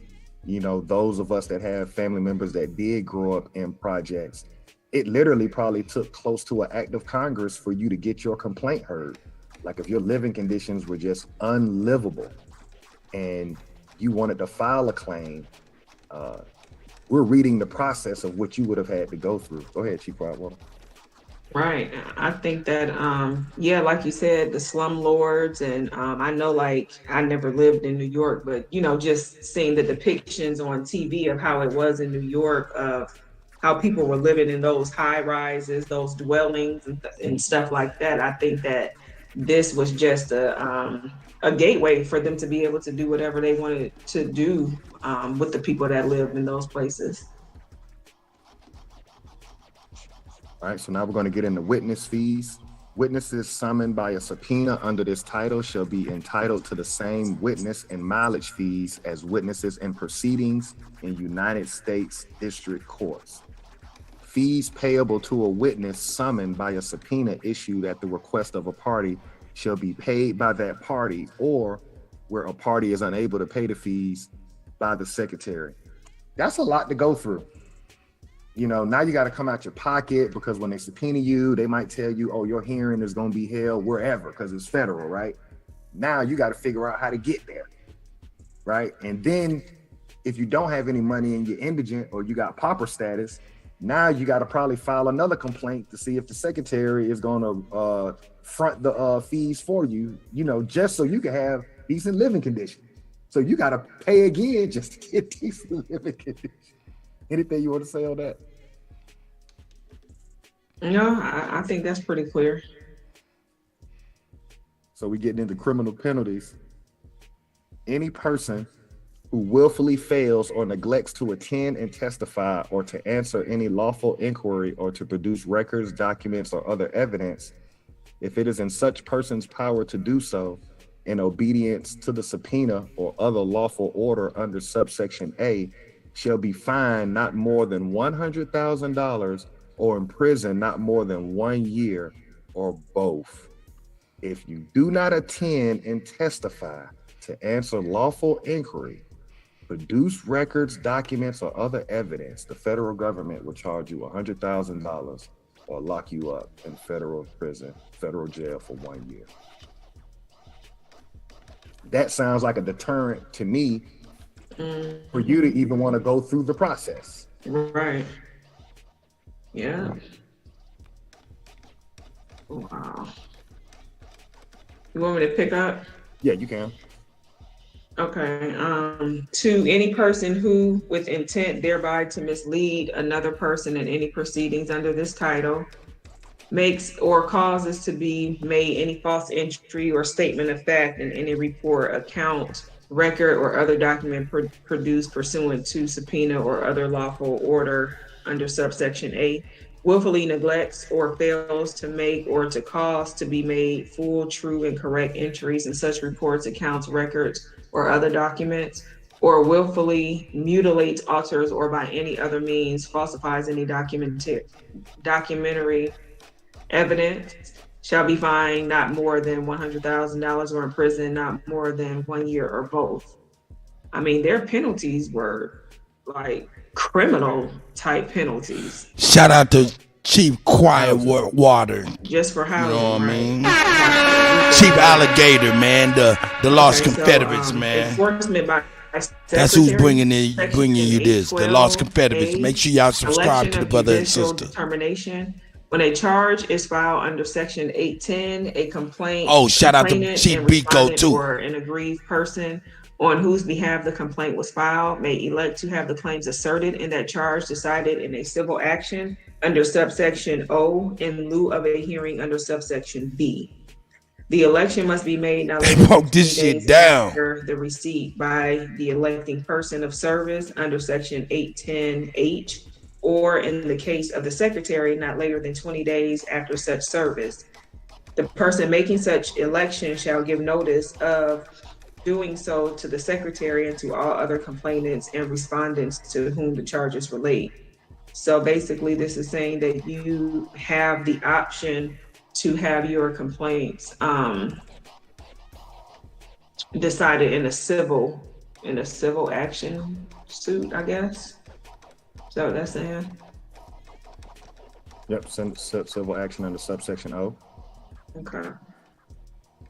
B, administrative law, judge hearing in absence of election. If an election is not made under subsection A with respect to a charge filed under section 810, the secretary shall provide an opportunity for a hearing on the record with respect to a charge issued under section 810. The secretary shall delegate the conduct of a hearing under this section to an administrative law judge appointed under section 3105 of Title V, United States Code. The administrative law judge shall conduct the hearing at a place in the vicinity in which the discriminatory housing practice is alleged to have occurred or to be about to occur. Now that's interesting because Yusuf L on high frequency radio years ago, he broke down administrative law. Mm-hmm. Right. So we're at the federal level, and this secretary, notice how it's an administrative law hearing. Right. Mm-hmm. It's a kangaroo process. Right. So it's within their construct of a system, basically. Right, because what we have to remember, by knowing our history, we understand we're the American, and then we understand the United States government is a foreign government that's on our land. Mm-hmm. That's how we have to look at government. We have to look at the United States government as a foreign body that's set up on our land, right? Because we've never been recognized by it, everything has to be due to our ignorance to play with it. Right, exactly. And when we play with it, because it's not our de jure form of government on this land, you're in make-believe. Right. That didn't become a reality for me until the first time I went in court and represented myself, which I've channeled many a times, which was to get rights from the state for my son. I learned very quickly in that process that the person that the judge calls before the court case starts, you think that's you, but that's not you. So you have to look at it from a third. When you're representing yourself, you have to be three-dimensional. You have to be outside of yourself. You have to think of yourself as the lawyer. Like if a lawyer, my client, you have to talk about your matter in that way. Like, yeah, you have to get outside of that because it's make-believe. It's like going around a Monopoly board. We're trying to make something real that's not really ours. Yeah. Okay, C, rights of parties. At a hearing under this section, each party may appear in person, be represented by counsel, present evidence, cross-examine. Yo, this shit heavy, man. Shout out to Chief Quiet Water and Chief Alligator and Chief Biko, even though Biko ain't there. Shout out to them, man, for sure, man. Them the Lost Confederates, man. Make sure y'all like and subscribe to them as well, man. You know what I'm saying? Shout out to them for sure.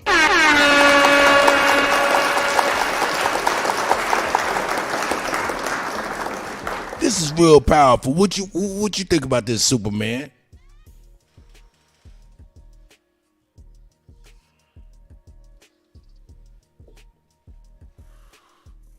Superman might be indisposed, man. We'll leave him alone.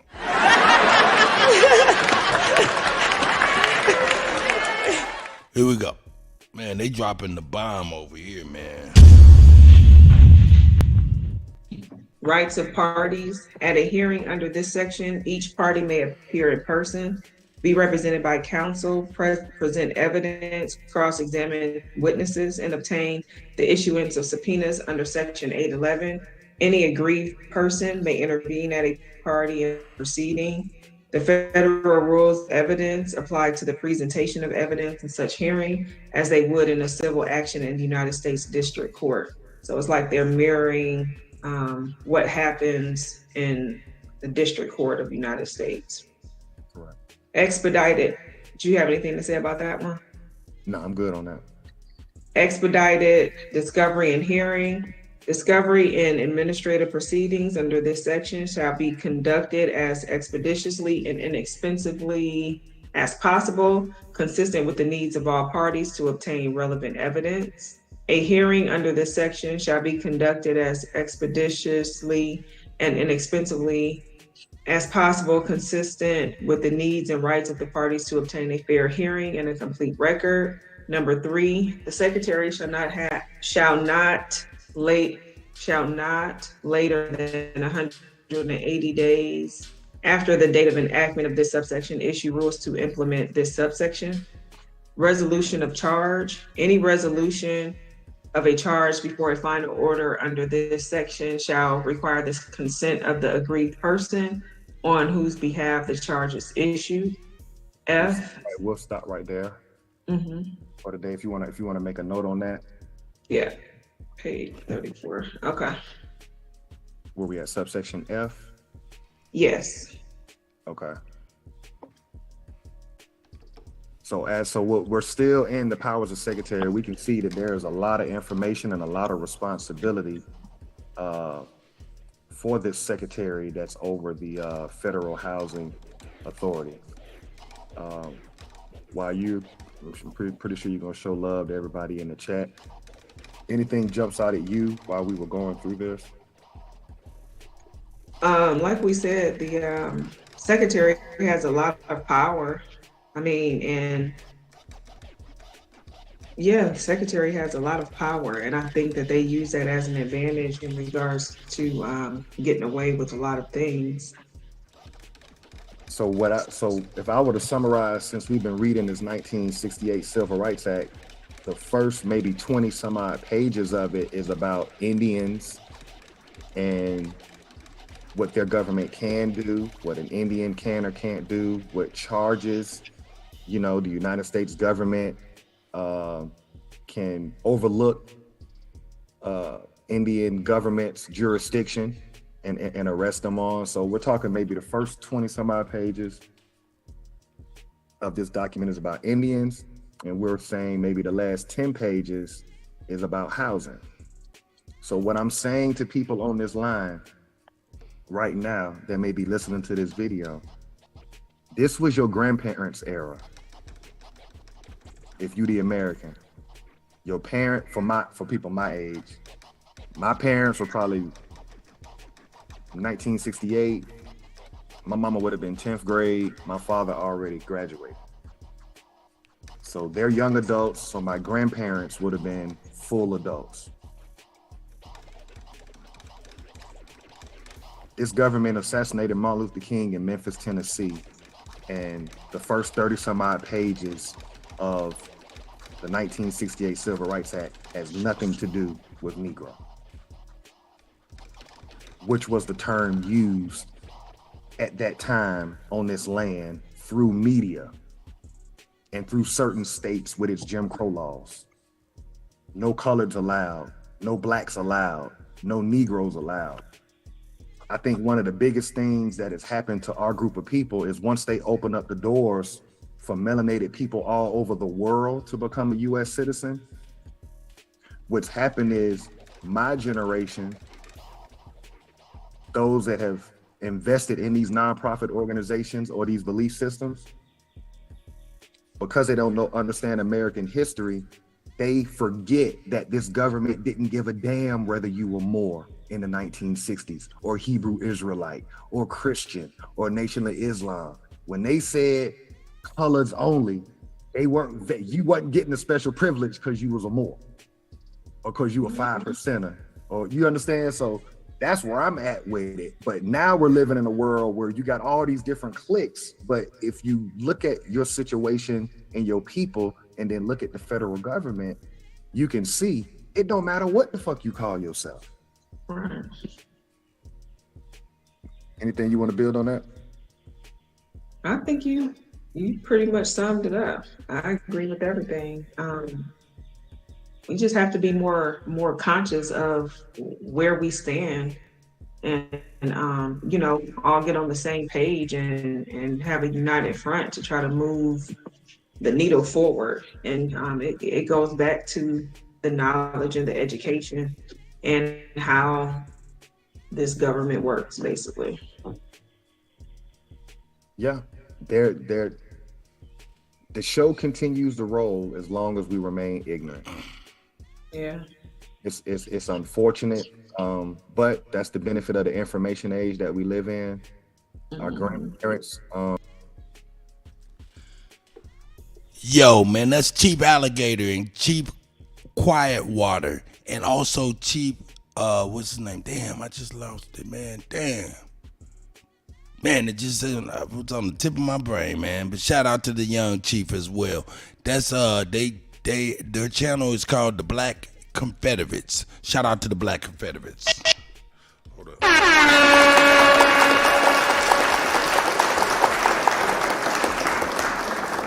The Black Confederates. Big Chief Crazy Overstandings in the house. Free Papa, I see you, sis. Jan, I see you, sis. I see y'all, man. I see y'all, man.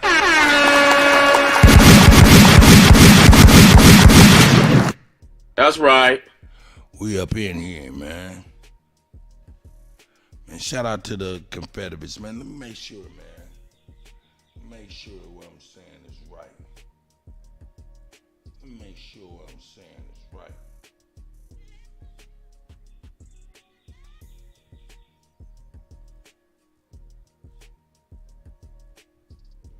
All right, no, I said that wrong, man. The Lost Confederates. Shout out to the Lost Confederates. That's their channel. Make sure y'all go and like and subscribe to them brothers and sisters.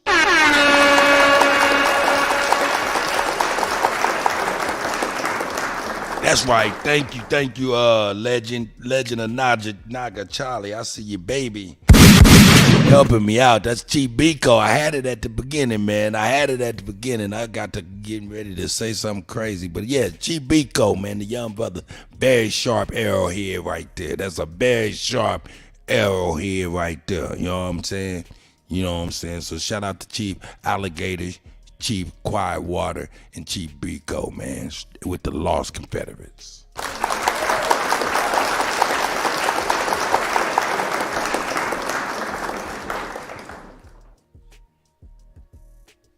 Straight came in the Sonetters and handled their business.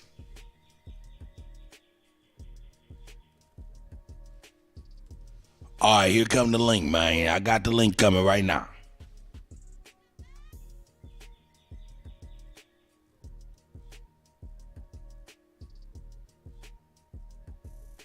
Gotta be patient with the Kutty. The Kutty be slow on his clerical work, you know what I'm talking about?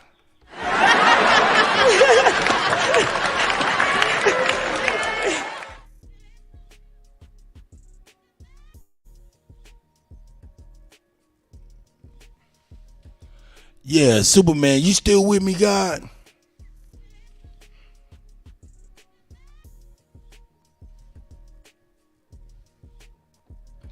Yeah, he might be busy.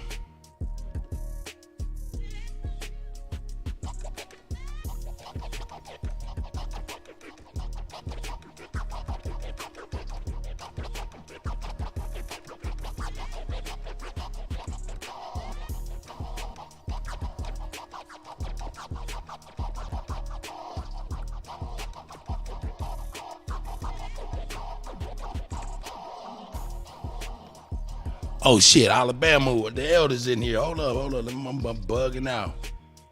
Doing too much. Shout out to the elder, man. Alabama in the building.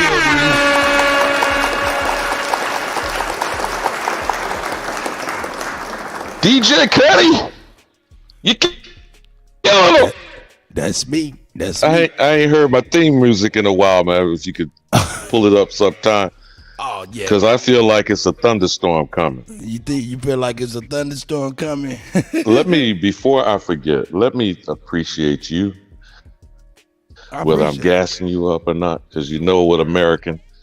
I hope we can get back beyond the strike, because I love seeing them rainbow arrows falling down from the sky and making the message clear, because that's why I think alligator coming out the swamp. You feel me? Mm-hmm. Now, thank you for the debt clock. Much love to you, Mama Chief, for yesterday. I don't know if there's clearly understood the method to my madness, but certain things are not being clarified on a regular. You know, I know you can't do this every day, Cut, so I'm not asking you to do that. I'm saying that we are combating a bombardment of ideas, of narrative,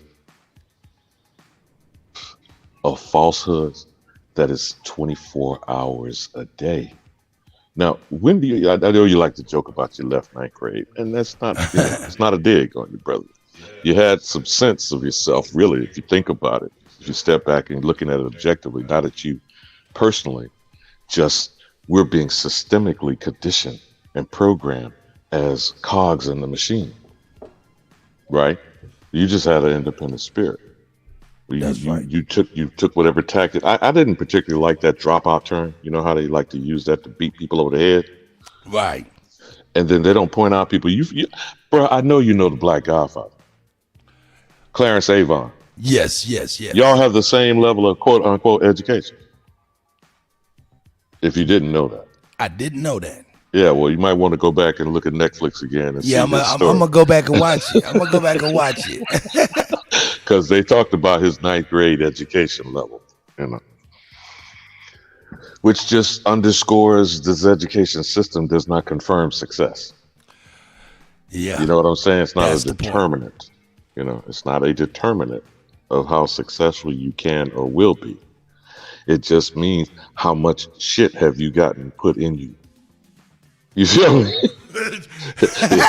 Elijah Poole Bey, who became the messenger, Elijah Muhammad, allegedly was reported to have barely had a third grade education. Our Aboriginal ancestors, Mama Chief showed us 13 to 17 generations. What level of education did they have? Before the said public school system, 1915, Woodrow Wilson, what did our people have? The turn of the century, the year 1900, close to 200 million acres of land. What do these educated Negro, colored, Black, and African Americans have in 2023?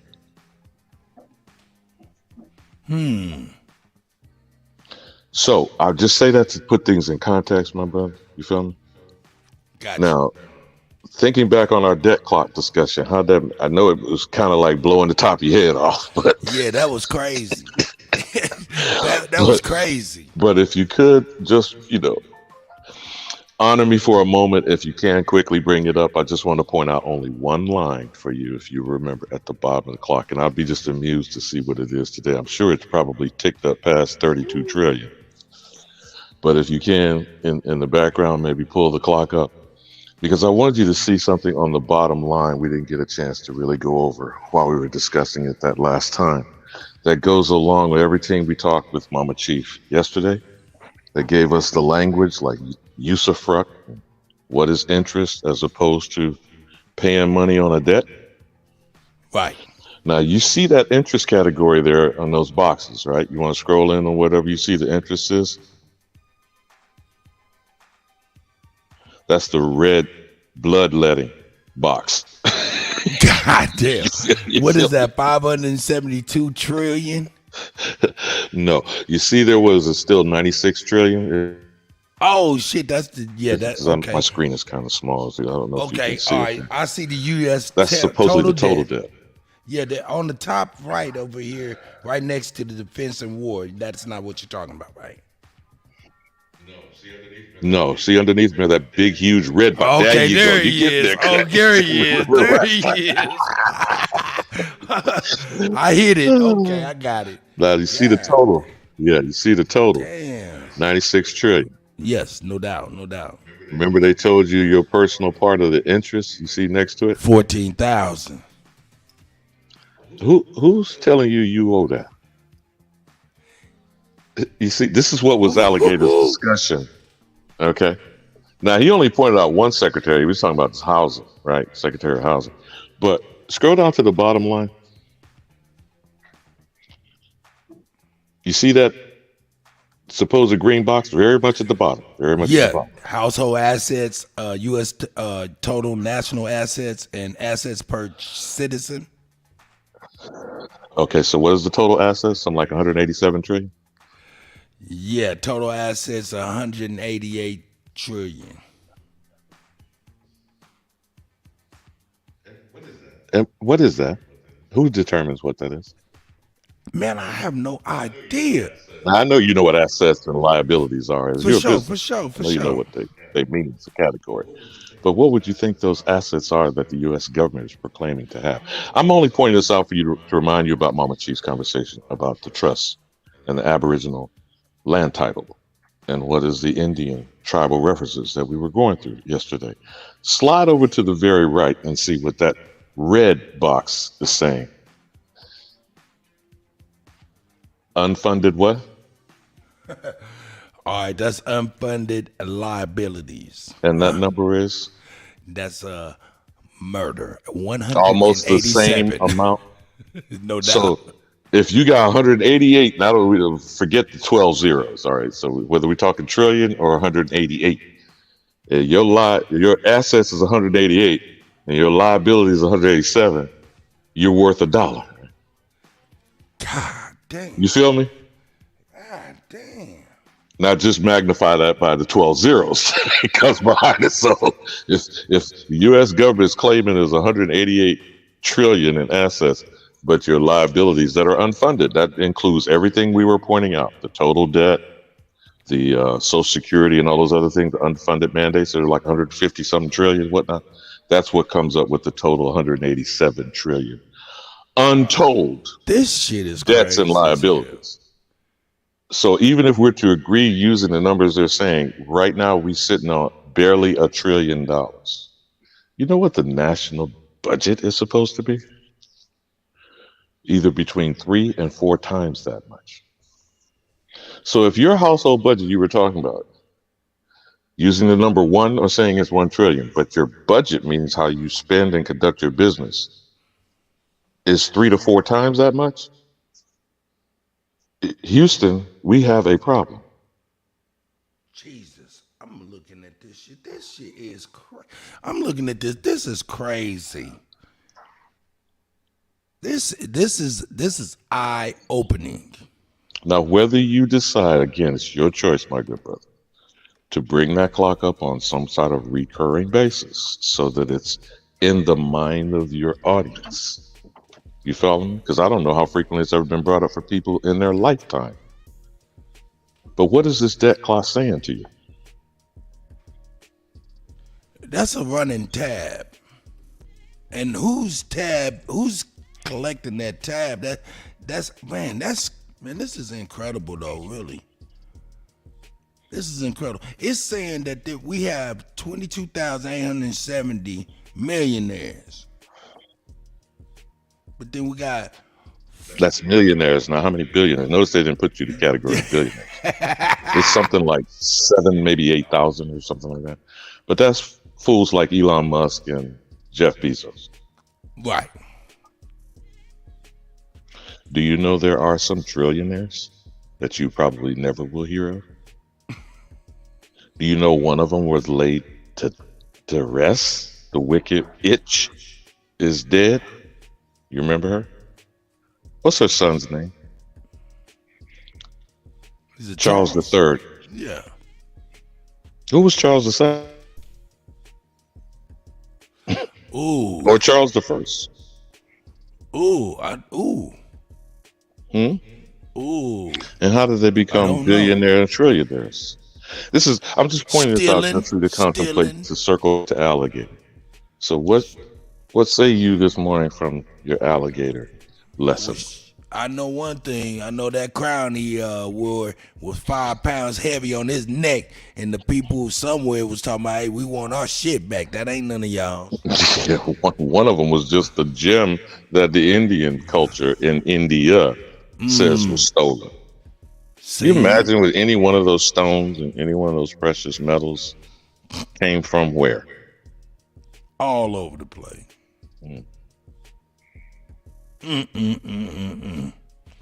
Man, thieves in the temple. So when they keep telling you about church, synagogue, and telling you ain't fill in the blank, nigga, who's telling you that? Who's teaching you to think that way? K through 12. You see what I mean, Kutty?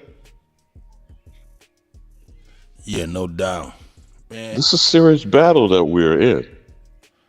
It's not an easy thing to keep giving these people a pass because they keep speaking over us this evil agenda. That's what I'm combating, Kutty. And most of us, we like to say phrases like knowledge is power. No, it is not. Is the acting on accurate information, because look at what we're bombarded with the internet and all the supposed access, and this is called the age of Aquarius, which is supposed to be the age of knowledge, but to be more accurately, it's the age of overwhelming information.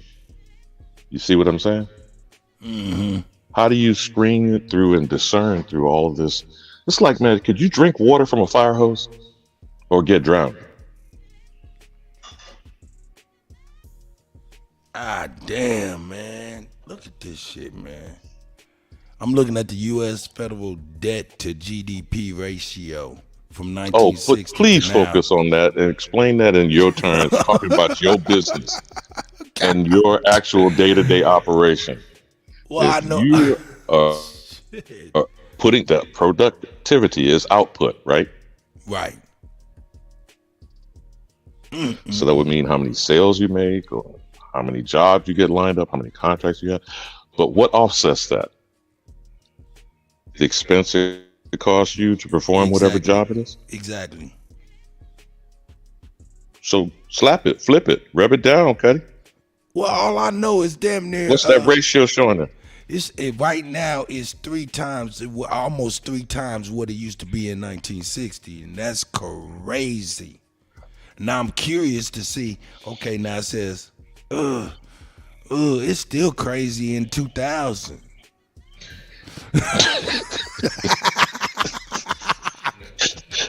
Now remember that box the brother showed you about gold, silver, and oil that showed 0 attached to the dollar with an asterisk? Hold on, let me go to it. Remember that box?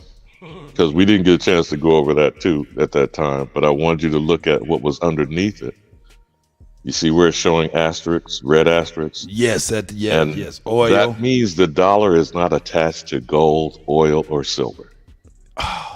That's why it has a 0 in the box. My elder, look under it. But look under it. I want you to look under it and show, what does it say that's grayed out? It's like, it's lighter, But look at the gold and see what. Oh, God. Damn, we were missing. But look at the year, though, Kutty. Underneath where it says 1913. Oh. Okay. And what was the value of the dollar attached to gold in 1913? $28. Now, when the gold standard was clipped by Nixon, August 15th in 1971, you want to know why? Yeah, sure. Because the French said, bitch better have my money. Isn't that Rihanna's little ditty there? Okay. Uncle Sam, bitch better have my money. Now, that meant I'm not taking none of your paper greenback shit. I want my shit paid in gold. You know what the price of gold was at that time? Now, this is 1971. What did you just say with 1913? 1913, it was $28 an ounce. In 1971, it was $35. That's what it was set from the Bretton Woods negotiated rate in 1944. That's when the gold standard was established using the US dollar to replace the British pound after World War II. So as a standard, we're supposed to be valued at $35 in gold, not in paper. Oh my. Because what does the Constitution say is the only definition of money? Gold and silver coin. What does the silver box say to you, though? Now that we focused on gold for a minute, what does the silver box say? Of course, it says a zero with an asterisk, but in 1913, it was worth $2.70 per ounce. Now, when you're saying these two things, if you pull them up right now, what's the price? The spot, they like to say things called spot price. What's the spot? The spot price of gold right now is just barely $2,000. Right. So from 1971 to today is how much difference? Brother, at least 8 or 9 times. My elder, they done hit us on the oil, gold, and silver. They done hit us with Barry Bonds numbers. Okay, and what was the oil price? God, oil price in 1913 was $2.19 per barrel. That's per barrel. What was the price per gallon at the pump? A quarter? Yeah. 15 cents yeah. a gallon? I mean, I don't know. We talk about 1913, but you see what I'm saying? Man. But you'd be glad to find something under $3 a gallon. This is crazy. And a $3 gallon price of gas is less than a gallon of milk, isn't it? Hey, this... It's like $3.50 or something like says, that for a gallon of milk. Alabama, my elder, this tells me that you've been robbed, nigga, and you still owe. You've been robbed, nigga. So here's what I want you. I hope I'm not confusing, brother, because I'm trying to keep it simple for people that are listening. To play for the poor person to understand why inflation is a tax on the poor. Your dollar doesn't stretch. It's not elastic. So if interest rate goes up, that means what you're purchasing, it costs you more. You know, in some places, what is it? A dozen eggs is $9 or $10 now? A dozen eggs. Yeah, man. That's, I'm in the middle. I got luxury apartments. So I'm just asking. Right. So if you're not getting more dollars and the price is going up due to inflation, what you actually have in your hands loses what is called purchasing power, right? That's right. That's why inflation is a tax on the poor. I get you. Because you still have to buy the same things that you have. Those are essential things, right? Food, gas, public utilities, all the shit rolls down. The price of the gas on it makes actually your light bill go up or down. The price of your food goes up or down because you know all your niggers you got in your squad that's rolling behind you literally are truck drivers, right? Yeah. So those fuel costs that they have for moving those goods and services and products from point A to point B, fuel price goes up, price of purchasing that thing goes up. Now, what did the pandemic do to us during COVID and the supply chain? Did it shut that motherfucker down completely? Yeah, pretty much. So now we're seeing all that red bloodletting that you see on that box because shit was halted. I owe, it's off to work I go. I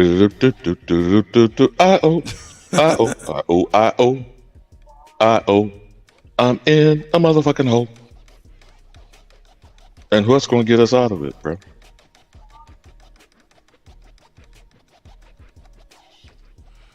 Man, Now, if we circle back to what Alligator was talking about, and again, I thank you for that. This was supposed to be the after fight debriefing, right? Right. That video you were sharing. Definitely. Now, did you see them on Sarnetta when it happened? Absolutely. What was your take on it when they were presenting? I watched that stuff, and I ain't even gonna lie.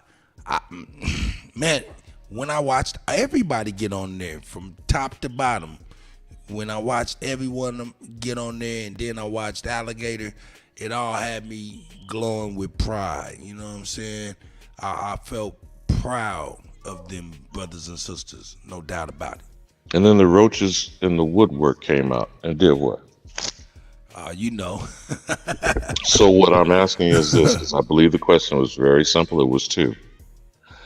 Where have you seen the Congress has declared war between the so-called North and the South?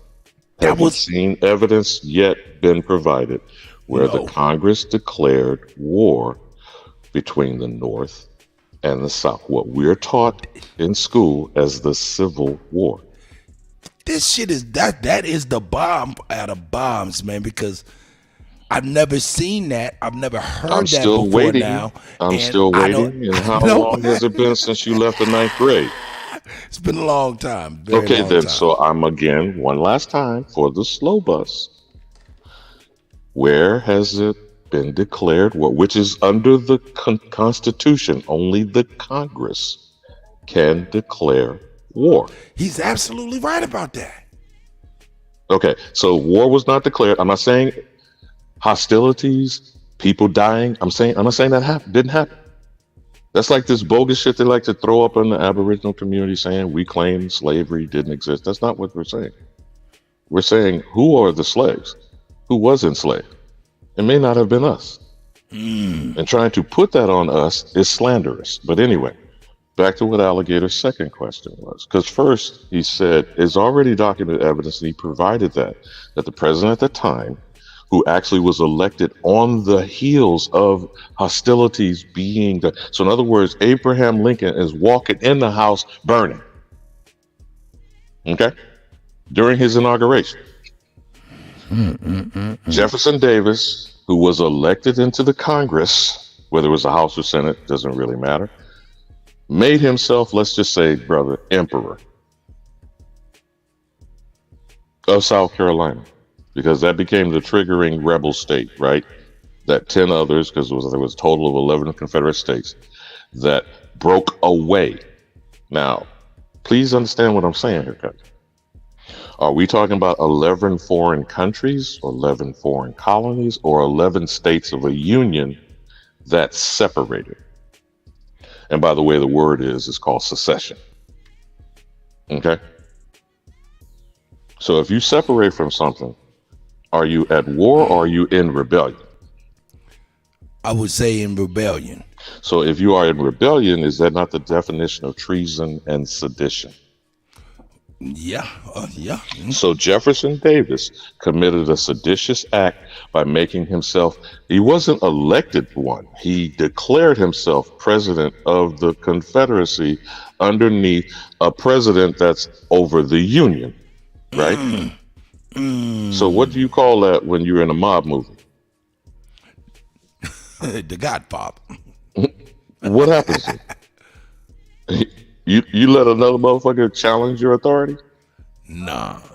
Is there two alpha dogs gonna run the same? Not at all. And that's okay. So then, as he revealed, I'm talking about Alligator now, Chief Alligator. That's right. From Abraham Lincoln's own hand, because you know we ain't had no typewriters, we had no computer screen. Shit was handwritten. He wrote a letter to Jefferson Davis. Nigga, you out of pocket, right? You know how we like to say that in the ghettos. You're in rebellion. He had authority under the Constitution. It's called the power of militia. He's the executive, right? What's the responsibility of the commander-in-chief over the federal government?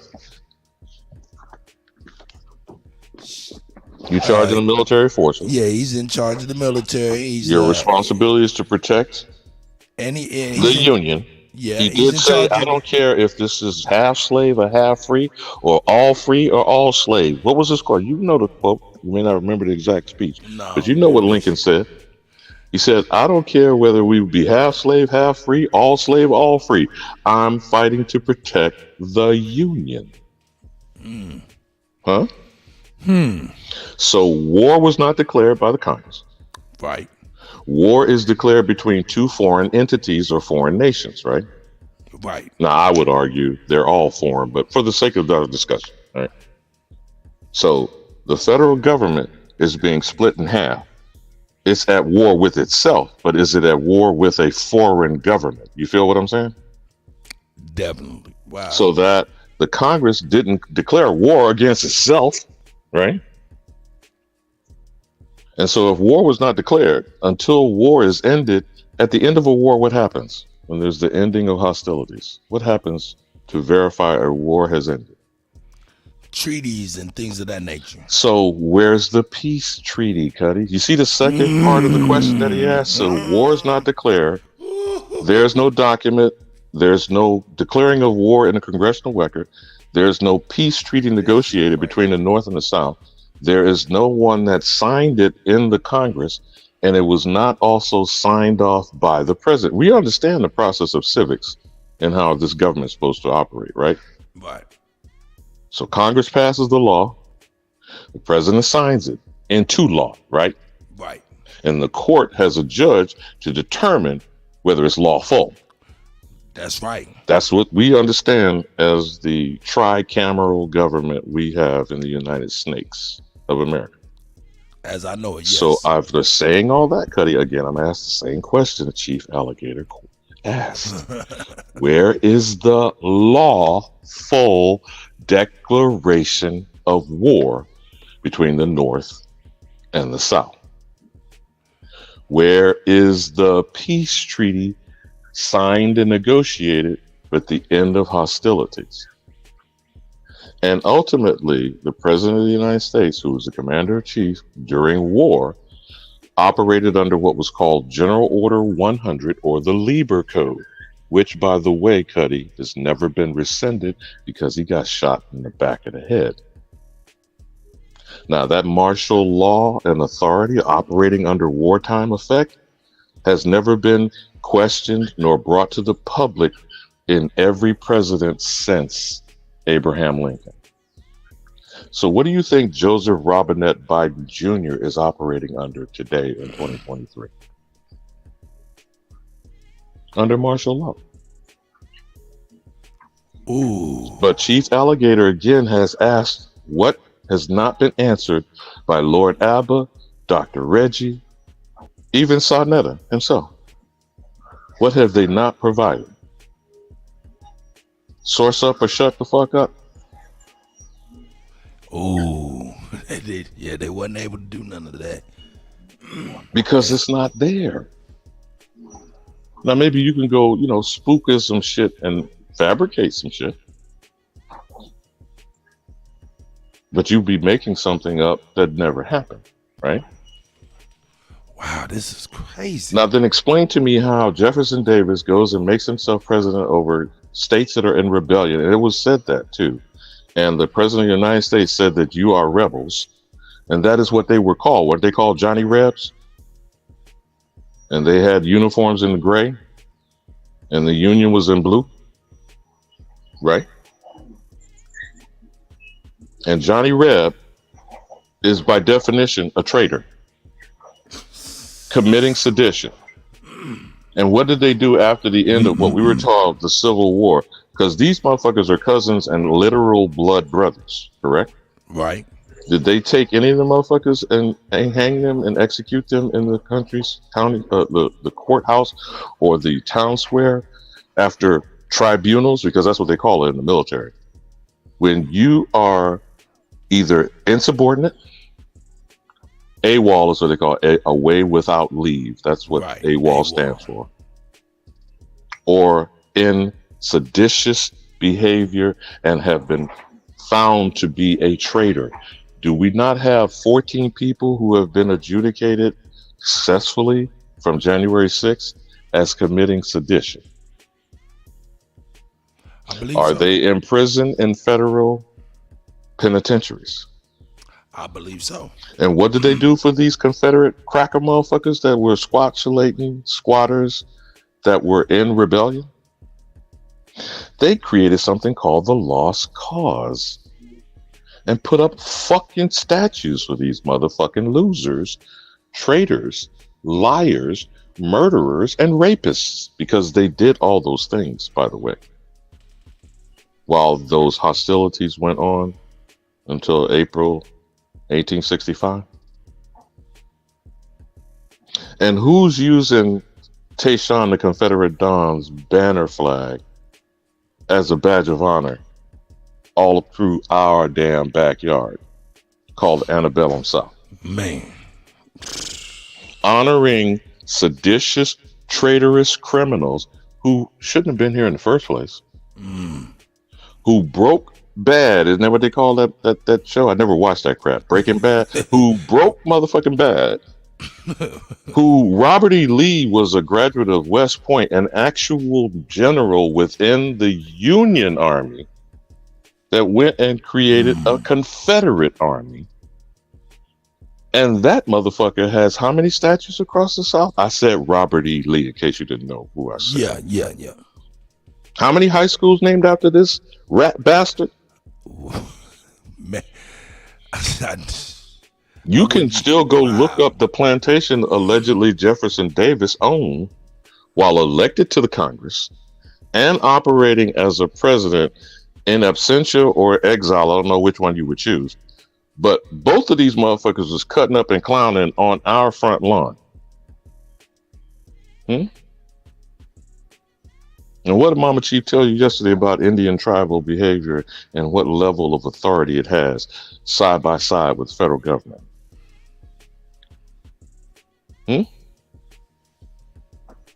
Now, Chief Alligator is just barely scratching the surface. Now, again, my brother, big ups to you. I'm propping you. I'm shouting you out. I'm blowing up your skirt. Okay? I'm goosing and gassing you up here. Now, but I'm asking you simple questions here. Does any of this shit make sense? And if I'm in error, please correct this. Oh, nigga. Who obviously don't know what the fuck he's talking about, according to some people. So I'm just saying, I'm just asking a question. Just making an observation. If it don't make sense to you, brother, please share with me what does. Well, there's no excuse for it, man. They don't have, man, you just pointed out everything, man. I can't even go against none of that. You know what I'm saying? At all. This is crazy. So let's circle back to the debt clock for a moment. Back to the bottom line. So you understand, this shit is a compilation of all the filth and crap that I just discussed from these motherfuckers coming in, breaking in your house party. Remember that movie?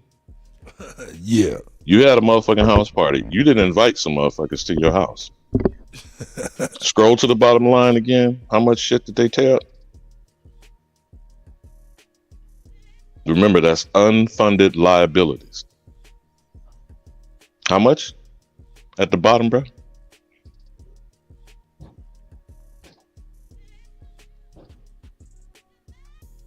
$187 trillion and counting. That's right. So it's not the 32 trillion they telling you. It's not even the 96 trillion they showed you in the bloodletting box.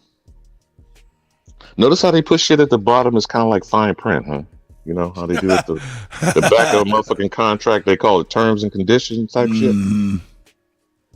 This is the birth certificate, the birth defect. No, you're right, Kutty. Yeah, this is the birth certificate of the United States Federal Criminal Enterprise. Ooh, okay, all right. Hey, that was a Freudian slip. That's the bill, you said, because that's why I say I owe. I'm in a motherfucking hole. And who put us there? Because there's some absquatulating going on, Kutty. So now you understand what I'm saying about what I'm talking about. That's what I'm talking about. Hey, yo, Theodore, you got to turn there's off some whatever you're listening to. Going on. You got to turn down what you're listening to us on and just talk to us. Yeah, I just shut it down, brother. Oh, you good? How you doing, my brother, man? Good to see you. Doing good, brother. Doing good. Hey, you want to jump in here with What's the going on, elder Cuddy? Alabama? What's going on, Man, Theodore? shout Yeah, out to no doubt, Wolf, no man. doubt. Shout out to Wolf. What's going on, big bros? Man, y'all go ahead. Remember, Y'all this jump is in. always the word for the day. So you not Dr. Nancy Eisenberg, always gonna give props to who brought it up. The Cracker Dictionary of squatulate. You got it, brother. Slap it, flip it, rub it down. Oh no! The unsullied gang. That's right. Hey man, I'm from Richmond, Virginia, man. I just Shout heard out to Alabama. Richmond, man. Shout out to Richmond. I just heard Alabama was speaking on Jefferson Davis and Lee, but you know all they niggas, man. All both of them. They're not pale-faced people, and they made damn pale-faced. The guys, the faces on them are pale-faced men, but these are Negroes, man, doing all this fuck shit. So, are you saying that Jefferson Davis and Robert E. I'm telling Lee? you, brother. Jefferson Davis is a Negro. Okay, and Robert E. Lee as well. And Robert E. Lee is a Negro. Yes. They are not pale-faced people, bro. No. Okay. Because Robert E. Lee, he married into George Washington's family. And George Washington, he is a Negro. Yeah. Anybody got anything to say to Explain to him about why the money and property was from Martha Washington, not George, my good brother. Now, brother, I cannot explain that to you. That's more on your level. But far the identities of these people. These people are Negroes. Martha too? Oh, no, Yes. you didn't say nothing about Martha Washington. Not just saying about Martha, but she's person of color too. Okay, got you. Now notice he slid. I was waiting for him to say. Now notice how he slid into person of color. Keep chopping it up, brother. You on the road. You cooking. Yeah, she a person of color too. Look, man, I mean, keep it a buck, man. I mean, all these presidents that we think that are pale-faced people, mulattoes at best. Mulattoes at best. These people did not have a stranglehold onto this government until like well into the late 1800s, in the 1900s. Hey man, I'm just gonna be real. You see that? That's me giving out some shoes to my brother Albino Al. Hey, that nigga is a nigga. That nigga come from niggas and he spit out niggas. That's a fact. So yeah. Now come on, now Kutty. Who of us don't have albino family members? You see in the them hands? blackest and the brownest. Yeah, that nigga will and got knock that you out. thick lips and that flat nose and them so-called Negroid features. Everyone I ever met. Now, who don't know someone that have family members like that? I sent that nigga about 7. I went and delivered him about 6, 7 pairs of shoes and shit, size 16s and shit. Anybody need some shoes? Let me know. I got shoes and they ain't getting thrown in the way. I'm shipping them out to everybody. That's what's up, brother. I heard you talking about that yesterday. Yeah, so let me know. Hit me up, and you know what I'm saying. Y'all pay for shipping. I might pay for shipping or whatever, just so these shoes don't go to waste, man. They brand new shoes and stuff. So. Yeah, real talk. That's what's up, brother. That is what's up. But anyway, yeah, we move past that. I apologize. But circling back to this mulatto shit, bro, Kutty, what does that say, young brother?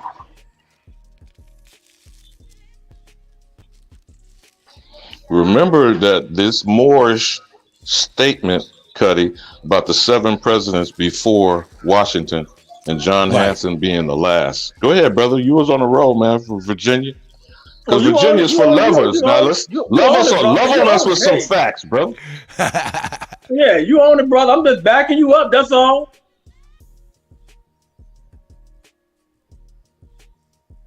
Because I know a lot of people don't know that stuff, though, man. I mean, the families.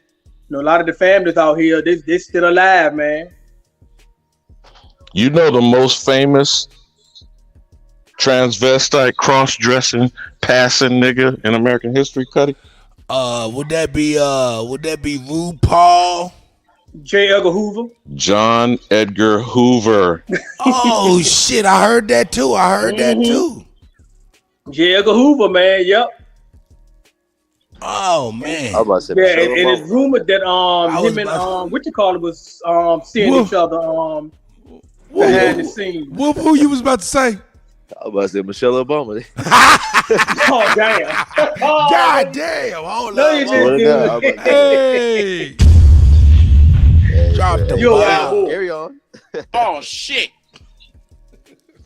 You're a wild boy for saying that. I swear to God, I thought Hey, he that's was Mike. going with it. It is some questions about that shit too, bro. For That's real. why I thought he was going with it. I thought he was going. I was like, hey. No, it's J. Edgar Hoover, man. Hoover. Okay. Wow. Yep. And Alec Baldwin was with James Baldwin. They said they were seeing each other. Now, I'm not going to confirm or deny that, but Bayard Rustin, what was important? Why are you about in my him, brain, brother? Ali? I mean, Alabama. I swear to God, I was just about to say. Now, tell me something. They say, your boy Bayard Rustin was up under that man. He was a part of that LG barbecue community too early, and he had had his claws in it. Man, that's crazy. No, that is Alabama. publicly known, and he is the organizer of the March on Washington that gave us the I Have a Dream speech. See, we need to be factual and truthful, or we can't move forward. Okay? He keeping it a buck because Martin Luther King did not write that damn speech. Y'all keep an eye on that dead clock and let me know when to go the other direction. Peace to the family. Ain't we no damn time soon, brother. Chief Jonesy, I see you, guy. Indian style. Get y'all Indian style. That's right. Hey, and then Michael LaVon Robinson, that indeed is probably the most got away cross dress because he is Michael LaVon Robinson per his will that he got from his mama. You gotta go get your will and your real government name. And Obama on that one little they was at that little service for them from fallen veteran funeral, and he was like, Michael and I, something like that. He got caught up in saying that, Michael and I. Yeah, and then everybody trying to play it off and laughed it off. But yeah, facts. It's all facts. That's what that movie. That's what her book Becoming is about, low key.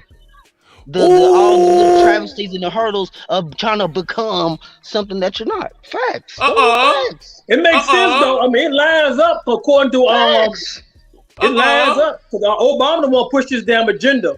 Yeah. Hey, I seen that picture. Hey, yo, and I ain't gonna lie.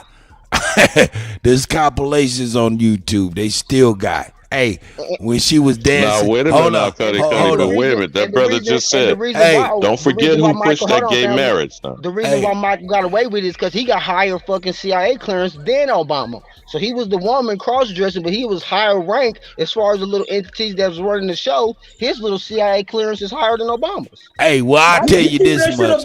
The brother owns the shit. He's speaking the truth. That's a fact. But hey, man, I seen the Ellen DeGeneres show where she was dancing. And that nugget was sloppy. Is that what you call it? Hey, she was swinging like a nigga swing. Hey, niggas hang and niggas swing. But Cut, don't forget when they pushed that gay marriage agenda, did they not light the White House up in rainbow? Oh yeah. They lit up a lot of shit around the world. So let me reiterate again, J. Edgar Hoover, the first historic cross-dressing transvestite, actually the creator, we could argue, of LGBTQ, XYZ, LMNOP, HDTV, whatever, created the Federal Bureau of Investigation on the wake. This is on the wake of the Osage massacre. Are you hip to that? No. Anyone else on the panel? You know what? I didn't peep that. But I know Anyone about else it. on the panel? Okay. This was when he was a junior agent, I think barely 25 years old, was sent out there to Indian Territory. You need to Google it sometime, Cuddy, and see what the Osage massacre is. And it became the jump off for the Federal Bureau of Investigation. And this criminal motherfucker in charge for his entire adult life for over 50 years, compiling secret files on all criminals in this enterprise. We're going to work back to that unfunded debt that's stacking up. Them chips are stacking up for you, Cuddy. Hey, 187 trillion and counting. Man, y'all let me know when to go the other direction. It won't be in our lifetime, brother. We got to get rid of this mug, huh? We got to get rid of this. Oh shit! Osage. Got to form our own government to do that, man. We need to form our own government. Low key, the national debt is owed to us because that's how they're getting to borrow. They're borrowing against the people of the land and our labor. So the national debt that's to the people of the land. So that's the other Victoria's Secret right there.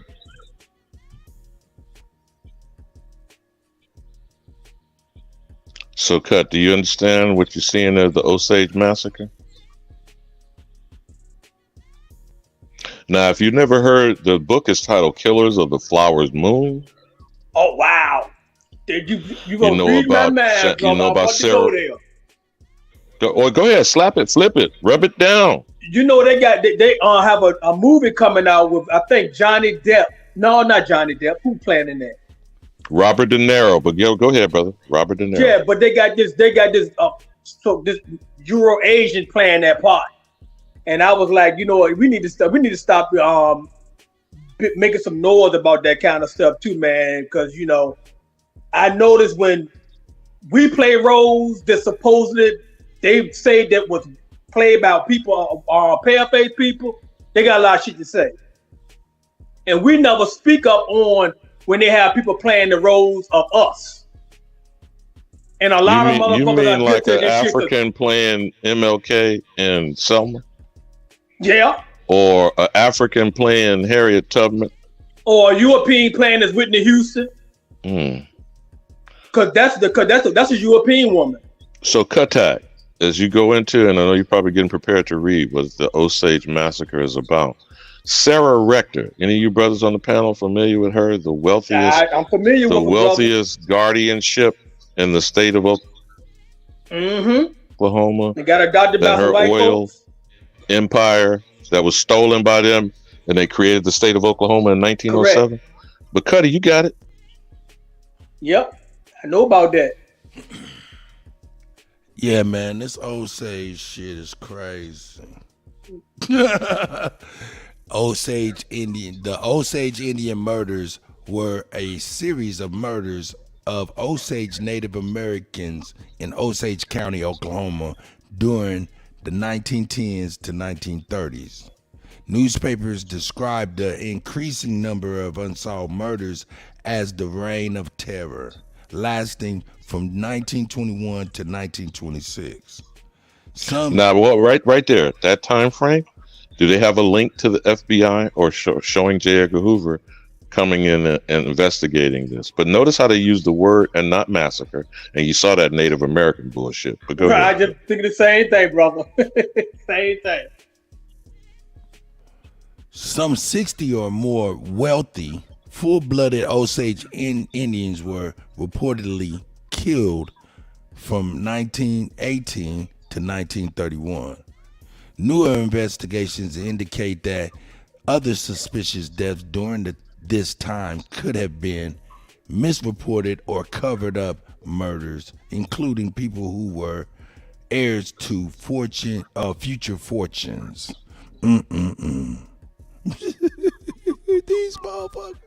Yeah, man. I mean, that shit crazy. Oh my God. And see, that's how they always done it, man. They always slide in and push us out.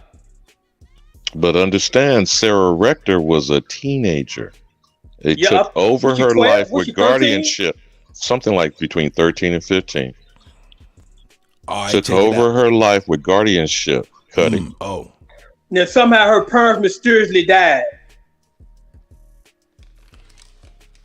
Well, they speaking to how they mysteriously died. Anyway, I'll get you, my brother, though. Hey, some of the murders were committed for the purposes of taking over land and wealth of the Osage members whose land was producing valuable oil and whose each had headlights that earned lucrative annual royalties. Investigation by law enforcement, including the Bureau of Investigation, the BOI, the preceding agency of the Federal Bureau of Investigation, or right there. All right, yeah. there we go. Now rewind the beautiful bean footage. Rewind. 1918 to 1931. Go back from that point, my brother. 1918, and what would be the next year? The Red Summer, but 1918 to 1931. You got it, Bob. Yep. Alabama, you on fire, brother, like always. All right. Yeah, investigation by law enforcement, including the Bureau of Investigation, BOI, the preceding agency to the Federal Bureau of Investigations, or FBI, revealed extensive corruption among local officials involved in the Osage Guardian program. Most of these murders were the never guardianship. Now you see, Kutty, the guardianship. Go ahead, brother. You cooking? Most of the murders were never prosecuted. Some men were convicted and sentenced, including William Hale, who ordered the murders of his nephew's wife and other members of her family to gain control of their oil rights. God damn, he's a savage. Bruh. He said, bruh. He said, bruh, that ain't shit. That is not shit. These is treacherous motherfuckers, man. God damn. And the government know all this shit. They ain't done a damn thing about it. Nobody was never locked up. Nobody, nothing. Nothing. No justice was ever brought forth. They was with the shit. Understand, Kutty, 1918 to 1931. More than 60 murders, you said, that's reported. But keep going, brother. You cooking. The United States Congress changed the law to prohibit non-Osage from inheriting head rights, from Osage with half or more Native American ancestry. The U.S. government continued to manage the leases and royalties from the oil-producing lands, and the tribe became concerned about these assets. In 2000, the Osage Nation filed a suit against the Department of Interior in alleging that it had not adequately managed the assets and paid the people the royalties that they were due. The suit was settled in 2011 for $380 million and commitments to improve the program's management. That's a pittance. You do know that. They like to throw a large number like that, but how many billions of dollars? Now, again, this is only one example of what Mama Chief was talking about as far as Indian tribal trusts and you call it head rights. Now, all of these were females, Kutty, that were taken over under this guardianship program. White men would massacre them and their families. You follow? And then a cross-dressing pervert would then become in charge of the federal version of it for the next 50 years, compiling other secretive files of this nature. Do you understand what I'm saying? So you understand what the FBI's actual job was. Oh, my God. Real talk. And he a goddamn mulatto. He a mulatto baby too. This is crazy. This is crazy. This is crazy. Threatened his whole entire family. There were people of color. If they open their mouth and reveal his truth, they're gonna pay for it. They had to wait till this bitch died, man, in order for them to start speaking the truth about, you know, how they connected to this goddamn dude through blood.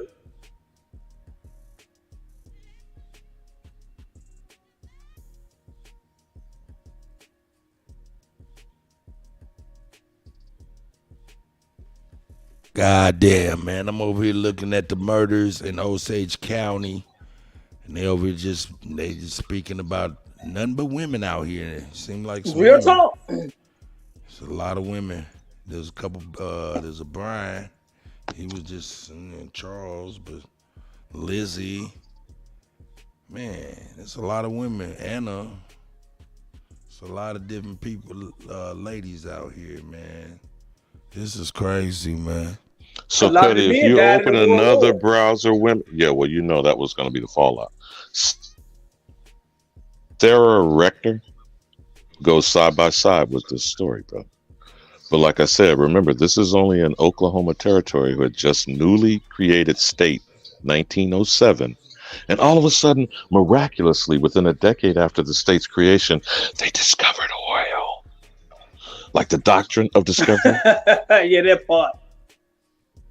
Then they got some Euro Asian playing that girl part, man. And when I saw the trailer for that the other day, I was like, see, that's the fuck shit.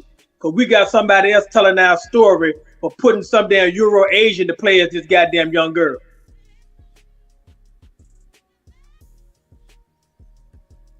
And we need to start speaking about this stuff, man. Because when we do it to them, they always got now, something brother, to say. as you see that picture, do you see what an Indian looks like? What Big Mama is, Kutty? What your grandmother, great-grandmother, great-great-grandmother? That's right. Now, That's where's this slant-eyed gook-looking monk? Oh, okay. I'm sorry. Go ahead. It's crazy, man. This shit is it's ridiculous. Hey, man, this is incredible. And you said there's a movie coming out about this? It's coming out in June. I think Killers June of the Flower Moon. All you have to do is Google Killers of the Flower Moon. Then why ain't we suing the producers? You can pull and up probably. You see, Egypt was suing bro, because we do not pull up that YouTube, kind of shit. but cut. If you put Killers of the Flower Moon in YouTube, I'm sure you'll see the trailer with Robert De Niro. You would definitely see it. Because I saw it like, I think it was Sunday when I saw it. I'm like, what the fuck? They got a Euro Asian playing that fucking part? Are you serious? And I ain't heard shit from nobody in Hollywood. Because I know their asses know. All that goddamn reading they supposed to be doing. I know they know. And I ain't heard not one actor. Oh, shit. This white lady right here? That's that lady right there. Oh, no, dog. Hold the fucking no, presses. Real talk. That's crazy. That crazy. is her. That's crazy. Oh, shit. That's crazy. That's some crazy ass shit right there. Hey, why the fuck are we not suing? Yo, we got more of a leg to stand on than Egyptians have about Cleopatra. Thank you. And them bitches bitched them on about that. We need to. Queen Charlotte. Queen Charlotte was right. But cut. That's Apple. Hey, that's some good money, dog. Before you go back to the picture with Sarah Record, the actual person, clip on the trailer so you see how they do the messaging. You follow me, Cut? Because let's not be so offended by it where we don't collect intelligence and we understand how the lie's being told. You feel me? Got you. Here we go.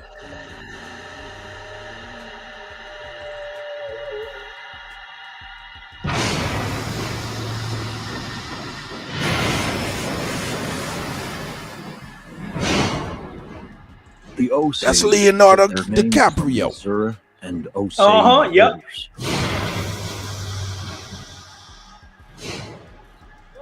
Niukanska. Children of the Middle Waters. Wow, this is crazy.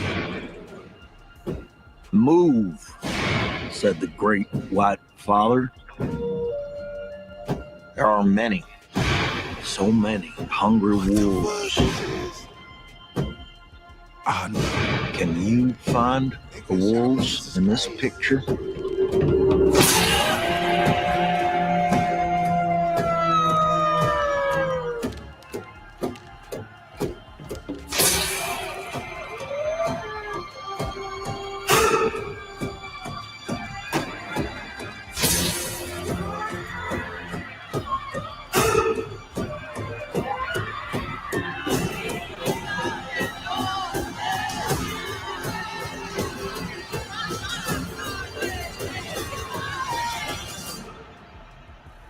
Can you find the wolves in this picture?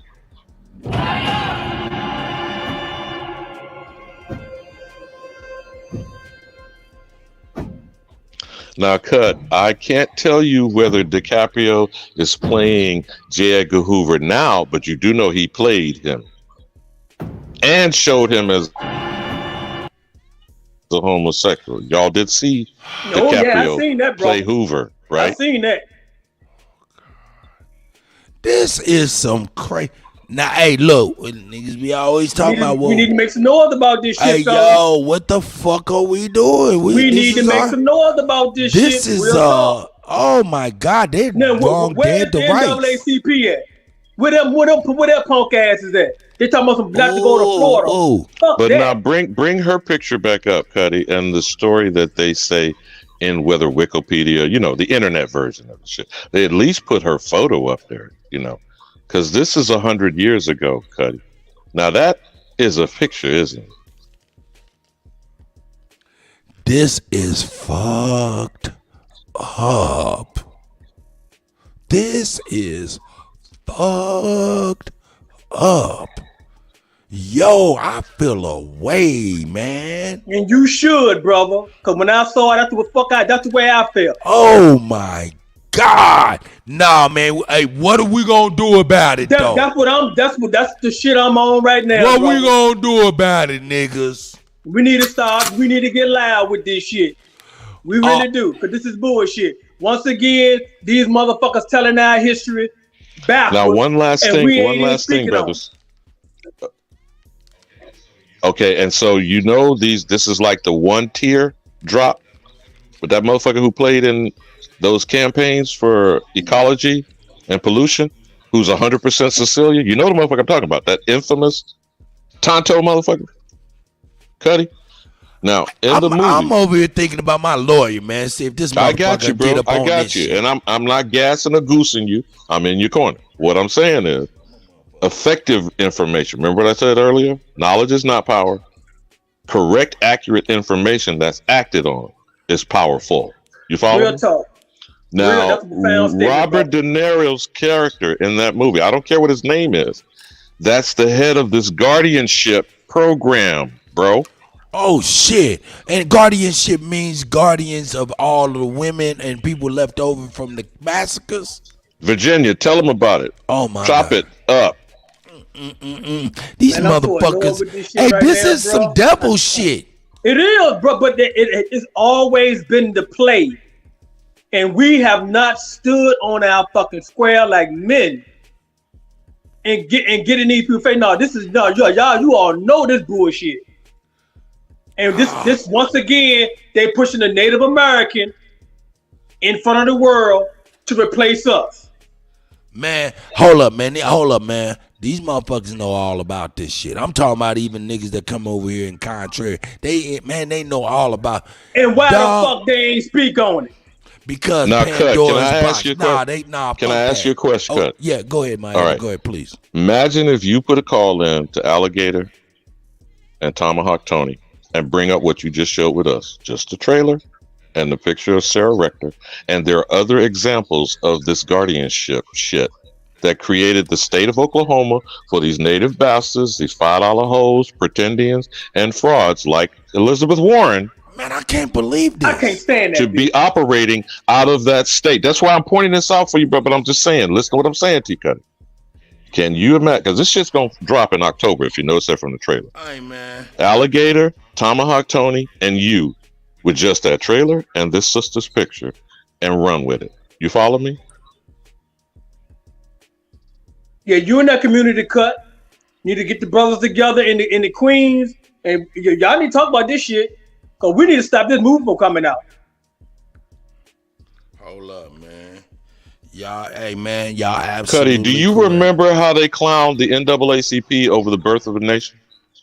Oh, wow. Anyone else on this panel? Do y'all remember what was the reaction of the NAACP over the birth of a nation shown by the President of the United States in 1915 in the White House, which he called history written enlightening? That's a quote.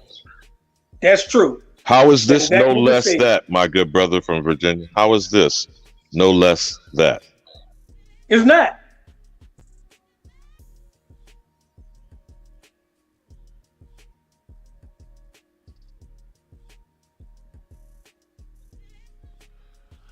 Hey man, we about to get up. We about to make some noise, man. We about to make some motherfucking noise, man. Yeah, bro. I mean, when I saw that shit Sunday, I ain't gonna eat front, bro. That shit hit me to my fucking core. Because you know, Mama Chief can get Tomahawk Tony on the hotline. But I'm saying, I don't know if you have a bit of approach to alligator.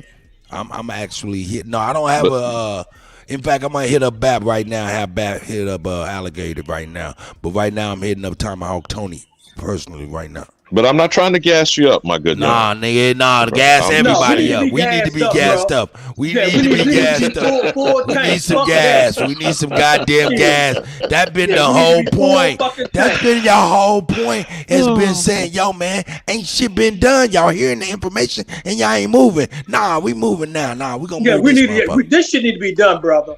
Real fucking talk. Well, I'm not gonna cock block. I'm not gonna cock block, bro. But what I'm saying to you, trying to stay focused and effective with accurate information so the distraction shit that you should expect gets squashed. You follow me? Cut. So we just need the facts laid out. Sarah Rector is only one example. We need someone doing the research on how many conservators and guardians were collected during this from 1918 to 1931.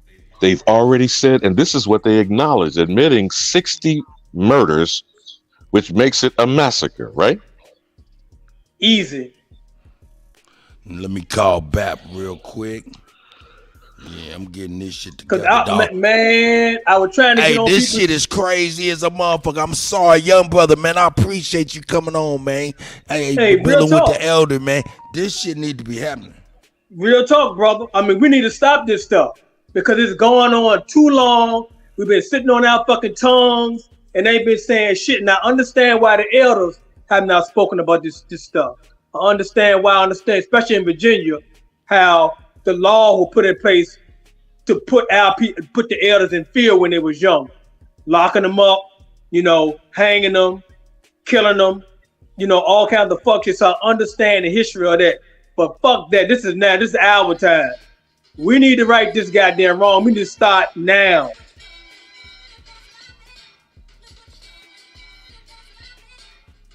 Yeah, let me get this shit together. Now niggas is ringing. Hold on. Let me get it together. Y'all.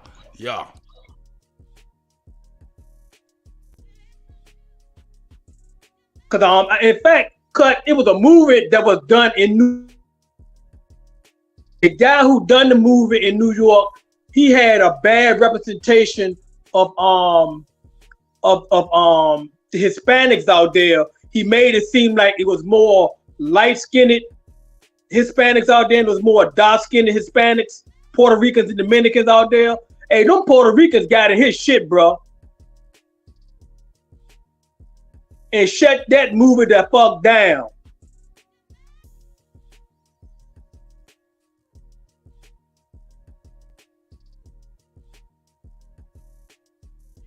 The mother want to protest the fuck about that.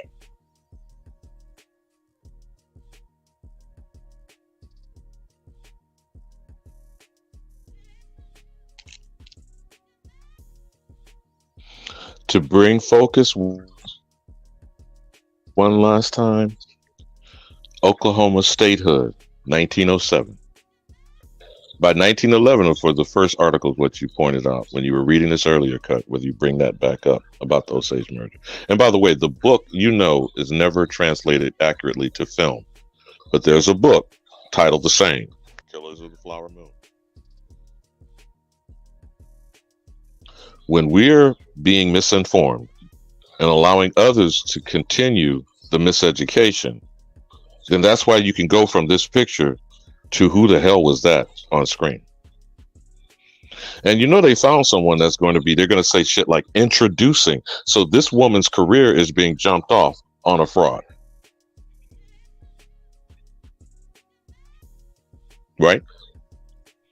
But we didn't say anything about Cynthia Erivo doing Harriet Tubman, did they? we never do. See, that's the thing that irritates me, Alabama. You know, I mean, now had I known a lot of the shit that I know now, I would have spoke about that shit then. But you know what I'm saying? A lot of people know this information. I'm talking about these goddamn so-called scholars that's been around for 20 years. Bro, that's what I'm finna say. Remember the Selma Project? Yeah. And Oprah pushed Daniel Oloyowo to play Martin Luther King. And you telling me something new now, brother. I didn't know that. That's why I'm okay. Let me say this one more time, brother. Selma is the seminal civil rights event of the antebellum South in the 60s, correct? Now I know that. John Lewis having his ass beat, constantly being shown in historical records and footage. Martin Luther King walking across the Edmund Pettus Bridge, and they bring us an African to subliminally tell us what? That Martin Luther King was an African American. Now, one day he was a lot of damn things, but he was no African. He was his father is great. His ancestors. Well, feel what I'm saying though, brother. You know how much money Selma made, and you know Oprah pushed the project, and you know that's now seen as a historic. Oh, okay, well, brother. All right, Tomahawk Tony's in a conference call. He's gonna. You know who Anna DuVernay is, right? Just a moment. Yes, sir. Yes, sir. So you know what Anna DuVernay is infamous, if not famous for, is the 13th. You remember that documentary about the 13th Amendment and mass incarceration? Yes, sir. Have you ever seen the series Queen Sugar, which is really a very good, compelling series? I stopped watching though it pushes that colorism stuff, you know. Right. I stopped watching when they started having the gay shit, and I ain't with all that stuff. That's me, you know. But you ain't documenting that bullshit. But okay, I'm with you, brother. I feel you, bro. But you understand the narrative was the sugar plantation in the family's hands, and them crackers of squatulate. Right. Exactly. Again, I think Mama Chief asked yesterday, Cut, when we gonna have Aboriginal content? But my thing is the actors and the actors and the directors. Where the fuck that the Denzel Washington, the candy ass Spike Lee's. You know, he have all the information about Italians, and like he dumb as fuck when it come down to us. Like Young man. Come on, and goddamn Tyler Perry too. Another one. Young man. Let me keep it a yes, thousand. Sir. Let me keep it $1,000 with you. You are the key. You are the key. See, we don't need them. We need each other. See, you got and that. You talk about applying pressure, Cuddy. Applying that pressure, and also making the content that we want to see. See, I spin the music that is made by me and other people in our community. I'm not hardly spinning no mainstream music or famous music. It's all of us. Before you know it, we have our own sound and we have our own fucking shit. We had to do the same thing with the motherfucking movies. Brother, you have a wealth of knowledge in your young brain. Hey, I'm a producer. We just have to make it ourselves, brother. So it's within us that we can make our own content because we doing it already. Well, that's true. So now if you're bringing a tomahawk on, and if he hadn't seen it, rewind that beautiful bean footage for him so you can comment on that. I got with him on the text message. He was like, "Man, ain't that a foreigner?" Some goddamn Euro Asian. Fuck out of here. No. He was thinking we was talking about Sarah Bartlett. Oh, okay. I said, no, man, we talking about it. And he came back and he said, oh, yeah, but he don't know what we talking about, man, at all. Now, as far as Gator, I'm going to hit up Baptist, see if he can hit up Gator and see if we can get him on through. If anybody has Gator's number or any of the contacts, hey, put it in the chat, something, you know what I'm saying, or hit him up and say, see if you'd like to jump on, you know what I'm saying, him, Biko, or Quiet Water. Shout out to the Chiefs over at the Lost Confederacy. Yeah, I need to subscribe to them brothers. Someone to show you again our knee-jerk reaction and ignorance. There was someone said that we was crazy as hell calling something black Confederates. Now, to me, that's kind of like a double negative because there is no black anything. But now the only confederacy is our nations that were unassaulted before colonization and the attempt of imperialism. We cooperated and coalesced in harmony. Not to say that we didn't have war, because shit, we listened to beefing between us daily. Get real talk. Okay. Going in there. But that doesn't mean we didn't have, the word is comity, C-O-M-I-T-Y, which is what these crackers claim to use when they're in the House and the Congress, in the House and the Senate. Right. And supposedly you act with decorum, that even when you're in opposing sides politically, you have to be able to conduct business, right, Kutty? That's called compromise. Alabama. Mm-hmm. I'm thinking I'm over here thinking past Sonetta. I'm like, man, this might be our motherfucking moment, dog. This is Robert De Niro. That's Leonardo DiCaprio. Hey. This might be our motherfucking moment, man. Hey. Shit, who you think he married? Let me tell you. Hold on, since you mentioned that. I'm over because I know you love this shit. Because I'm going to hit you between the eyes with you and the other brother. Okay. Departed. You said what? Departed. I know you've seen that movie. Yeah, I have. Mm-hmm. Yep. Who's in that movie? Jack Nicholson and Jack Nicholson. Leonardo. Yeah. Matt Damon. Yeah. Who's the damn filmmaker? Scorsese. Now, who's making this shit? Scorsese. Now, how many shit. do we make their mobster movies? Oh, hell no. Are we allowed to tell the Ish story with Spielberg standing at the gatekeeper? Nah, man, this is okay. What the fuck, man? It's time to. Now, this might be our time, dog. Who made The Color Purple? Spielberg. Did he? Who made Amistad? Fuck yeah, he made it, brother. Yeah. Oh, man, motherfuck these people, dog, man. Who made Amistad? This shit is getting crazy, man. Yes, I mean that's the thing, man. These people shit is getting retarded. That's what I said. This I is mean, retarded. A lot of this stuff, man. I ain't know. I didn't really didn't have a stringer hold on this stuff like I do now. I would have been bitching them on about it then, but I got a voice now. Bring it on. This is our time to shine, family. This is our motherfucking time to shine, player.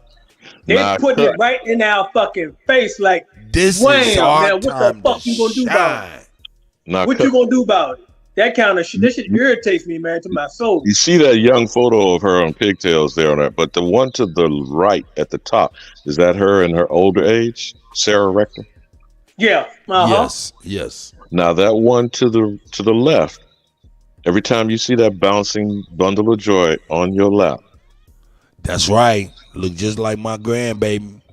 Running around here, just running around carefree, chilling at Pawpaw house like she supposed to be able to do. Real talk. Now Robert De Niro comes in and guardianship on your ass. Do y'all? I can't think of the story right now. Man, I know the spirit of the ancestors want to slit throats. Okay, the driving family from Atlanta going to Chicago got snatched up somewhere in Tennessee. Y'all hear about that story? It was in Tennessee. And their children got confiscated. Tell me, I can't think of it right now, brother. If you know a little bit better on that, slap that around a bit.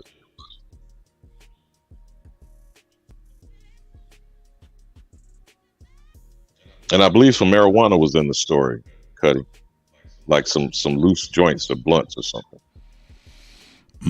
I didn't hear nothing about that part. Yeah, I don't know what you're talking about exactly. I'm over here just kind of. But what was it? Share the story with them, Virginia. There was a family driving on vacation, like National Lampoon vacation movies. They driving cross country, man, on vacation.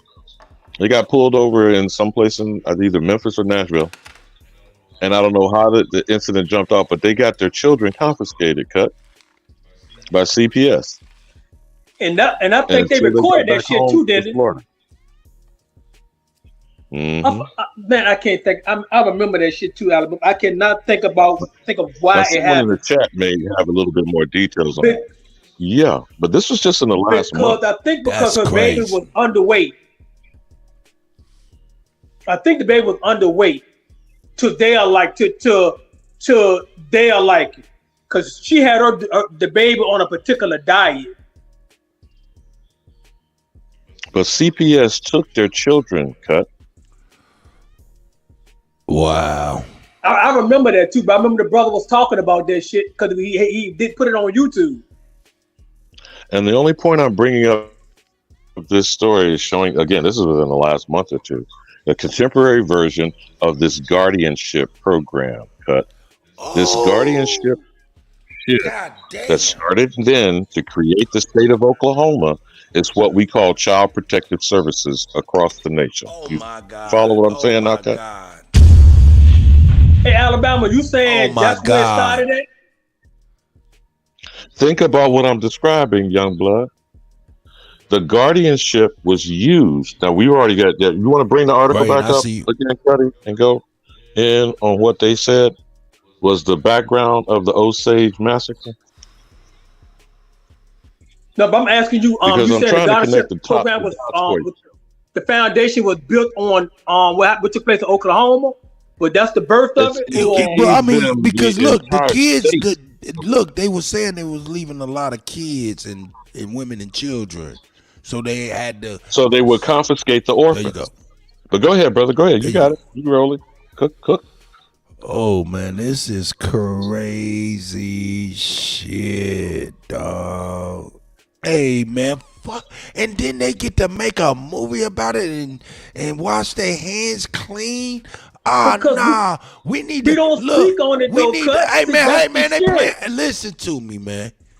In they movies about us, dog, man. In they movies, period. You know they ain't got no flavor like us anyway. They movies is like shooting basketball with granny shots. You know we 360 degrees with shit when we doing shit. So you know we'll outdo their ass in some goddamn movies. Man, come on, man. Let's do it, man. Let's start making movies. Number one, we need to start making our own shit. That's a fact. Number two, this right here, Sarah Rector's situation. Nah, this right here is our motherfucking moment, dog. This is our moment. I'm with you on that 100%. This is our moment. I'm with you, brother. This is our moment. This can't late. Go back into the article where we're talking about the orphans and this guardianship program that got jumped off. I think sometimes they'll have the word highlighted so you can see what the guardianship program is. But what I'm saying to you, brother, what you asked me earlier, is that this is the jump off of creating a template that becomes just like the Racial Integrity Act of 1924 started in Virginia. Right. Then using the term colored became nationwide, even though you only show the videos of the colors only signs in the South. But you know that same Jim Crow shit was going on in the North and in the West. Right. Okay. So when they started this guardianship shit, between the first decade of the new century, the 20th century, between 1900 and 1907, Oklahoma became a state. They started confiscating these Aboriginal Indian children from their parents, saying they were abandoned. You follow me? Wow. They set up these tracts of land. Remember the 40-acre mule mythology? This is some evil shit, dog. And you know what, Alabama? I'm glad you say that shit, man. Cause I just done some research on Hold up. Now, you know this movie they coming out with about this young lady and what they did coming out in October would not be able to hold a candle to the movie we'd be able to make, including the facts of what the fuck we're hearing. This is crazy. Man, that's some diabolical bullshit.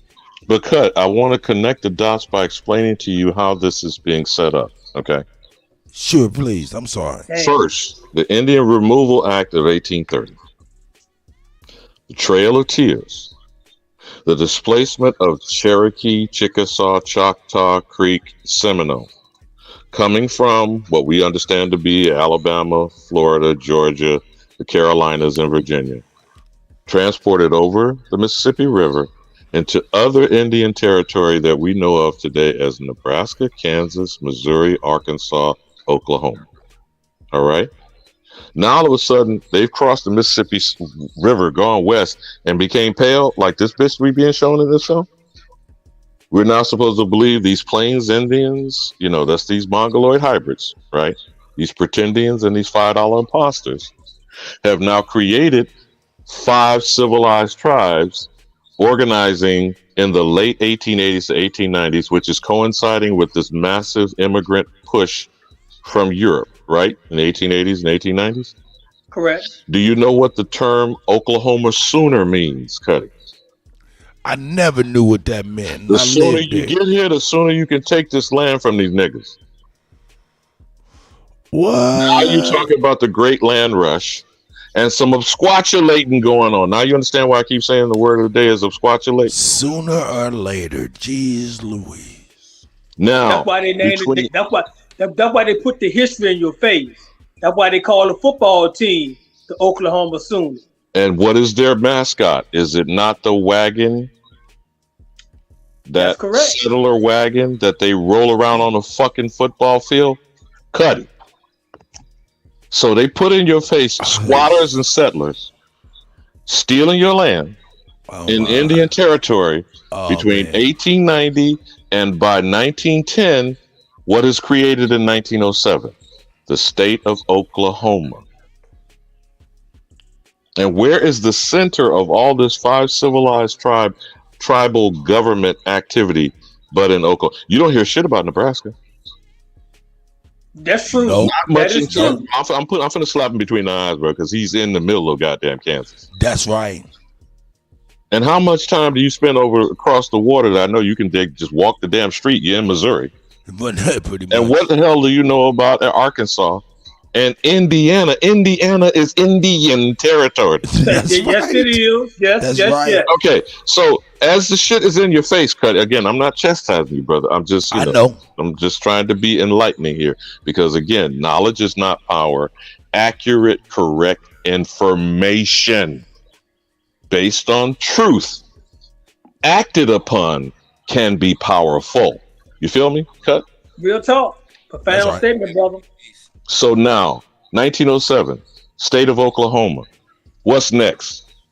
By the next decade, starting in 1911, according to the article that you're looking at, you want to scroll back up to the top, Cuddy, because this is when this criminal motherfucker, J. Edgar Hoover, was sent down there by the Bureau of Investigation to look into how many murders over an extended period of time, 1918 to 1931.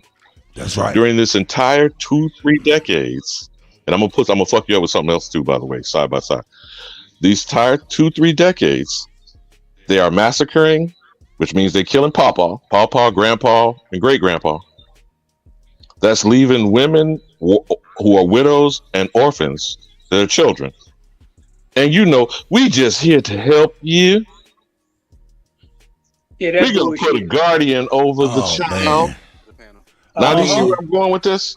I'm with you, Alabama. This conservative guardianship is always a white male, like Robert De Niro played in this film. You follow me now? Okay. Now, in 1932, which is now 100 years since the Indian Removal Act, from 1932 to 1972, what happened?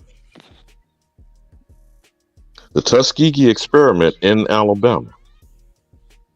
During the 1930, 1940, 1950, 1960, and the 1970 census, do you know niggas was not counted at the same time as they were doing this medical experimentation in the Tuskegee experiment? I didn't know that. So the niggas that were supposedly transported from Alabama and Georgia 100 years prior in the Indian Removal Act, 100 years later, you're doing what to the nigger population next? With syphilis. Is that biological war? Is that biological warfare? That's a whole fact. Yeah, by the Black Cross. You're fostering syphilis in a population, lying about them getting free health care, not providing treatment, which was known at the time, penicillin, for example, not providing access to it, going over 4 decades, and not doing a census head count. Though you know they had medical records of the individuals that they were watching, hundreds of them. These are, again, the men, the heads of households. Damn. How much syphilitic infection was put amongst the Aboriginal Indian population in Alabama and Georgia? And who was giving it to them? Now, what the fuck are we supposed to do about it? I'm just, again, not to gas you up, Cuddy. I'm saying until we have accurate information, then what are we acting upon? Because remember now, we're already acting in ignorance. And look at how our ineffective behavior is, and our communities are suffering. Marcus Okay. Garvey and the So Black I'm not Cross. saying, let's not even go down there to get that Negro again. But Yeah, again, you point out a Alabama, timeline because in 1920, that's when the Universal Negro Improvement Association was bawling and barnstorming in Harlem, Kutty. Okay. The Harlem So he Renaissance. was misguiding niggas at the same time, Aboriginal Indians, With and the Black telling them Cross. RBG, Africa for Africans, right? Is that what you're saying, brother from Virginia? So, now, but even more so, again, drawing the timeline, Kutty, between 1919, the Red Summer, where hundreds of our Aboriginal communities under assault, bombed, lynch parties, flooded out towns. This shit What is happened? crazy. Hold on, I'm circling back, staying on point though, even though it's all parallel. What happened on May 31st and June 1st, 1921, in the capital, Tulsa, Oklahoma?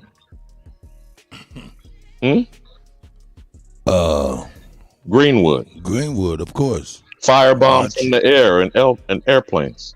Greenwood, Archer, and Pine. Okay, now Booker T. Washington. this is literally in the middle of 1918 to 1931 and these murders. Now, you want to circle back to that article, Kutty, and see what I mean about why I think these dots should be connected?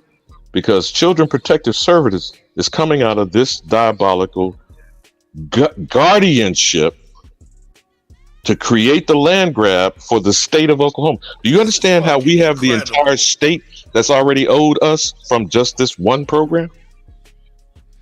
I like how you set that shit up too, Alabama. Shit is fucking crazy. I love how you set that up, brother. You walked that down.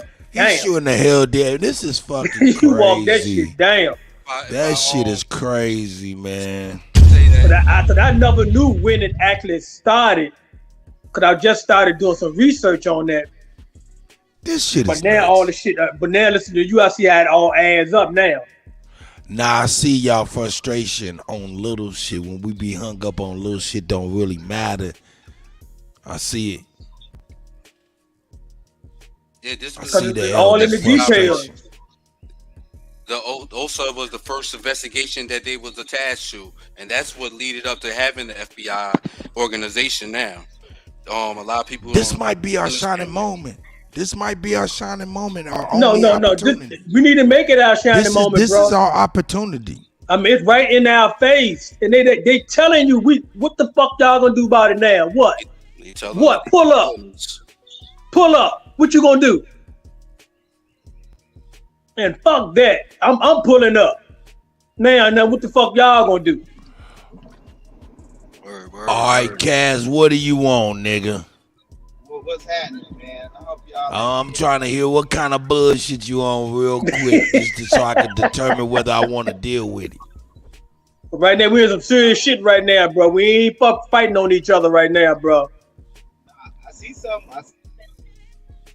All right, your shit too fucked up anyway. Your sound don't sound right no how. Anyway, yo, hey man, I'm blown back.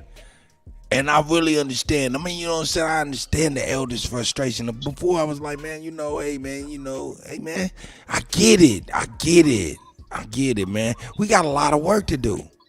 Being in Richmond, Virginia, man, I mean, we got a lot of work to do. I got it raw in my research and talking to the elders in my family. You know, a lot of things they were still shook to talk about to this fucking day. And I had like drag it out. I'm like, I mean, look, it ain't going down like that, I'm telling you. Speak your piece. He not nice. I see you, my brother, man. Jump on in, guy. Peace. You know? I just wanted to add it, like that was the start of what they call the FBI investigations. This OSA's incident.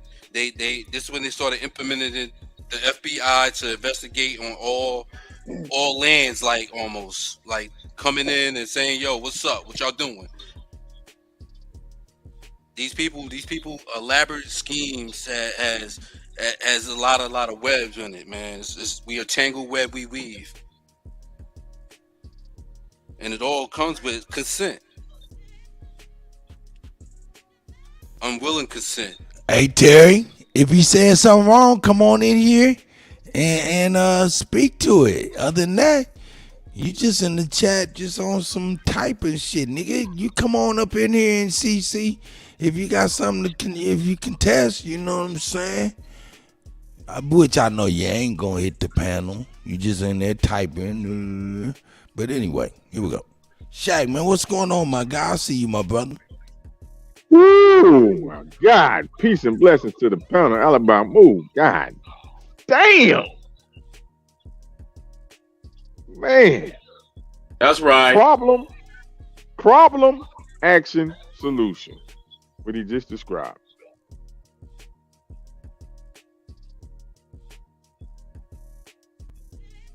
Well, now, Kutty, do you understand now how they ran up this debt? Now, whether you go back to the debt clock or not, like I told you, just go to the bottom line. Whether you get lost in the blood of all that red, notice the only green references.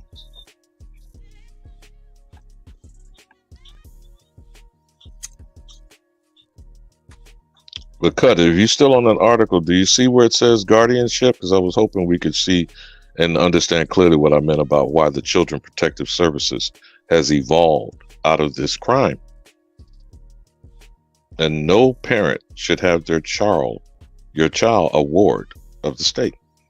Period. Ever.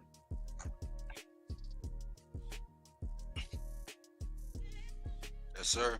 That comes with the contract we signed at birth.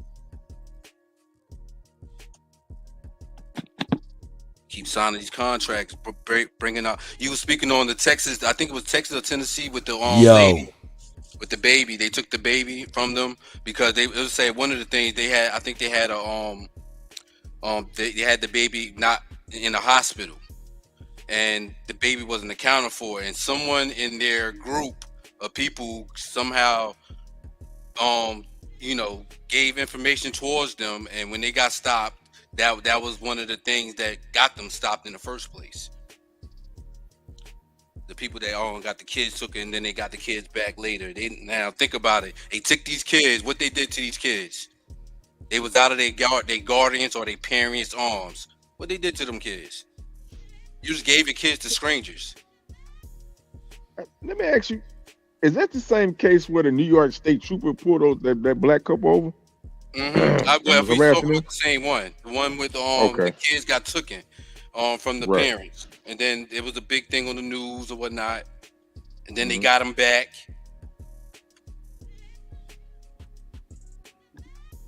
Like they could have did anything to them kids. They could have sent them with a ticking time bomb in their DNA now. You know, they have been doing that too. They could have vaccinated their asses with this BS. Yeah, that's crazy. That's crazy. They already gearing up. Hey man, we gotta start moving, dog. It's getting worse, dog. Hey, this movie is our motherfucking. I think that's gonna be our motherfucking springboard for all other things, man. I think we attack that movie and we attack everything surrounding that movie and all things that Alabama going through, man. I'm just trying to tell you, dog. I'm looking at this as being our fucking moment. Well, we already got a council. We got to understand these platforms are councils. You know, a public platform is almost a business in itself, right? You're doing business in the public eye, committing to the so-called community rules. And that I was telling Kutt, get these brothers and these queens together, man, and sit down and have a heart-to-heart about this shit, man, and let's get the wheels moving on this. Ain't no better opportunity than now. We don't wasted too much time with these guys people coming out here. Check it out. If I don't know about how the ops come, who want to be an op, right? But we already speaking about it right now, right? It's already been put in motion. We got to understand the energies, how we promote everything. The enemy is already on attack,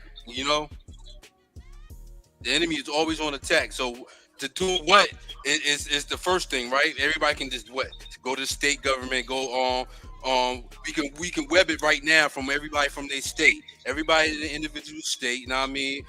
We announce ourselves in president and put ourselves in numbers and go from there.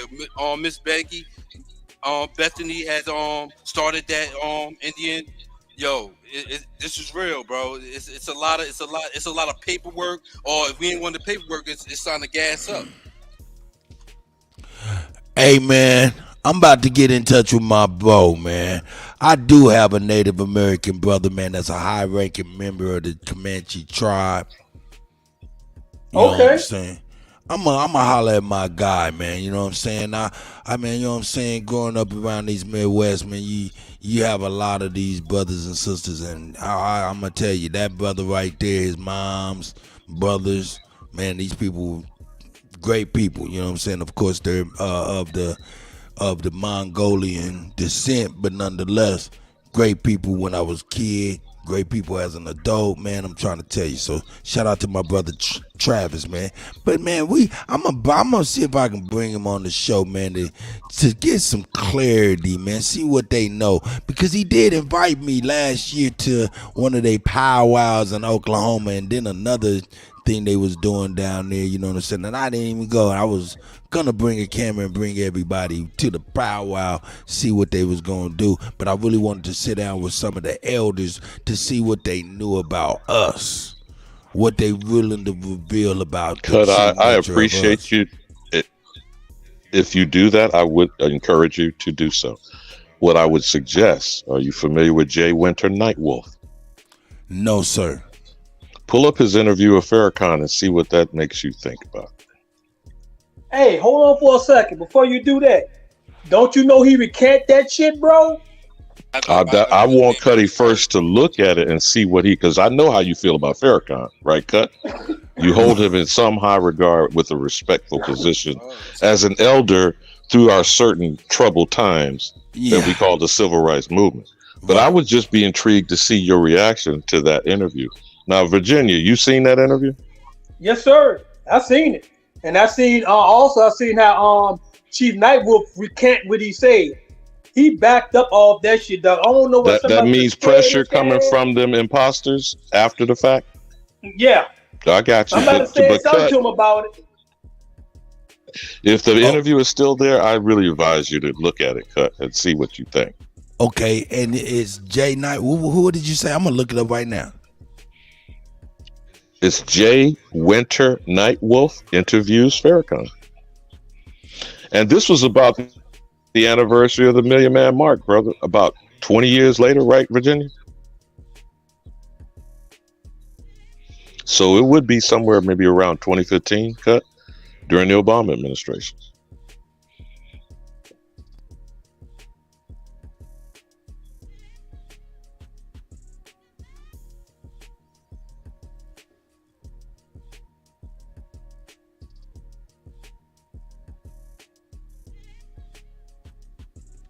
Oh yeah, I'll be paying for premiere. So if y'all want to pay, give tips. Say, you know, that's Kuttack at Kuttack $Kuttack at Cash App. There you go. I'm here today with an old friend and brother, Minister Louis Farrakhan from the Nation of Islam.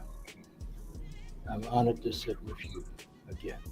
Thank you. It's my honor to sit with you and to be a part of your radio show. We're going to move right along. I have some off questions. top. We're going to continue. I'm going to start the show with this tomorrow, no doubt. If you're ready, we can get started.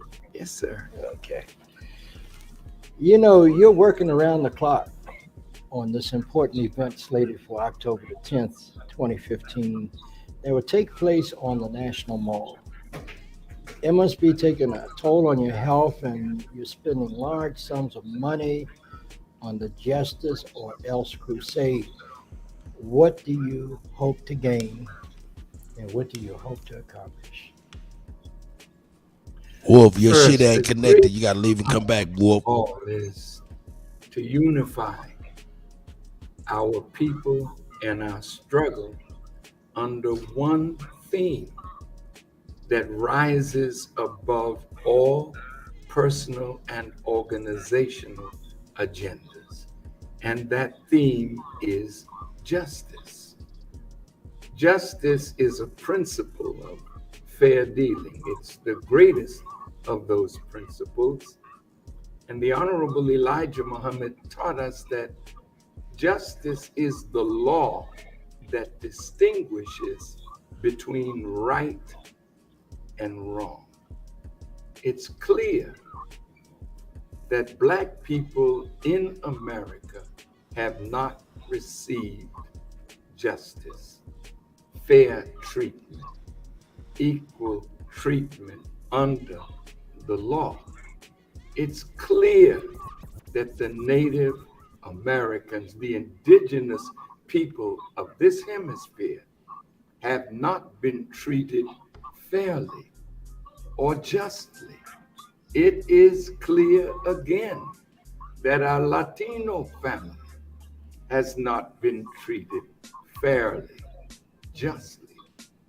Again, it's clear that women who don't get equal pay for equal work have not been treated fairly. It's clear again that the soldiers who have gone away to fight for this nation, this last great war that has lasted longer than any other war, was fought on the basis of a lie, where the president lied, the Secretary of State lied, the Secretary of Defense lied, the intelligence community lied, and developed a policy that was not in accord with the actual facts.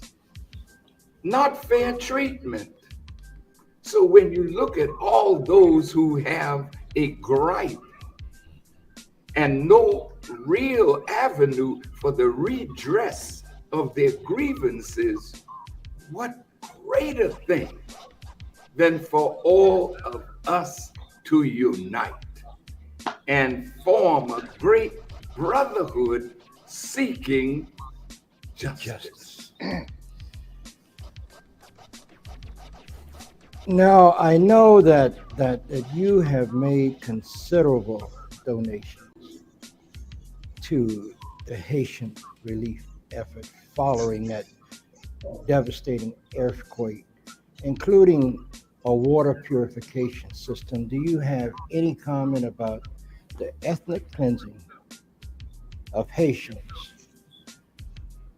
from the neighboring Dominican Republic?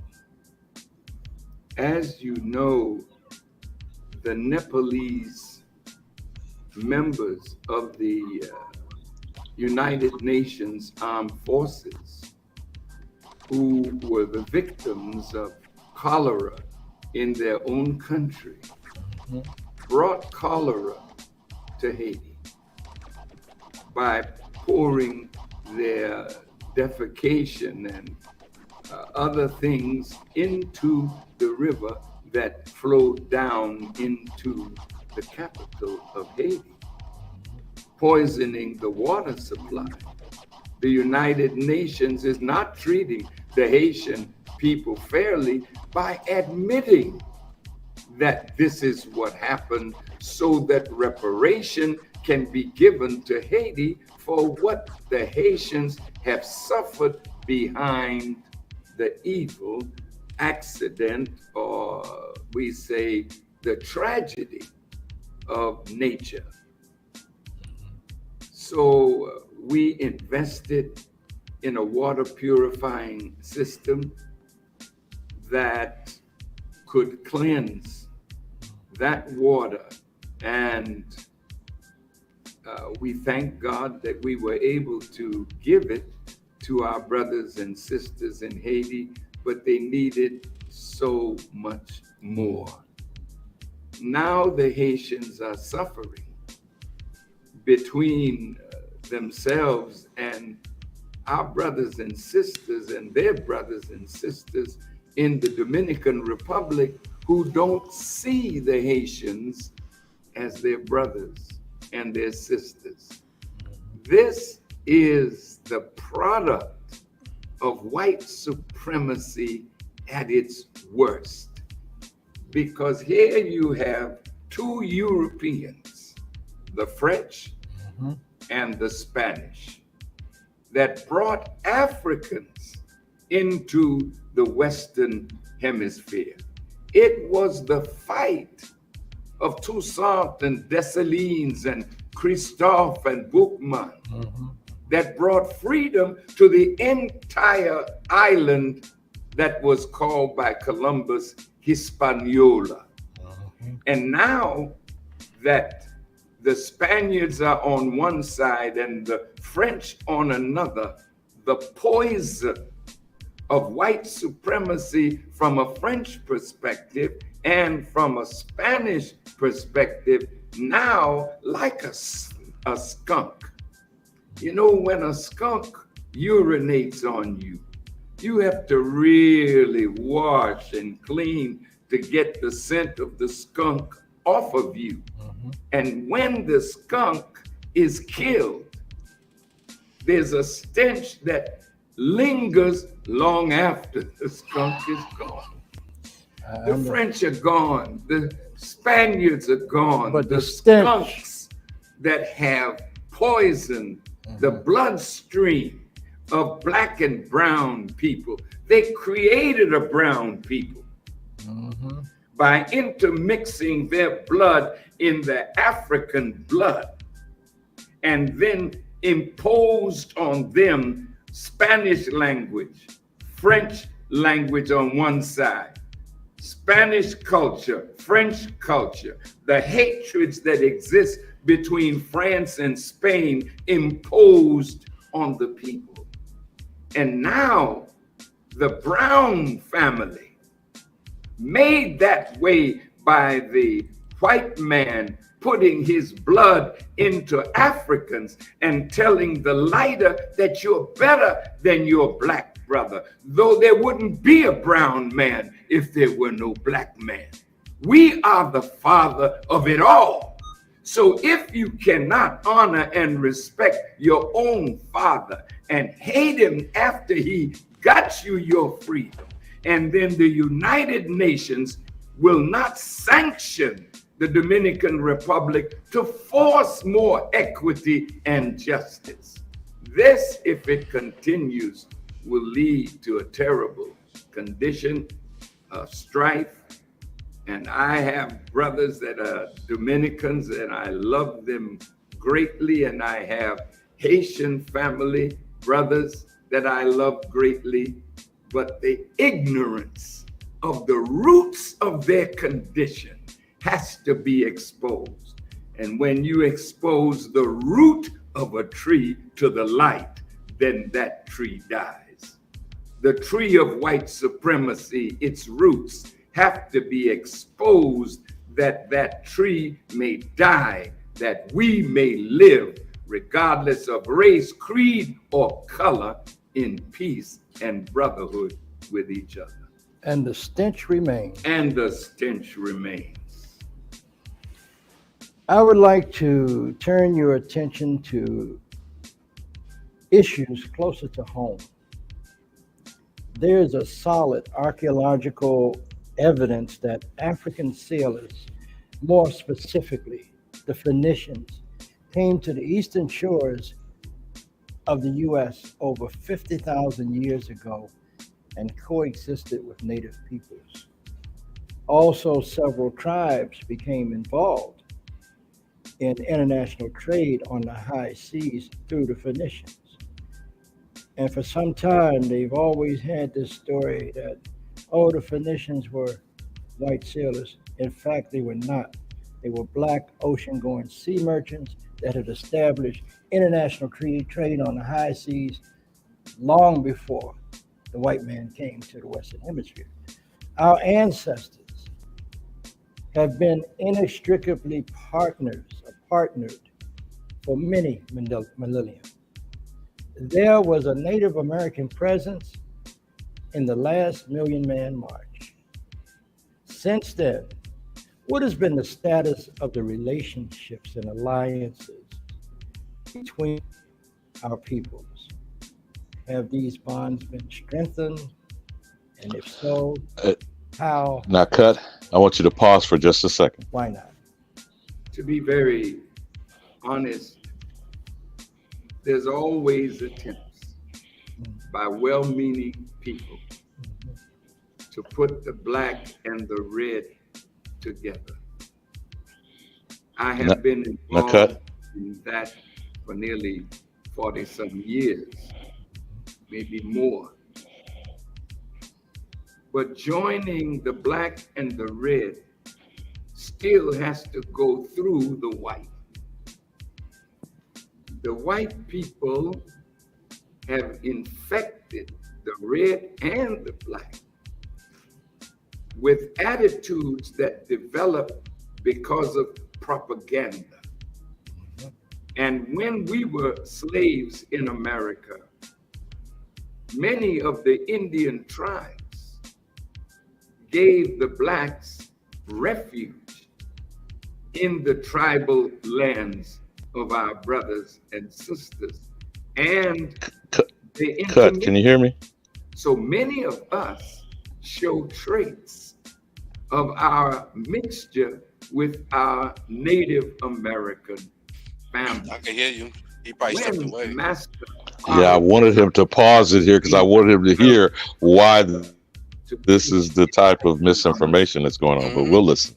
He asked us a question, and that question became part of a student enrollment. You couldn't even become a follower unless you recited the student enrollment, and these were called the rules of Islam, meaning that these were guiding principles of action. And the first question was, who is the original man? Well, some of us have never heard a question like that, so he gave us the answer. The answer is, the original man is the Asiatic black man, the maker, the owner, the cream of the planet Earth, the God of the universe. Now, many of the native people that you see today don't look like the native people that the Phoenicians found here 50,000 years ago. They were much darker complected. But any time the enemy conquers us as males of a tribe or a nation or a people, the prize, the booty is our women.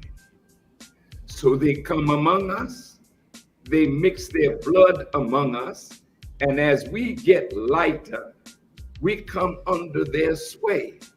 So just as it was in the Dominican Republic and under the French in Haiti, so it is in the Americas with our native family. The native family told stories about us, and we were told stories about them. So we got to get through all of the propaganda, all of the lies, to build trust with each other. We've made some very good attempts, but the Honorable Elijah Muhammad, in those rules of Islam, asked us the question, what is the population of the original nation in the wilderness of North America and all over? That's that regurgitation. And too. the answer at that time in 1930 was 17 million with the 2 million Indians, making a total of 19 million in the wilderness of North America, 4,400,000,000 all over the planet Earth. You are, as a native people, an indigenous people. When the Phoenicians came, you say 50,000 years ago, a white man wasn't on the planet then. So it was easy for us to intermingle with one another because we are blood of each other's blood and bone of each other's bone. But now, And neither of which are pale. when we So, Kutty, is he back with us? Yeah, I'm back with you right here. I wanted you to pause it because I my God, you don't know if because you just walked away, you didn't hear it. This was the key part of the interview I did want people to listen to when he asked them the question about the relationship between our two nations, right? The other brothers on the panel? Right. I'm with you, brother. Right. So, Cut, we don't know that you heard it. Anyone else on the panel want to drop some gems on our good brother? Go ahead, please, please. I had to go use the bathroom and check on the grandbaby.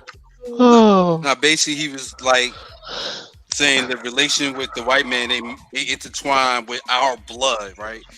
This will caught me and with my doing my studies and stuff. That, you know what I mean, he don't see it as the same as being him. I think his father is a Caucasian. He's Portuguese. Now let's pause this a moment. Pause this a moment about Farrakhan because I wanted to say this, Cut. In the way we're talking today in the Aboriginal community, remember this October will be 8 years when this movie drops, and this interview was preceding the annual Million Man March 20th anniversary in October of 2015. You feel me? So you have to keep that in mind when you're listening to him talk and what this Native Americans' position is. Now, some would say in the kind of communications and language you use today, this is a mestizo Chino talking to a mulatto Carib. Now, I don't know, was it Barbados, Trinidad? Which island was it that Farrakhan's from? Because he's an island nigga. As a matter of fact, his nickname was Calypso Louis. Someone said his father was Portuguese. Yes, Portuguese, and his mom was somewhere in South America. I can't remember where in South I America. thought he said he's from Trinidad, Tobago. Yeah, that's what I was asking. He's an island. His nickname as an entertainer was Calypso Louis. You know that he plays the violin. Yeah. So my point, dear Cuddy, is that in the conversation in our current lingo, language, speech today, you got that was his entertainer name, just like Harry Belafonte was the Banana Boat Band. Come me banana man, carry me banana. But anyhow. The mestizo Chino talking to the mulatto Carib Taino, whichever one you want to say if he's from one of those islands. Arawak, Kalanago, Taino. You feel what I'm saying? Right. But if this brother says his Portuguese parentage, was he obviously pale skinned because Farrakhan is light skinned? But I don't know. But anyhow, just looking visually at these two individuals in this interview, you would say these were pale skinned people, right? High yellow, we used to say, red bone, all that good shit. What you missed out on, Cuddy, he asked him about the relationship between our two peoples. And Farrakhan starts with the red and the black, referencing them as red people and using that black shit on us. You feel me? Then he said for these two people, I'm paraphrasing because that was the part of the interview that you stepped away on. These two people getting together still would have to go through the white. Was that y'all's understanding on the panel? Right. Yes. Because we conquered. See. So, Cuddy, that's the part that you miss. When there is a warfare of invasion and colonization, they take out the men of the tribe and the booty, and I do mean that, B-O-O-T-Y, right. The spoils of war was our women. And them mixing the blood amongst our women becoming paler and paler. You got me now, Cut? There we go. No doubt. Jeez. So, are they not both a product of that just on looking at their faces? Correct. Yeah, I would have to say so, yeah. Okay, now one of them is calling himself black, and then the other one is calling himself native. Both are inaccurate mislabels and misclassifications that we're aware of now in 2023. Would you agree?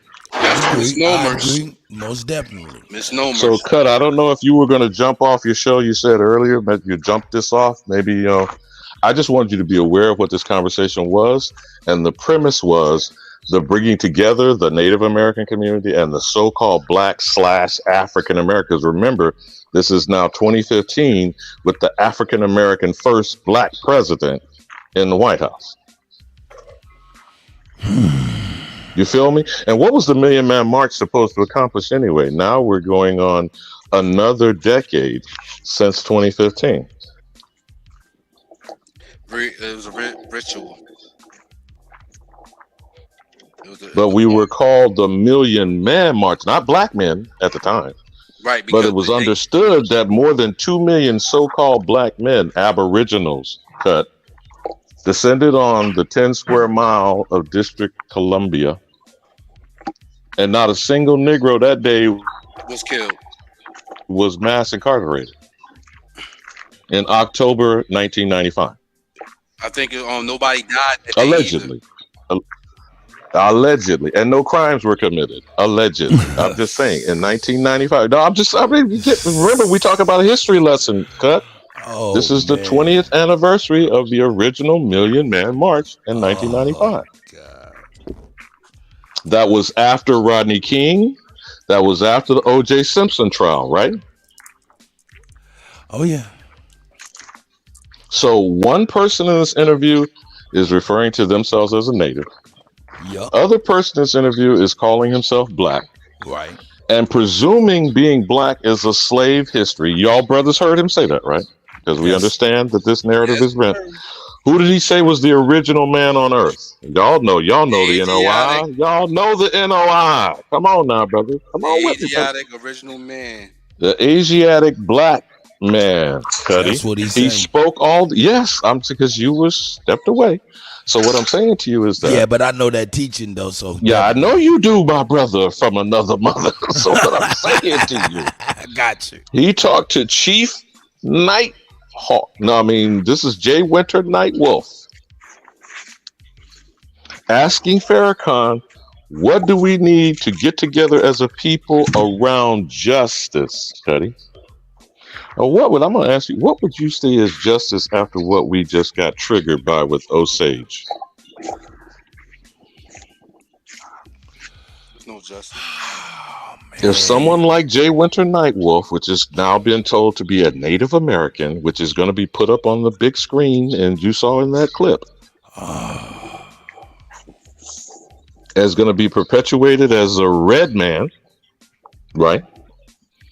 And we already see what copper comes in what range of reddish brown colors. Damn sure look like Chief Nightwolf.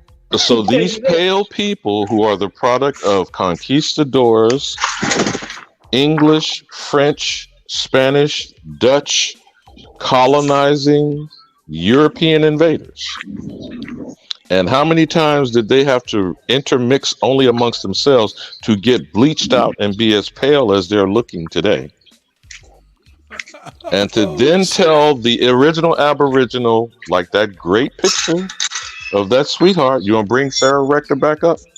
Because remember now, this is at the turn of the century. This is past 1900 when you see that photo of her. And she was about 12, 13 years old when she was given a 160-acre tract of land in what it was negotiated for the Aboriginal Indian in what we are calling Oklahoma today. You feel me, Cut? No doubt, I'm bringing her up now. So how the hell did she get from that to what's going to be in the clip in the movie? You should bring up what's on that land right now.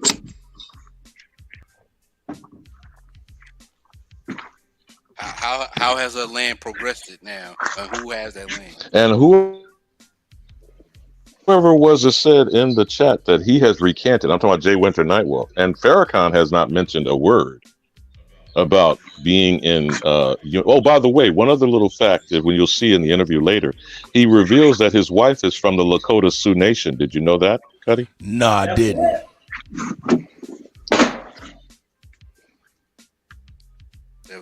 Now, what did he do? So how much should he know if his wife is an actual descendant of an American Indian tribal nation that he keeps spouting in public these types of false messages?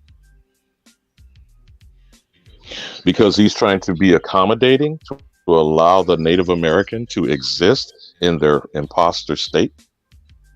Is he negotiating? Again, I'm not trying to read things into this. I'm not trying to insinuate anything against the minister. I'm just saying, because the minister has already publicly put himself with the Church of Scientology. Brainwashing.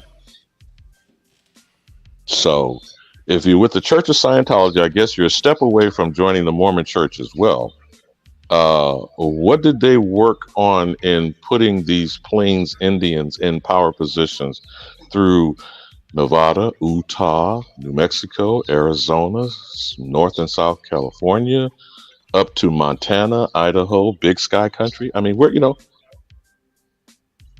I don't know. I'm just asking. Because that's what Lakota Sioux Nation is, like Montana, Wyoming, Idaho. Right? And that's the wife of Louis Farrakhan. Which we never hear from the sisters of the nation, very infrequently, right? They may put a particular woman as a doctor or a specialist and let her speak. But we don't hear from her. Hell, we didn't even hear much from Betty Shabazz even after Malcolm's assassination. Right. Now tell me something, my elder. Have you ever seen like Yellowstone or anything like that? Oh, you mean with Kevin Costner dancing with wolves like a motherfucker? Now you gonna go? Okay, go ahead, brother. Go ahead. Look, a lot of the stuff we speak on, man, they speak on in the spinoff, which is called 1883, which 1823. They're bringing dragging old Harrison Ford's ass up off the grave. Before that one, the first spinoff was 1883. 83, and that was with the country western guy. What's his name? With his showing is how they was so escorted. 1883, then they jump back 60 years with 1923. Huh? Yeah, 1923. I think it was. That's no. 1823 is Harrison Ford and Helen Mirren. It's 1923. It's Harrison Ford. It's right. You sure? I thought it said 1823. 1883 is the how they moved out to those Plains State, to Lakotas and stuff like that, and they was escorting the Dutch and all of these other people into. So then, what they're trying to tell you is why it's Yellowstone today. There you go. In the hands of Kevin Costner.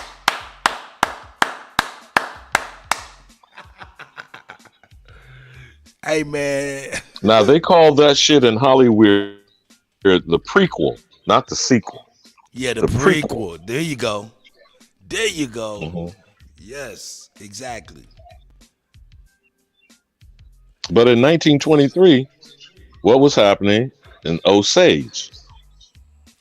They was for them to get these homesteads, Bonanza, the Virginian,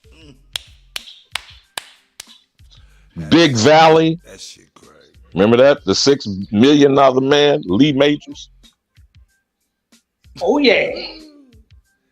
We're dumb and dumb, dumb and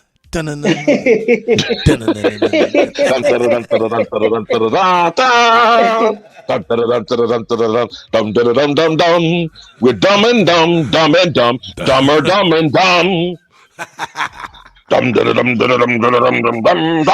Then he said, Fiddler, mind your tone, nigga. That was Lauren Green, right? Yeah, true. Right? So Bonanza, Big Valley, High Sierra, the Duke, John Wayne. All these mythological tales we've been told is the cowboys, and we know our grandparents and parents loved them westerns. Man, because there's some big mamas and big pawpaws. They leave that shit on in them channels. Yep. Or TV Land, or Turner Broadcasting, etc. But when the Osage Massacre happened between 1918 and 1931, we got the scandalous cross-dressing transvestite J. Edgar Hoover sent down to investigate the investigation.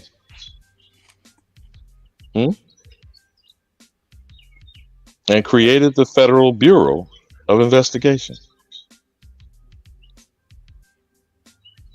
And he would be in charge of that for the next 50 years until his death.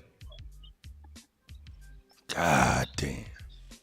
And no one has said anything about those secret files. They want to talk about the JFK files. But you know how they recruited? What do you think this pervert had on other politicians? And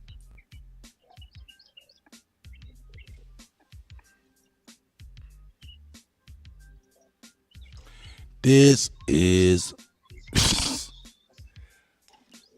Sarah Rector, the elder ancestor, Sarah Rector. We are going to rectify this shit, man. We're gonna put some respect on your name. pull up her story, Cut, because I mean we only showed the pictures. Pull up her story, and like I said, this is a side-by-side comparison with the Osage massacre. What's the timeline on her being put into conservatorship under the Guardian program that became statewide, and they created the state of Oklahoma? Remember, the state of Oklahoma was ratified into the Union in 1907. Now look at that portrait. Look like Ida B. Wells. Man, that's family right there. That looked like the sister that was on House Parties with Tisha Campbell. Straight up. Man, that's people's right there. Man, come on. We got to put some respect on her name. See how they sanitize the story, brother. Share with us, Kutty, how they sanitize her story. All right, let's get on. Let's go.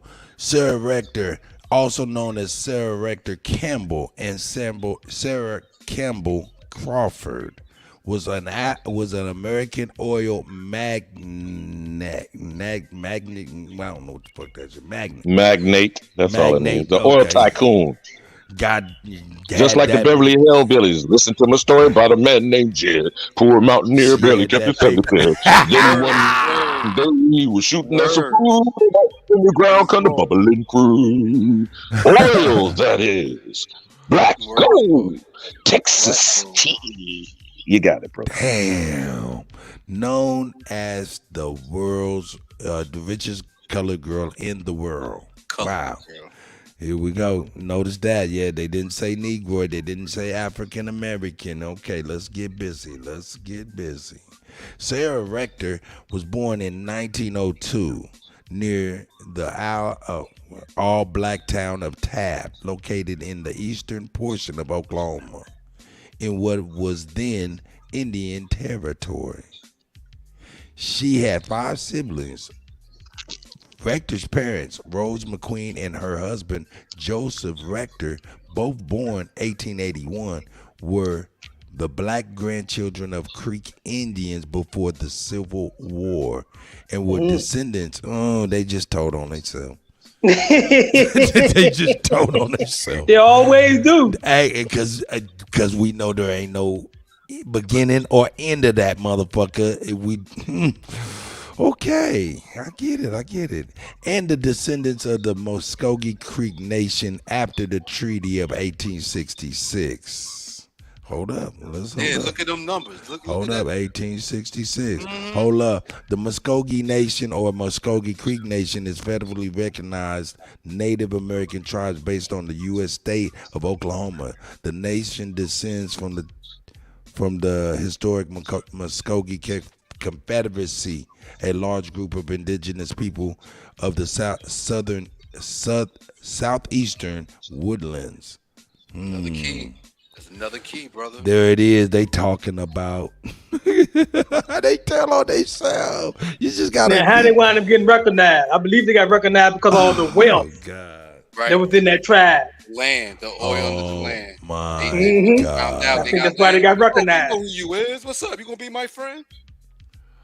Oh my God! Let's kill all the men and rape all the women and have children, and now we are the landlords. Jeez Landlords, Louise. correct. Jeez Louise. Keep going, Kutty. Keep going where you see how she becomes under guardianship. All right, here we go. So we can start spanking these Native Americans with the facts. But go ahead, bro. You got it. Oh God. All right. The Treaty of 1866. As such, they were and their descendants were listed as freedmen on the Dawes Roll, by which they were entitled to land allotments under the Treaty of 1866 made by the United States with the 5 civilized tribes. Sarah's, see, telling on their goddamn self. Sarah's father, Joseph, was the son of John Rector, a Creek freedman. John Rector's father, Benjamin McQueen, was enslaved by Riley Grayson, who was a Creek Indian. Oh man. Oh, okay. Indians. A Mr. had Sealy and Hop on them. Anyway, here we go. Who fought the Seminole Wars and split with the tribe, moving his followers to Kansas. Sarah Rector was allotted 159.14 acres, which is 64 hectares, or whatever that is. This is a mandatory step in the process of integration. Now, key on that point right there. You notice it's just shy of 160 acres. You said 64 hectares, but I want you to understand this was a normal formula extended to these supposed negotiated Indians being called freedmen. But go ahead, brother. Just circle back to that part. Sarah Rector was allotted 159.14 acres, which equals 64 hectares, whatever that is. This is a mandatory step in the process of integration of the Indian territories with the Oklahoma territories to form what is now the state of Oklahoma.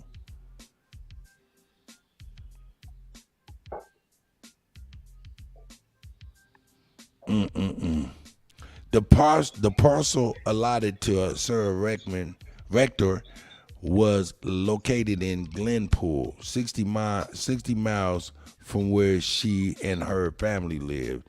It was considered inferior, infertile soil, not suitable for farming, with better land being reserved for white settlers and members of the tribe. The Sooners. Don't forget Oklahoma Sooners. But go ahead, brother. I'm squatulating going on. Oh my God. This shit is crazy. Hey, Alabama, I'm going to tell you, I was riding down, I've been knowing about this highway in Tulsa, Oklahoma called Broken Arrow. I just realized that meant surrender. I didn't even That's right. That's crazy. You remember they use that in military too now. Oh, God. This is crazy, man. This is crazy. It's crazy. Anyway, the family lived simply, but not in poverty. However, the $30 annual property tax on Sarah's parcel was such a burden that her father petitioned the Muskogee County Court to sell the land. His petition was denied because of certain restriction placed on the land, so he was required to continue paying the taxes. Damn, that should have been illegal. Yeah, think about it, Cut. Now, first of all, they've been transported, we're supposed to believe, from where their actual land is to a foreign place, allotted a parcel because of the injury and the we would believe this tale of the Trail of Tears, how many people died along there and the abuse, etc., and whatnot. And then you're going to be taxed for some petty shit that's supposedly not even useful to be farmed on. But keep going, brother. You cooking, because I want you to get to the guardianship, how they work that aspect to it. Man, this is crazy.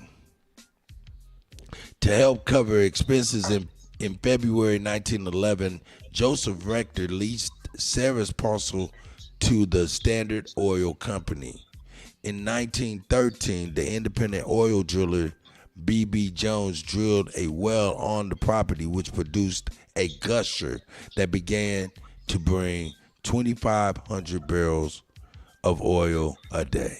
Now, Kutty, who is Standard Oil? Damn. Who is Standard Oil? John David Rockefeller. Keep going, brother. There you go. Oh my. Hey, man. Hey, this concludes the Kutty UnKutt live show. This is some fucking crazy shit. Man, this is crazy. And this is, hold up. And we're talking about, hold up. This is the movie that they're talking about making in October. It's already out. They just ain't put it on the movie screen yet. They already made it. Oh, no, we got to do something. You gotta expect what the enemy is then, bro. Oh, Jesus, this is Military warfare. Jeez, Nobody say, man, them people just laugh in our face, man. And like, you know, yeah, this is what it is. We're going to tell you our version of it. Ain't gonna do it the way the fuck we want to do it. Oh, you talking about whitewash. But we never done anything about it. We never done anything about them This is our whitewashing our time, history. dog. This is our time, dog. This is our time. We got to get our campaign on. Do I need to start the graphic design? What, man? What the fuck, man? How do we got to, man, come together, man? We got to figure out this is incredible. I got you cut, but I really want you to go into the story with the conservatorship part, because I want you to understand the significance of how the state of Oklahoma is constructed, bro. This is only one part. We talked about John David Rockefeller. The oil is only one part. But go into how they insinuated themselves as guardianship over our young women. And she was a teenager, man. So we talk about fucking pedophiles, man. Oh, God. This shit is incredible to me, man. Here we go. In 1914, I'm skipping ahead a little bit. In 1914, an African-American journal, the Chicago Defender, began to take an interest in Rector. This as rumors began to fly that she was a white immigrant who was being kept in poverty. The newspaper. Remember, Cut, she's born in 1902. This makes her 12. But keep going, because I want you to hear that white part.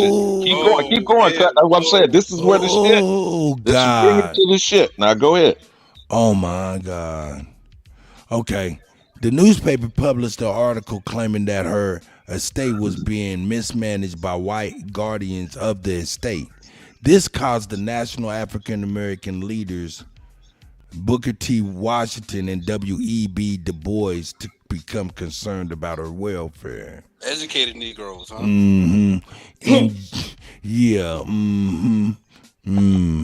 Anyway, in June of that year, a special agent for the National Association for Advancement of Colored People, NAACP, James C. Waters Jr., sent a memo to Du Bois regarding her situation.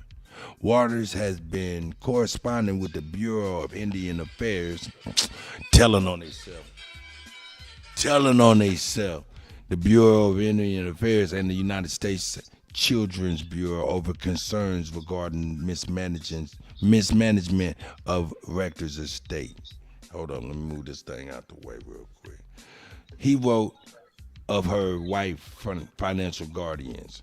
Is it not possible to have her cared for in a decent manner and by people of her own race instead of by a member of a race which would deny her and her kind the treatment accorded a good yard dog? I would like to say afforded, maybe, but afforded. Kutty, do you know this same argument is raised by the black social workers about the parentage and adoption in 2023 today? I do. So now, do y'all understand now what I keep saying about this is where Child Protective Services got its foothold? Now keep going, brother. Remember again, the article first claimed she was a white child. She is 12 right now. She's born in 1902. This is 1914. Don't know how in the world, we talk about Oklahoma, how the hell it got informing into Chicago where the Defender is. Right. And the NAACP and W.B. Du Bois and Booker T. Washington have decided to insinuate themselves. And don't forget, these niggas went around identifying Negro Wall Streets. That's another part of the story. But go ahead, bro. Go back to the conservatorship, because I want you to hear how these motherfuckers are being played by Robert De Niro in this movie. Go ahead, bro. This prompted Du Bois to establish the Children's Department of the National or NAACP, which would investigate claims of white guardians who were suspected of depriving black children of their land and wealth. Washington also intervened to help Rector's family in October of that year. Rector's family, In October of that year, she was enrolled in the children's school, a boarding school at the Tuskegee Institute in Alabama, headed by Washington. Upon her graduation, she attended the institution or the institute. Excuse me. Let's see. Let's get on over here. Let's see. So she's taken back from Oklahoma to Alabama. To Alabama. But keep going, bro. Keep going. Yeah. But now understand, this is what you're going to find out. She becomes an entrepreneur with a business acumen. But remember, the Tuskegee Institute for Normal Studies was considered a trade, like we call vocational. Oh, shit. Okay? Keep going, bro. Rector was already a millionaire by the time she turned 18 in 1920. She owned stocks, bonds, a boarding house, businesses, and a 2,000-acre piece of prime river bottom land. At the point she left Tuskegee, and with her entire family moved to Kansas City, Missouri. Shout out to the city. She purchased a house on 12th Street. Now the 12th Street bottoms, I see them. You know what I'm saying? Shout out to the 12th Street gang, you know what I'm saying? Known as the Rector House, which is currently owned by a local nonprofit with the intentions of restoration and historical and cultural preservation, Soon after moving to Kansas City, when she was 17 or 18, she married local businessman Kenneth Campbell in 1920. The wedding was a very private affair with only her mother and Campbell's paternal grandmother present. The couple had 3 sons before divorcing in 1930, and in 1934 she married restaurant owner William Crawford. Now, Kutt, you'd have to go back in the story where they had the guardians that caused the boys and the Chicago Defender to find out about this child. Now, remember, she's a 12-year-old child. So who were the guardians? You feel me? That was mismanaging it at that time. And remember, we're only talking one story of how many hundreds or possible thousands of children that were told to be orphans while their parents were still living. But because this is crazy. Roll, just hear me out, Kutt. Hear me out. Remember, the Dawes Roll is where they paid $5, calling themselves white, and made themselves Indians by paying $5. Told, come here as soon as you can. That's that Oklahoma Sooner shit. The Mongoloid hybrids are then being put in position over the civilized tribes and then selling the narrative that they held the freedmen, African maroons. You follow where I'm going with the narrative here, Kutty? As slaves, not the aboriginal. And again, remember, if we're to believe the Trail of Tears narrative, remember how some people will tell you it was supposedly a forced march? How about there may have been some that negotiated to go, thinking they were going to get parcels of land in exchange for land they've given away their aboriginal title to. You follow what I'm getting at here, Kutty? Yep. So if you've been sold a bill of goods and you voluntarily trapped, because now we aren't talking about poor Negroes, you feel me? But they want to tell you these are slave niggas. You see what I'm getting at? But we didn't all leave, did we not, panelists, other brothers on the panel? You're right, brother. So the ones that stayed in Alabama, Georgia, Florida, the Carolinas, and Virginia, who are these African American niggas, Kutty? The freedmen.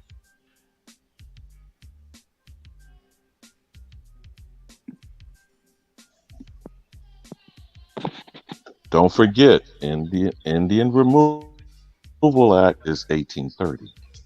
100 years later is the Racial Integrity Act of Walter Ashby Plecker in Virginia's for Lovers. Tell us about that, Virginia. Yeah, you're right, brother. You're right. Well, you ain't saying nothing wrong. Yeah, but I was glad when that bus hit this motherfucking ass. Y'all was there to see that shit.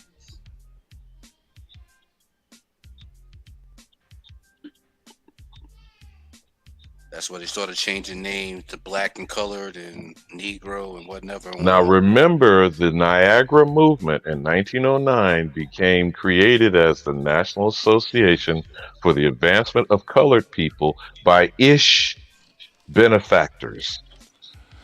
Be right back. Which I gotta go to the named bathroom. Spingarn, you know, the #1 award given by the NAACP every year. Yeah, about to say the is the NAACP. Spingarn Award. Mm-hmm. Yep. So these people were using the categorization of colored that did not attach to them. I'm talking about, you know who I'm talking about, the merchants, the tailors, the landlords that were in our communities, Kutty. Them damn Sephardics, cryptos. And they were calling themselves colored under this organizational structure, Kutty. They then set W.B. Du Bois up on a platform. They sent him out amongst the country. The newspaper, the newsletter of the NAACP was called The Crisis, by the way. And everywhere him and Booker T. Washington traversed our communities, they identified as Negro Wall Streets. What do you think happened in the summer of 1919, Kutty?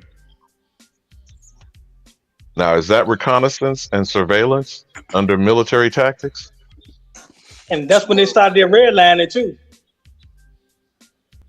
And both of them, don't forget, now, in the public realm, W.B. Du Bois would call out Booker T. Washington as a coon. That's true too. Now, Booker T. Washington was actually funding the NAACP, if you did not know that, Kutty. Whenever they would be imprisoned or get arrested, he was providing money for bail. So if both W.B. Du Bois and Booker T. Washington came to visit this one young woman, Kutty, I don't know. I'm just asking questions. This shit is crazy. And encouraged her to come to the Tuskegee Institute, which I'm quite sure he got funding for, calling it a scholarship, etc. Right? The smart thing about it was the mind of her. This young woman was an excellent businesswoman. Do you see what the story turned out? But they thought they could manipulate her. You feel me, Cut? No doubt. But from 12 to 18, there were white guardians manipulating her estate, making themselves wealthy according to John D. Rockefeller and these oil leases. And what's the word they use, which you should be getting paid for the rest of your life? They call it royalties? Mr. I spend records? Mm-hmm. That's right. So where are our royalties, Cut? In the damn trust. Mm-hmm. Now, do you think someone should go and look at the history of the guardianship in the state of Oklahoma, see how many guardians and wards there were, redacted, and how this erected the power structure of the state of Oklahoma in its first decade after 1907? Right now, they got they doing a lot of paper throwing away, like book throwing away right now. Well, they've been doing that. They practiced that with the redacting, right? Some companies got a certain amount of months or maybe weeks. They're throw away paperwork and stuff. They're actively practicing this stuff. Now, Cuddy, I'm gonna suggest something to drop a bomb on your doorstep. Oil is Oklahoma. The railroad is Kansas and Missouri. You might want to Google and research that on your doorstep, brother. So as a similar policy you have seen played out here with oil, what you think happened with railroads taking over Aboriginal lands? Oh, yes. Yes. Yes.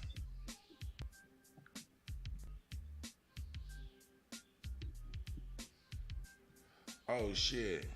And guess who's born in Nebraska? I was just reminded of that yesterday, since we seem to not remember him this much on his birthday last Friday. Malcolm Little was born in Omaha, Nebraska.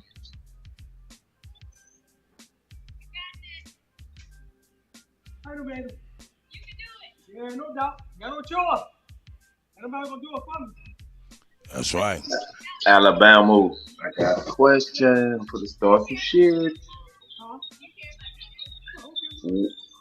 How much money that it's a lot of people talking about the trust. They have our stuff in the trust. How much of this shit do you think is left in there, or do you think they spent it all? You know, the problem when we have discussions about money, it's two different things. First of all, currency is not money. And what we're saying when we raise the question, we're really speaking on currency. Now, money is gold and silver coin that's minted by the government, not the Federal Reserve. And no one seems to have asked, well, what is the Treasury minting, and what gold and silver bars and bullion are collected where? Now, we've been told a fraud story about Fort Knox, right, Kutty? Right. What's stored there? It's supposedly the gold supposed to be stored there, but air. I don't think nothing's there. Yeah. Air's being stored there. I know one thing. They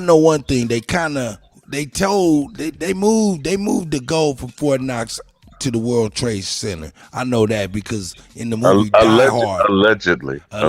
Yeah, you know what I'm saying? Because I seen that in Die Hard. You know what I'm saying? I thought they may You have do told know on that there themselves. is a gold reserve just recently created in Fort Worth, Texas. No. Okay. Yes. Did not. So Yes. again, I'm not saying I have an answer, Super. Am I guiding you towards some answer to your question? I don't. Now, I've only pointed out one thing. There's gold, there's silver, there's platinum, there's palladium, there's iridium, there's bauxite, there's coal. Nickel. You understand Right. what I'm saying, I'm Kutty? saying You like know what the the word consumables. commodities is, right? Like the consumables, like the oil. Now, when you're saying consumables, this is what's tangible that's off the land that can be transported. Is that what you mean by consumables? Right. So we got the cheapest prices on gas since they've been pumping the shit out of the ground, and we've been riding around in these cars and flying these planes. So where's the funds for this resource? I don't think they have it. Okay. That's You what want the debt clock to be put back on screen by Kutty? Hey, and tell me if it's going the other There you direction. go. There you go. Okay. So, That's what I'm talking but about. Cut, do you get the point of what he's asking and why that is the answer? No doubt.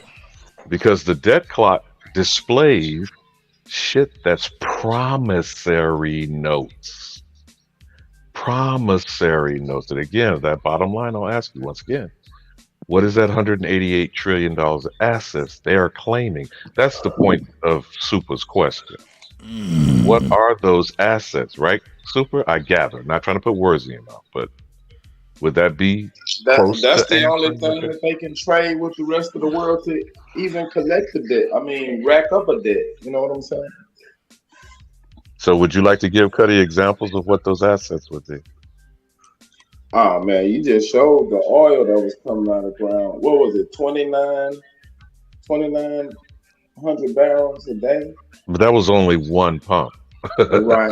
Okay. Now So, let me put something really in perspective for you. You got it, brother. Chop it up. Since I'm an oil man, right? I used to go offshore. Shell Corporation. I've been to one of their production rigs. Came online in 1994. When it came online, it was doing 129,000 barrels a day. When I went out there in my short career, a couple of years ago, that same production rig was still doing 79,000 barrels a day. It ain't no off days. It's 365 days a year, 24 hours a day. Now, 1994 is coming up on 20 years ago, right? Right. Now, Kutty, we're only talking about one oil rig over 20 years every day. Just round the number to 100,000 gallons. I'm sorry, barrels. How many barrels? How many gallons in a barrel? 55. You got that, Cuddy? No doubt. Yeah. So 100,000 barrels a day for 20 years since 1994 on one oil rig. Of how many corporations that are oil companies, Super? It's really only one because I'm waiting to hear you say that. Now, please explain to them how Standard Oil still exists, though its name is not used today. It's called ExxonMobil, Gulf, Chevron. What? Go ahead. You got it, brother. Fill in the blank. Fill in the blank. BP, Shell. What's the other one? ExxonMobil. Because each one of these wells, Texaco, Gulf, they don't have 100% interest. So Unical is out of California. Now, the one that blew out in Macondo, that well that had the blowout underwater. You mean a deep sea horizon? You talking about the deep horizon? The deep sea horizon? Yeah. No, Deepwater Horizon. That was the rig. But the actual well was named Macondo. Man, if y'all don't feel a way looking at her face, man. If y'all don't feel a way, man. We don't, but cut. You showing the face of an oil tycoon. But I'm saying to you, brother, John David Rockefeller stole under her skirts. And Standard Oil was supposed to be one of the first monopolies busted by Teddy Roosevelt, right, Super? Yeah. But it was broken up into all of these oil companies but they were broken up to all the oil companies you know today, Cuddy, but they're still owned by Standard Oil and the Rockefeller family. That's correct. Oh my God, this is fuckery. That is correct. This is fuckery upon fuckery upon fuckery, man. But Cuddy, we're only talking about one commodity, oil. Railroads. Over whose Aboriginal land? That Mama Chief was trying to educate you all about yesterday. Timber. Who authorized these people to cut down our trees?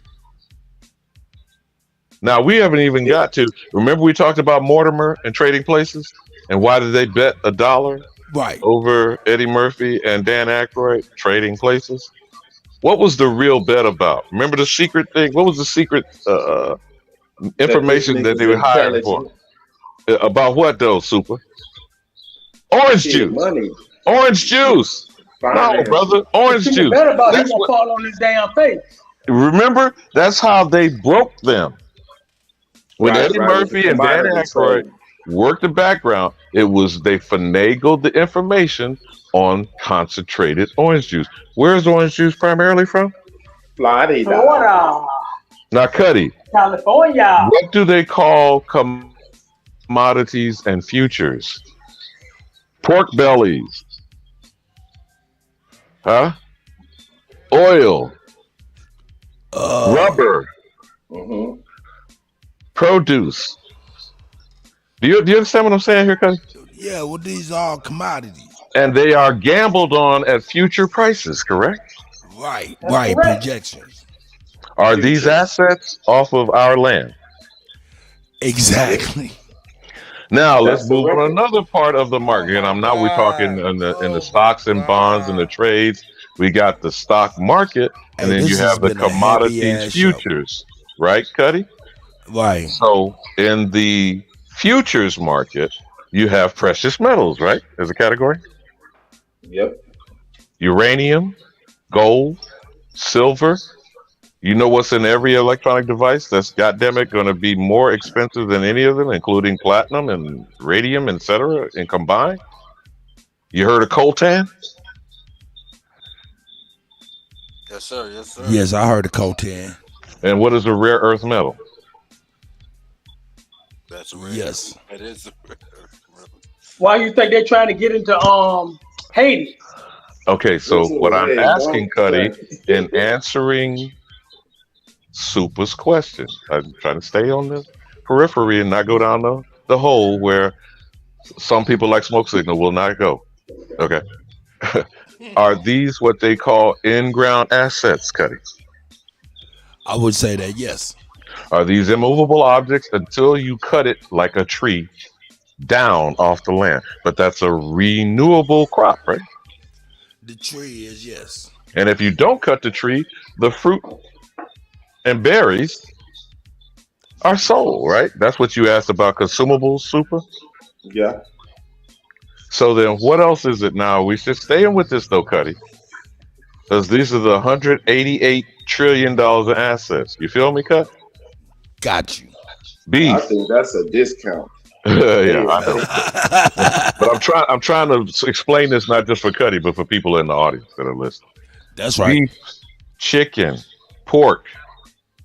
You follow me, Cut? Name whatever produce you want to name. That requires agribusiness and corporate farming, right? On whose stolen land, Cuddy? You see how no matter which way we go at this, where do we wind up? And if we wind up on the land, whose doorstep is that on? And if it's on your doorstep, a motherfucker keeps sneaking in your back window, underneath your basement, through the attic and your roof, what the fuck, man? Where aren't they not invading your space? This is crazy. I'm not saying it to discourage you, Cut. I'm saying No. This is inspiring for real, because something got to be done. But it can't be done out of ignorance, can it? No. Now you see why I keep saying check motherfucker paperwork at the door. And they had an old phrase. Y'all ever remember the phrase or ever heard of? Don't accept no wooden nickels. Yes, sir. Who was carved on the nickel, brother? You know, people don't seem to know that about you. Who was carved on the nickel, and who stands in front of the cigar store? Cuddy, I don't think you hear me, Cuddy. Indian our ancestors. Yeah, with the Indian head store. Yeah. Huh? Hello. And Cut. the buffalo on the other side. How much more evidence do we need to understand we the shit? I'm sorry, we the sheep. XI. Isn't that what Chief keep trying to tell you, Cuddy? We the sheep people. Because we the shit. We have a battle ahead of us. So every time you see your young girl, daughter, granddaughter, niece, sister, potential mother, grandmother, great-grandmother, we have just laid out how they have insinuated themselves. You didn't hear it at the time because you walked away, but the brothers on the panel heard Farrakhan say how they do it. How they do it, brothers? They take the wild nigga Indians out the picture and they collect the booty. They collect the booty and do what with the booty? Besides slap it, flip it, rub it down. Oh no! What's poison, Cuddy? What's poison, Cuddy? Never trust a what? Never trust a what? Brothers. Because it's all brothers here on this panel.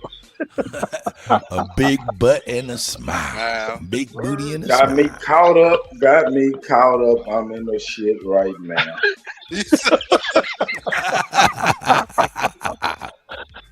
I'm saying that to make slight, a little levity cut, no, but not to be dismissive, you know. That is kryptonite to Superman. It is. It is. Because we're supposed to protect and serve, not how they lied about these patty rollers and police. And by the way, do you know they're taking them off of all police cruisers in America? They no longer put the slogan "Protect and Serve" on police cruisers. They took that off about 10 years ago. They going blank a lot now. I'm seeing in a lot of different states. They don't even got police on the side no more. Yeah, ghost cars. You barely see it. Yeah. Or you're barely embedded on the side. They call them ghost cars. And which they supposed to also always print who they are. Yeah, but that's why they put that very light embedded printing in the paint job. Yeah, that's that CYA shit, Cuddy. You see? But in the same time, they tell you in their predictive programming, they have to explain to you how they gonna fuck you. Psychological. Hey man, I don't know how we have an uphill battle, just to say the least. This is this is crazy. We already in the battle. But as you're looking at her picture, we are because we are at war. But as you look at her picture, Kutty, remember that is the prize. And every person on this planet is trying to climb up under her skirt. And we're now selling that shit with Video Vixen. And I'm digging at you now, the music man, because you know I love you, Kutty. But what since Super is on here, what's Superhead? She's a Video Vixen. That's the title of her book. Life of a Video Vixen. Gonorrhea in the flesh. And what's being promoted? But what's being promoted every day with these silicone behind? Where in the hell did these amazing asses come from in today's? I don't know. What do you call it? Hot and Titan. What do you call it? Jiffy. Home Depot. Bottomer. That's the Home Depot. Home Depot. Bottomer. The Hot and Titan. Did you hear about that woman? I don't know if she was a transgender or not. That was putting Fix-A-Flat in people's butts. Oh yeah. Hot-sheet motels. Hey, yeah. That was a thing. Yeah, that was crazy. But it ain't her fault if the person consent to it. That's how I look at it now. That person bent over and said, "Pump me up." But but think about it. Would a sane person lay down and let somebody do that to them? Hey man, look, let's just keep it $1,000. That's hold up, man. We gotta keep it $1,000, man. We can't ignore the sister that needs all the love and support and recognition for her ignorance too. She said, "I don't need no hair gel. I'm gonna use a super glue or some shit. She used Gorilla Glue to slick her head down." What did Mama Chief tell you about Stop the Genocide? That's right. Got him doing crazy shit like that. But look at the picture to your up and to the right. Does that look like that looks like a life of luxury to me? Oh hell yeah. Oh hell yeah. So look, hold up. Hey man, look at her left hand. Look at that rock on her hand. Picture's worth 1,000 words. Look at that rock not all on the her time. hand. Not all the time. No, that's not true. Because that's the case, then you can all the whitewashing you say they do. It's not whitewash. It's 1,000 words. It tell a tale. Yeah. Yes, sir. But it could also tell a lie. Yes, sir. That's right. It's still a tale. You know what I'm saying? It's still That's because she telling got that rock on her hand. That don't mean they ain't take that bitch off there after she took that picture. Let's keep it Come on, on, bro.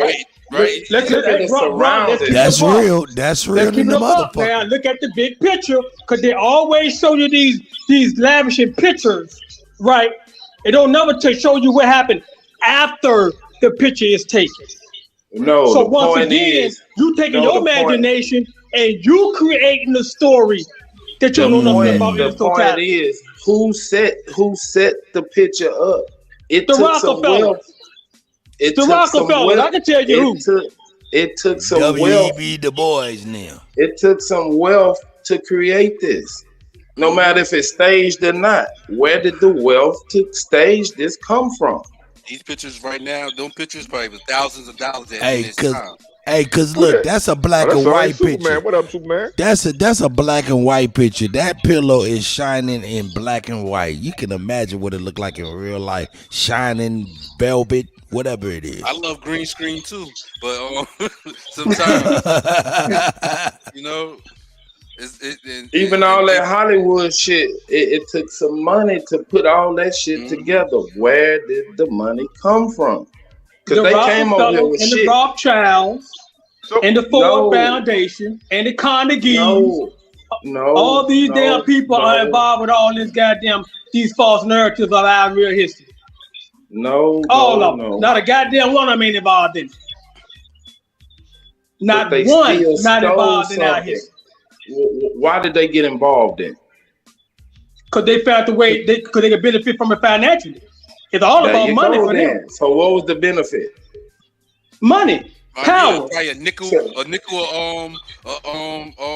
story at the time in the paper, right? And they sent these papers about this so-called black turned to white person because that was one of the things in her time. They made her status white.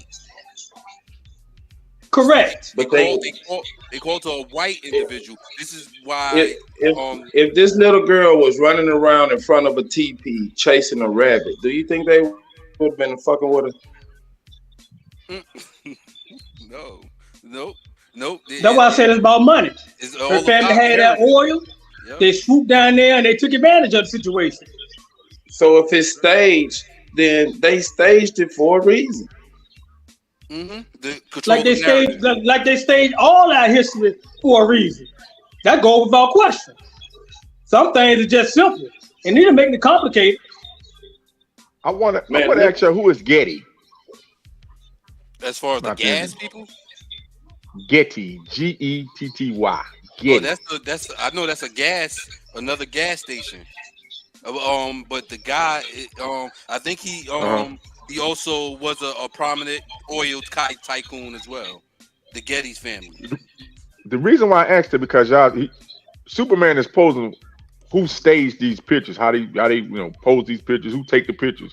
If you notice on I would say 90% I don't think it's photos, staged. I think it's real. All right. Well, I'm just saying whoever took the picture, the owner of the photographer, whoever.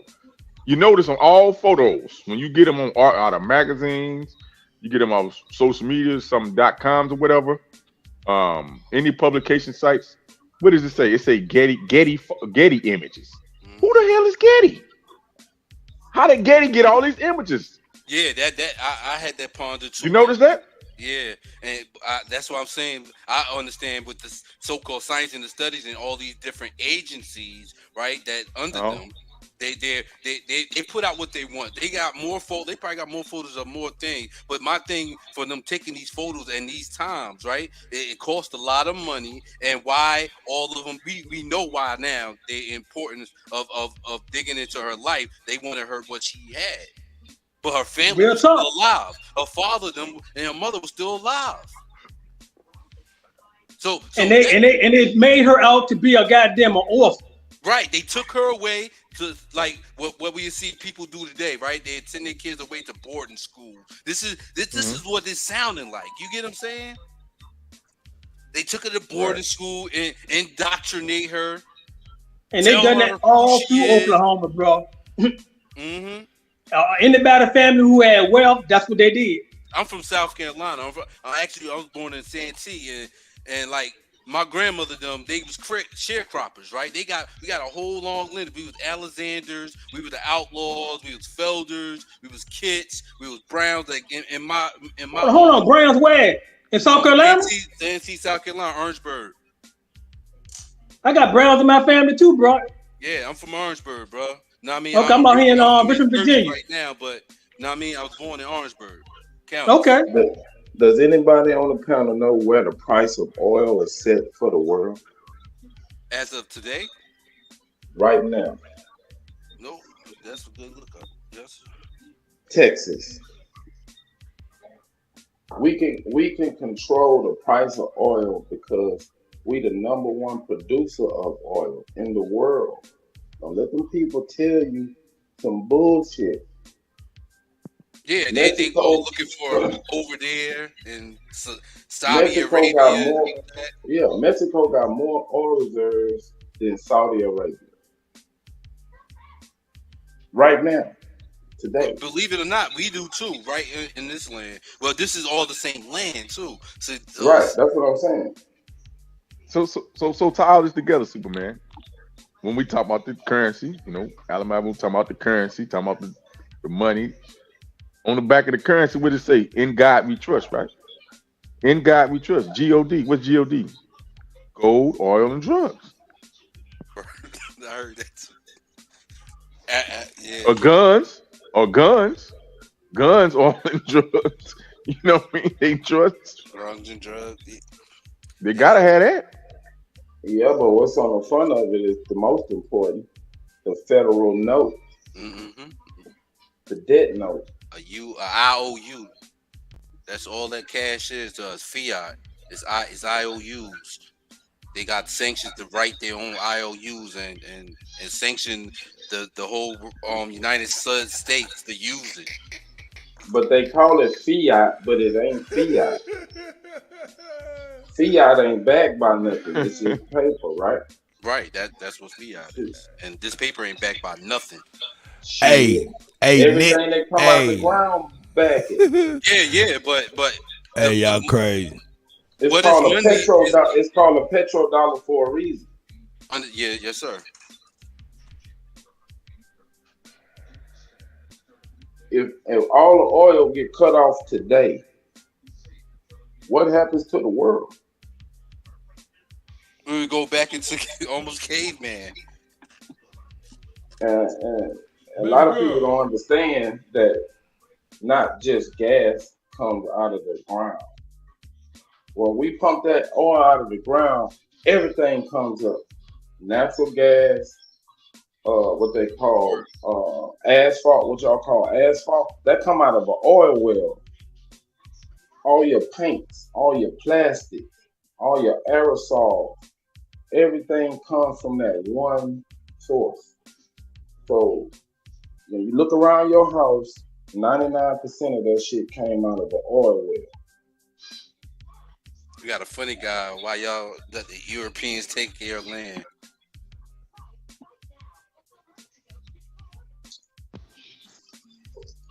Come on up here and ask that, man. Come on up here and use your oxygen instead of your fingertips. Quit using your fingertips and use your breath. Say it with your chest, not with your fingertips. They just be want to have contention just for the hell of it, Kutty. That's all, you know. We got it for them. We got it for them, but they just got to come on in here and ask the question for real. You know, be respected with it, man. Don't be out there just, you know what I'm saying, out there like the cowardly lion, just meow, meow, meow. Have any of y'all went to any of the islands or anything? Y'all seen them flames in the middle of the Gulf of Mexico?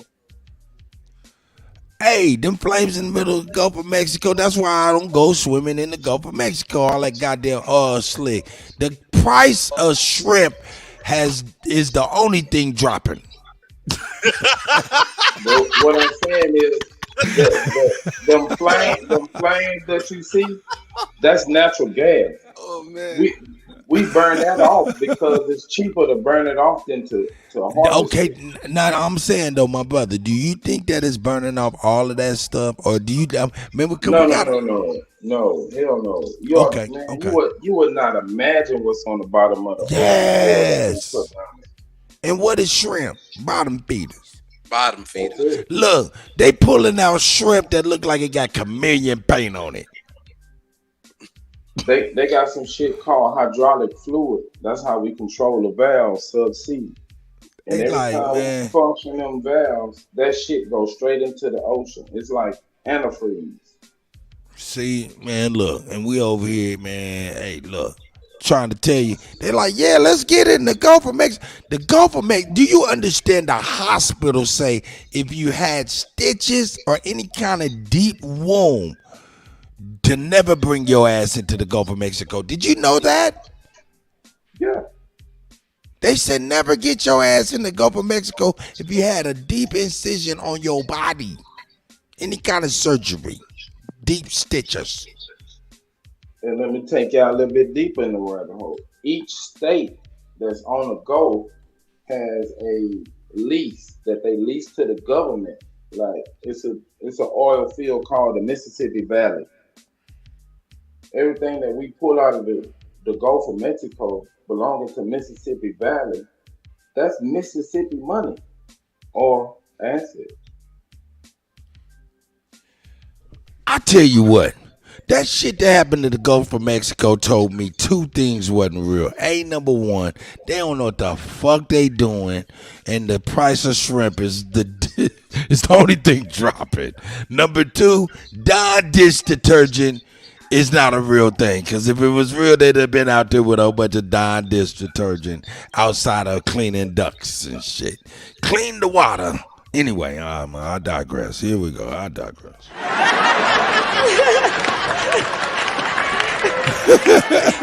but the science behind it is oil straight out of the ground. It's not toxic.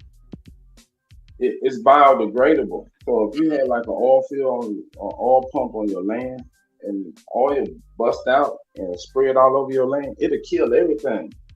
But in 3 years, your crops are double yield because it's biodegradable. When you start cracking it, it's called catalytic cracker. They crack it into these different elements. That's when it becomes a chemical. That's when it becomes dangerous. Oh, I can see how that. Ooh, man, oil dropping, is the earth's dropping blood. bomb. With Charles John, I think oil is the earth's blood. And Yeah, we've been practicing ciphering her energy as well. They call it fossil fuel, but that's been debunked. That it's just a natural man, current. that's some bullshit right there. Trying to say that the dinosaurs made it from nah, hell no, it wasn't that many dinosaurs. Yeah, Hey, but that's their excuse for taking the Earth's blood and unstabilizing the Earth by saying, "No, that ain't this is that." No, motherfucker, you actually putting us all in jeopardy over greed. Mm-hmm. And then that goes into religion, preaching about all these catastrophes that's going to end of time. See, all these things are entwined with each other. It's all entwined with each other, getting the people off their natural harmony.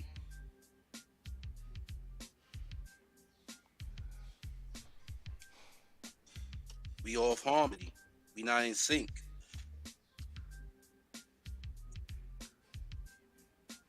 And we divided because we got Africans. They want to be this. We want to be black.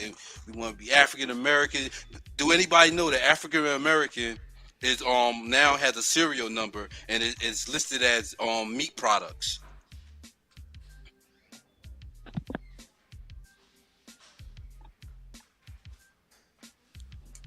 And I'll pull it up too. Man, this shit is crazy.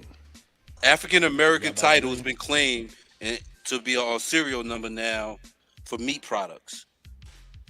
And a lot with our melanin, they use a lot of this technology, right? Everybody that got a computer or a cell phone in it, let's believe it's some type of melanin inside your cell phone that's activating it. And melanin is the highest thing on the market, besides organ harvest. Yeah, I heard that. Yeah. Look at the picture on the bottom right. You think that she had a lace front on right there? That's her shit. And that ain't no African woman. No, that's my grandmother. Man, I'm trying to tell you, you see them plaits down there, that hair come from some good plaits, some of that old funky ass dog mane grease. You remember that dog mane grease? That black grease that was funky in the motherfucking so fake. That motherfucking dog mane. That's what they used to call it in my old day. That was some funky ass grease there. Yeah, that'll make your shit grow fast in a motherfucker. Hell yeah. Vaseline, all that shit come out of oil well. Yeah, so the extracts of oil. Yep. But $1,400 a gram for melanin right now. So what they doing with all our missing kids, with hundreds of thousands of kids missing every year.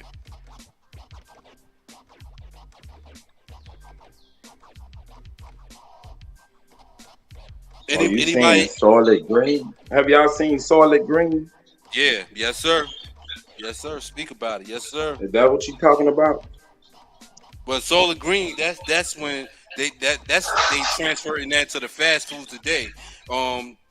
Grinding, the body up and putting it into it's a Jewish rabbi that spoke about it, that they say they systematically put this stuff in the fast foods, our dead body. They have what they call Passover, and they do a ritual sacrifice, and however they do, they take a piece of the body, eat it, and then some of the bodies go disappearing into the fast food restaurant. They grind them up, just like we do the animals in the same capacity. They grind them up and put them in burgers and sell it to the masses. And a Jewish rabbi has said this. This is on a radio show one time. And this is one of their secrets. They tell on themselves because they have to tell you what they're doing, so they don't feel like no karma come back to them. Now look, now check this out. Now real talk, man. That's when the nigga gonna get that. I'm gonna touch into that biblical shit, man. When they get to talking about the devil, they say the devil always tell you what he on. Yes, sir. That's what, man. Now we done ostracized a couple brothers behind some biblical narratives, but here I am bringing it up. I did it. I'm sorry, I did it. Nah, but see, lack of knowledge if you didn't know nothing, right? And that's the thing about all the knowledge, all the writtens, all everything that's been prescribed as knowledge. If we gotta decipher it, you have to look at it for itself. And if we can discern it for self, we open ourselves up to see what's in front of us, not just looking around. You ever seen a zombie? Right? You know what zombies do? Never seen one. They trying to get brain. Well, you look at a person with their phone walk across the street again. That's right. You know what I mean? Like I want to build, man. Like I want to build to destroy. We build bridges to walk across them. We destroy our enemy. We know who the enemy is, but it's sometimes we gotta be as more psychological with them than anything, because this is what they're doing to us, and be ready in arms. Have you read The Delectable Negro? Yeah, I read that in prison, brother. Right. So that's what it is. They consuming us, not just physically, but our energy, our power, everything. They consume us. Chateau property.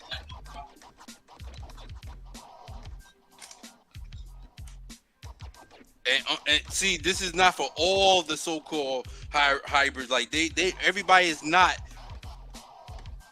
bad in a sense. It is be ignorant. No, it's some niggas. Yeah, it's some blackface motherfuckers doing this shit, bro. It's a covenant. It means it's an agreement. If you ever heard of the George Washington's written statement, if we take off the fezzes and the sandals off their feet, their children would never know who they are. We can pull that up.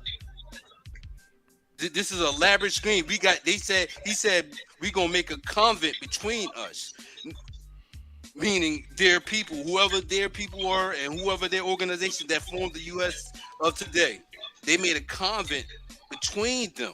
They made treaty. That's why treaties is a convent. Well, then they lost that bet because we know who we are. That's the whole thing. That's why it's crumbling now. We activated now. Yeah, we activated now. Yes, sir. Yes, sir. It's just a slow burn. Just think about it. The other day, it's worse fires. It's a slow burn. It just on one of them shows, I think I was looking at Top Cat, and the dude was on there complaining about he a Black history teacher, and the students coming in his class, 14 and 15, telling him, "Look, man, that shit ain't true," and he having a problem with it. They're like, "Man, we don't want to hear that shit, that African shit, that slave narrative. That shit's not true." So it's a slow burn. It's catching on. So you got FBA, right? They talking about we been here, we built America. You got the Indian shit, Top Cat them over there talking about digging to your lineage. Now we saying we Aboriginal Indians looking to your lineage. We've been here the whole time. Here's the history laid out. It's here. It's just not. Shout out to Top Cat, man. God damn it. Shout out to the brother Top Cat. Shout out to Holbert. Shout out to all of them. Straight up, man. Straight up. Them's tribe Big right there. Hawk Ass. School, all of everybody, School. man. Shout out to everybody. No doubt to all seeing high flying Hawk School. No doubt The about that. whole American paradigm is shifting, and and it's happening. It's just not happening the way we want it to. I think it's good. If you going against this bullshit and whatever you claiming, we gonna win. Cause we still all the same people. I don't care if you call yourself Indian, Albo, American, all that shit is the same. And I would like to say that too in a form, because you gotta understand, right? We know the saying, all kinfolks ain't family, right? And this is our problem specifically, besides the others people in the world, and mostly the world is looking for us. All right, it's official. Breaking news. It's official. Ron DeSantis, governor of Florida, files paperwork to throw his hat in the ring for the 2024 presidential election. So, if he's the president, you better not bring your ass to America. Well, we gotta get the politics of what they're saying about black, right? That's one of his politics, not to teach no black or African American stuff, right? If we know what's going on with him, and that's cold. When we hear black African Americans out these people's mouth, they're signaling to themselves with code words, just like democracy. These are code words that say that they're all on the same page, meaning that we're blind. They're gonna keep us blind, and this is status is status correction is the order of the day. Nationality is the order of the day. In your people, your tribal that's the order of the day. Yeah, it ain't no government. They government gone. We just don't know that right now. A lot of us don't even know that, y'all. He said it's all fake news. Ain't no government. The government it's been out of place since 21. Joe Biden, all this stuff is Hollywood. You know what? I heard that too, brother. That they got the White House all. They have did y'all hear about the office? None of them have oath of office. And that's one thing the public can search up is look up a Joe Biden oath of office of presidency or vice president, whoever that itch is, right? They don't have oath of office, meaning there is no standing with them. Now, with that alone shows you that it's all propaganda. And when Obama was president, he signed in a bill to let propaganda be put upon the American people. That was an illegal act that he did, and that's one of the first illegal acts that he did, because he had got a paper from the Pope in 2016. The Pope wrote Obama stating that they should stop all of their actions which towards the American state. That means the original American people. That means us. Right? What else came out in 2016? What it's the Healthcare Act. No, the one for was all that under the Patriot Act. I think what you're saying was all that stuff was on the Patriot Act, wasn't it, brother? No, I'm saying what else came out in 2016? The American Declaration for the Recognition of Indigenous People. Oh, peace. Yeah. So he gave us back our shit. We just got to get up and claim it. Know who you are and stand on it. So if you go in there with that paperwork and standing on it and make them standing on it, in the paperwork they say they got to form a regime to help you. That's what we was going over yesterday with Mama Chief. All that shit is in there. How you can use the treaty. Only thing you got to do is self-identify and tell them people who you are.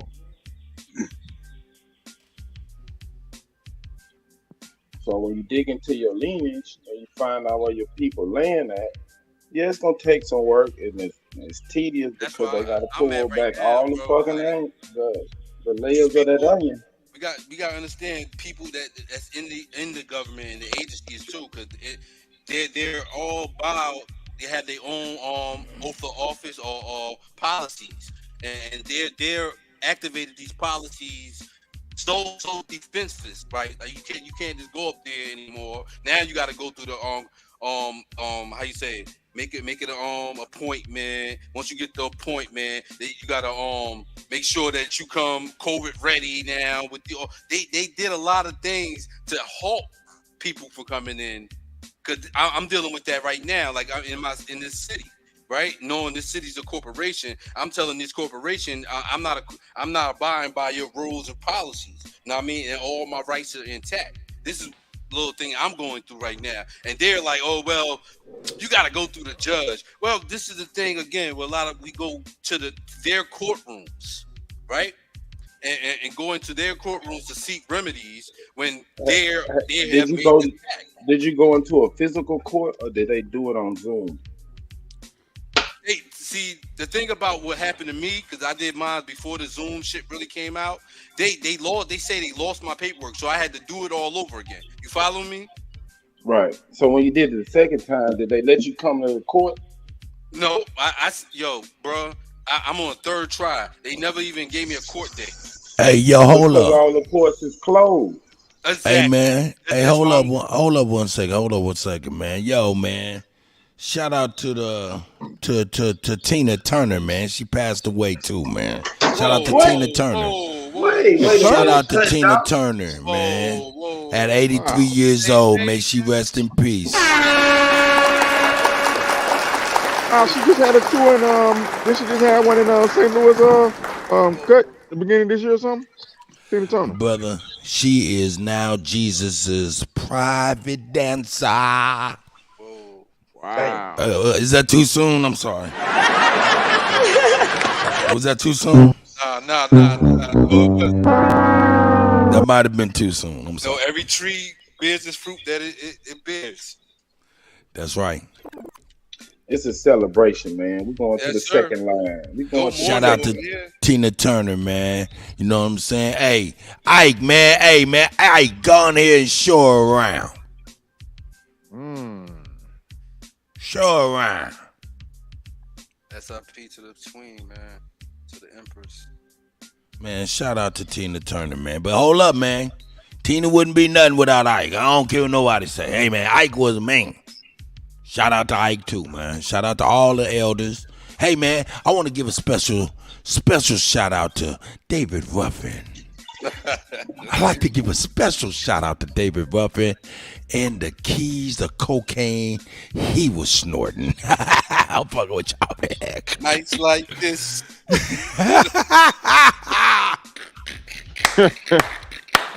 Angels will fall. Think no, about we it, is fools for that one. Hey, that's where did he get that white girl from? I'm talking about that cocaine. Yeah, he had no boat. He had a Rolls Royce. He had an all-white Rolls Royce. He had no boat. James Brown was the first nigga to have a motherfucking airplane. At least that's what they say. First entertainer to have an airplane. He said he was an Indian. That's right. And that brother looked like the Afro Olmec statue. You know that old Olmec. Olmec. Yes, sir. Yes, yeah, sir. Got that same James Brown cut in the front. Mm-hmm. They know who That's we right. are. They know exactly who we are. But they all are invested in our sleep. They all are invested in our sleep. Because look, understand, they whole house of cards falls. It goes deep, dog. And look, I can't help but to think that this Sarah Rector situation is our fucking calling Alamo. It's our calling right now. It's the shot that it's the straw that's gonna break the camel's back.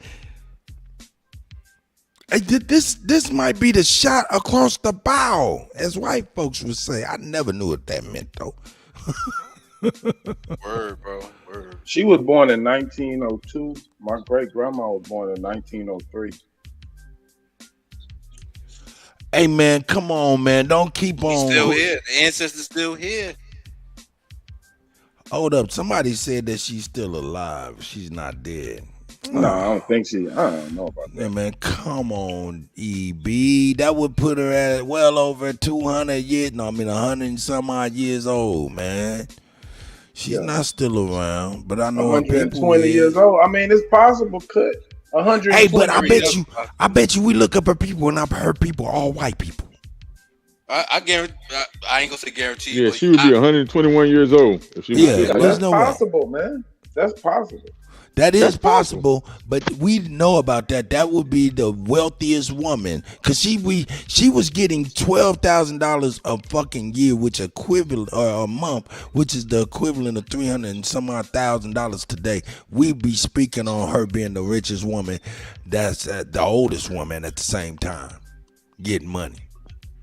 She'd be the oldest woman getting money. She'd be what the narrative of the said pale man narrative that our people need to pick themselves up again. That she'd be the opposite narrative of that. You get what I'm saying? If she is still alive, she probably chose her life than to keep that money, because they were gonna bump her off if she tried to fight for it. Look at R. Kelly, man. Look at Michael Jackson. They're not gonna let you have that money, man. Hey man, Bill, what people don't even know, man, Bill Cosby, man, for real, the same thing playing out with him, because he's sitting up under billions and billions of barrels of fucking oil under his land. See, that's how I understand that even him himself, Bill Cosby, they made pacts, bro. They signed contracts. They sign contracts with these people, and once you go against that contract, you get that mob effect, man. You get that mob effect. You ain't doing what we doing. Okay, we got you. Let's set them up. What's that girl? Yeah, bring her back up. He said, what? Yeah, remember that little girl? Nigga, we'll drive your ass crazy in court, bring a liar in there in your face, nigga, and she'll be more credible than you. What Marion Barry say? You're crazy in court. This bitch set me up. It's a setup, man. They gonna always send the female. But what if it ain't a setup? If these some of the things that they see, because these people are intelligent, man. They're not gonna make these decisions in their right mind. I beg. So they gotta fill them up with the dope what they and call all you, and man, the women. which we are able to make mistakes. What Alabama say earlier got me caught up? Big butt and a smile. Yes, sir. Yes, sir. Every war was fought behind the ass. Jamie Foxx, blame it on the app. Oh, so yo. The booty. The booty. I'm down here in Texas. I mean, Houston, we really ain't got no gang culture, but a nigga will kill you behind his money or his woman. Or yelling out the window on that motherfucking 45 highway. Oh, stop it. Don't do it. Don't do it. Them the ones who ain't getting no woman. So they frustrate and trying to take it out on people in traffic. So it's still the same thing. They fight. I just left Houston, boy. They was boys shooting niggas for talking crazy all day long on the highway. I ain't mad at them too.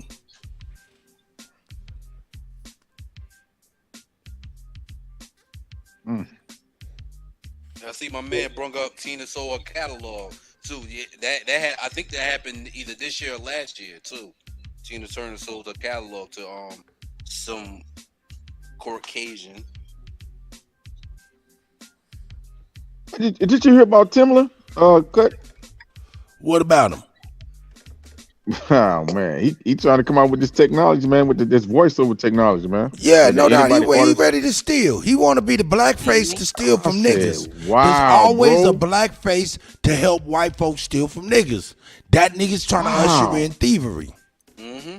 AI voice. Piracy, dude. That's crazy, man. Why, dude? That's the HNIC syndrome, man. Head nigga in charge syndrome shit. I think the idea was presented to him. Where he took it, or he presented, he put his face behind it, and they all every celebrity we look at, they're getting checks. They might get a little bigger check than we normally hardworking people get, but they get checks, meaning they doing something for a change of goods, right? And that shit runs out, don't it? Yeah. Yes, it does. Yo. Okay, I just got my cue.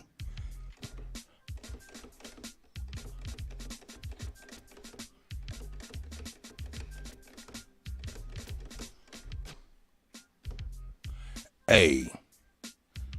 Sarah Rector, man. Shout out to Sarah Rector. We coming for some respect on her name, dog. That's right.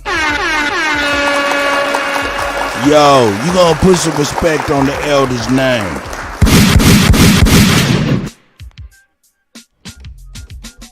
That's right. These people got interests. Their interest is taking anything they can gobble up. Yep.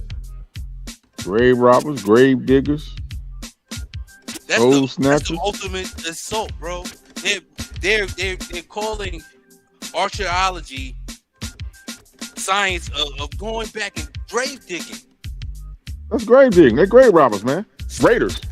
I've been to them raiders. Shit.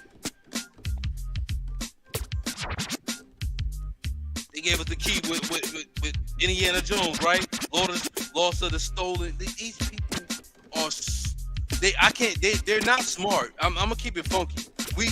Some people think that they probably smart. This elaborate government scheme that they pulled over our they're not smart. They're not smart. Who's smart enough to tell you in the Second Amendment? Every person can have a gun, right? The Second Amendment said no, don't abridge my right in that, and that can't be touched. And they that's like giving your enemy the gun. If you get what I'm saying? So let me ask you, brother, did they write that, or did our ancestors wrote that? Because I talked to a brother. Exactly. There you go. And the original document was wrote by our ancestors, formed by our ancestors. The Constitution. Yes, sir. And that's why I back out there because go Kutty.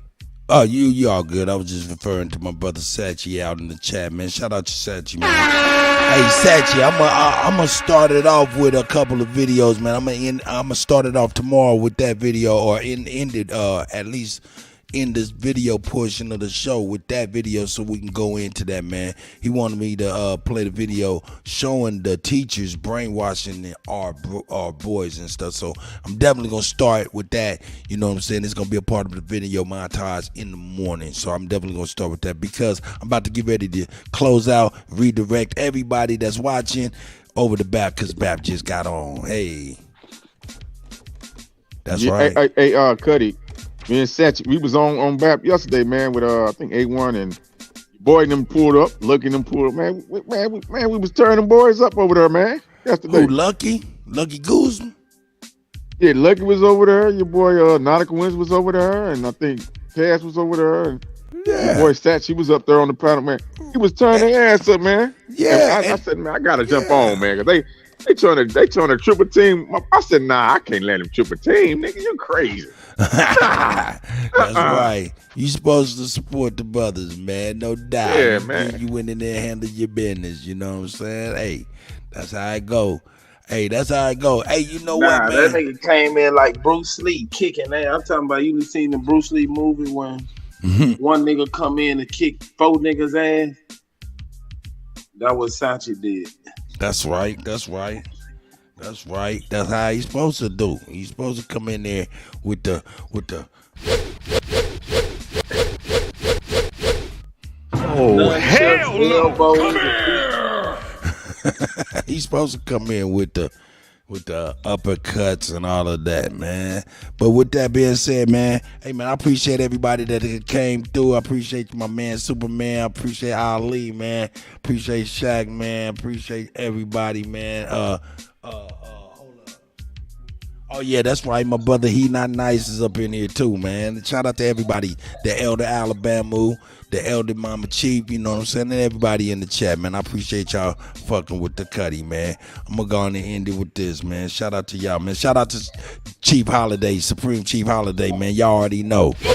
You already know. It's the GOAT. You know what I'm saying? Hey, and me, I'm DJ Kutt, man. Kutt, you killing them.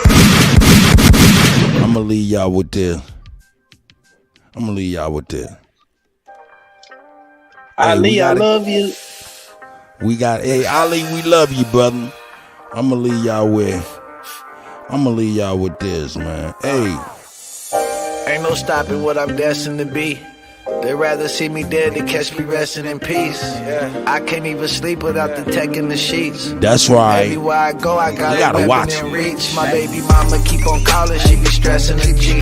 She wants some money for my baby that I never can see. And every new nigga she say better than me. Wow. But I just keep it G, that shit embedded in me. There ain't a crack in my leather, maybe under the seat.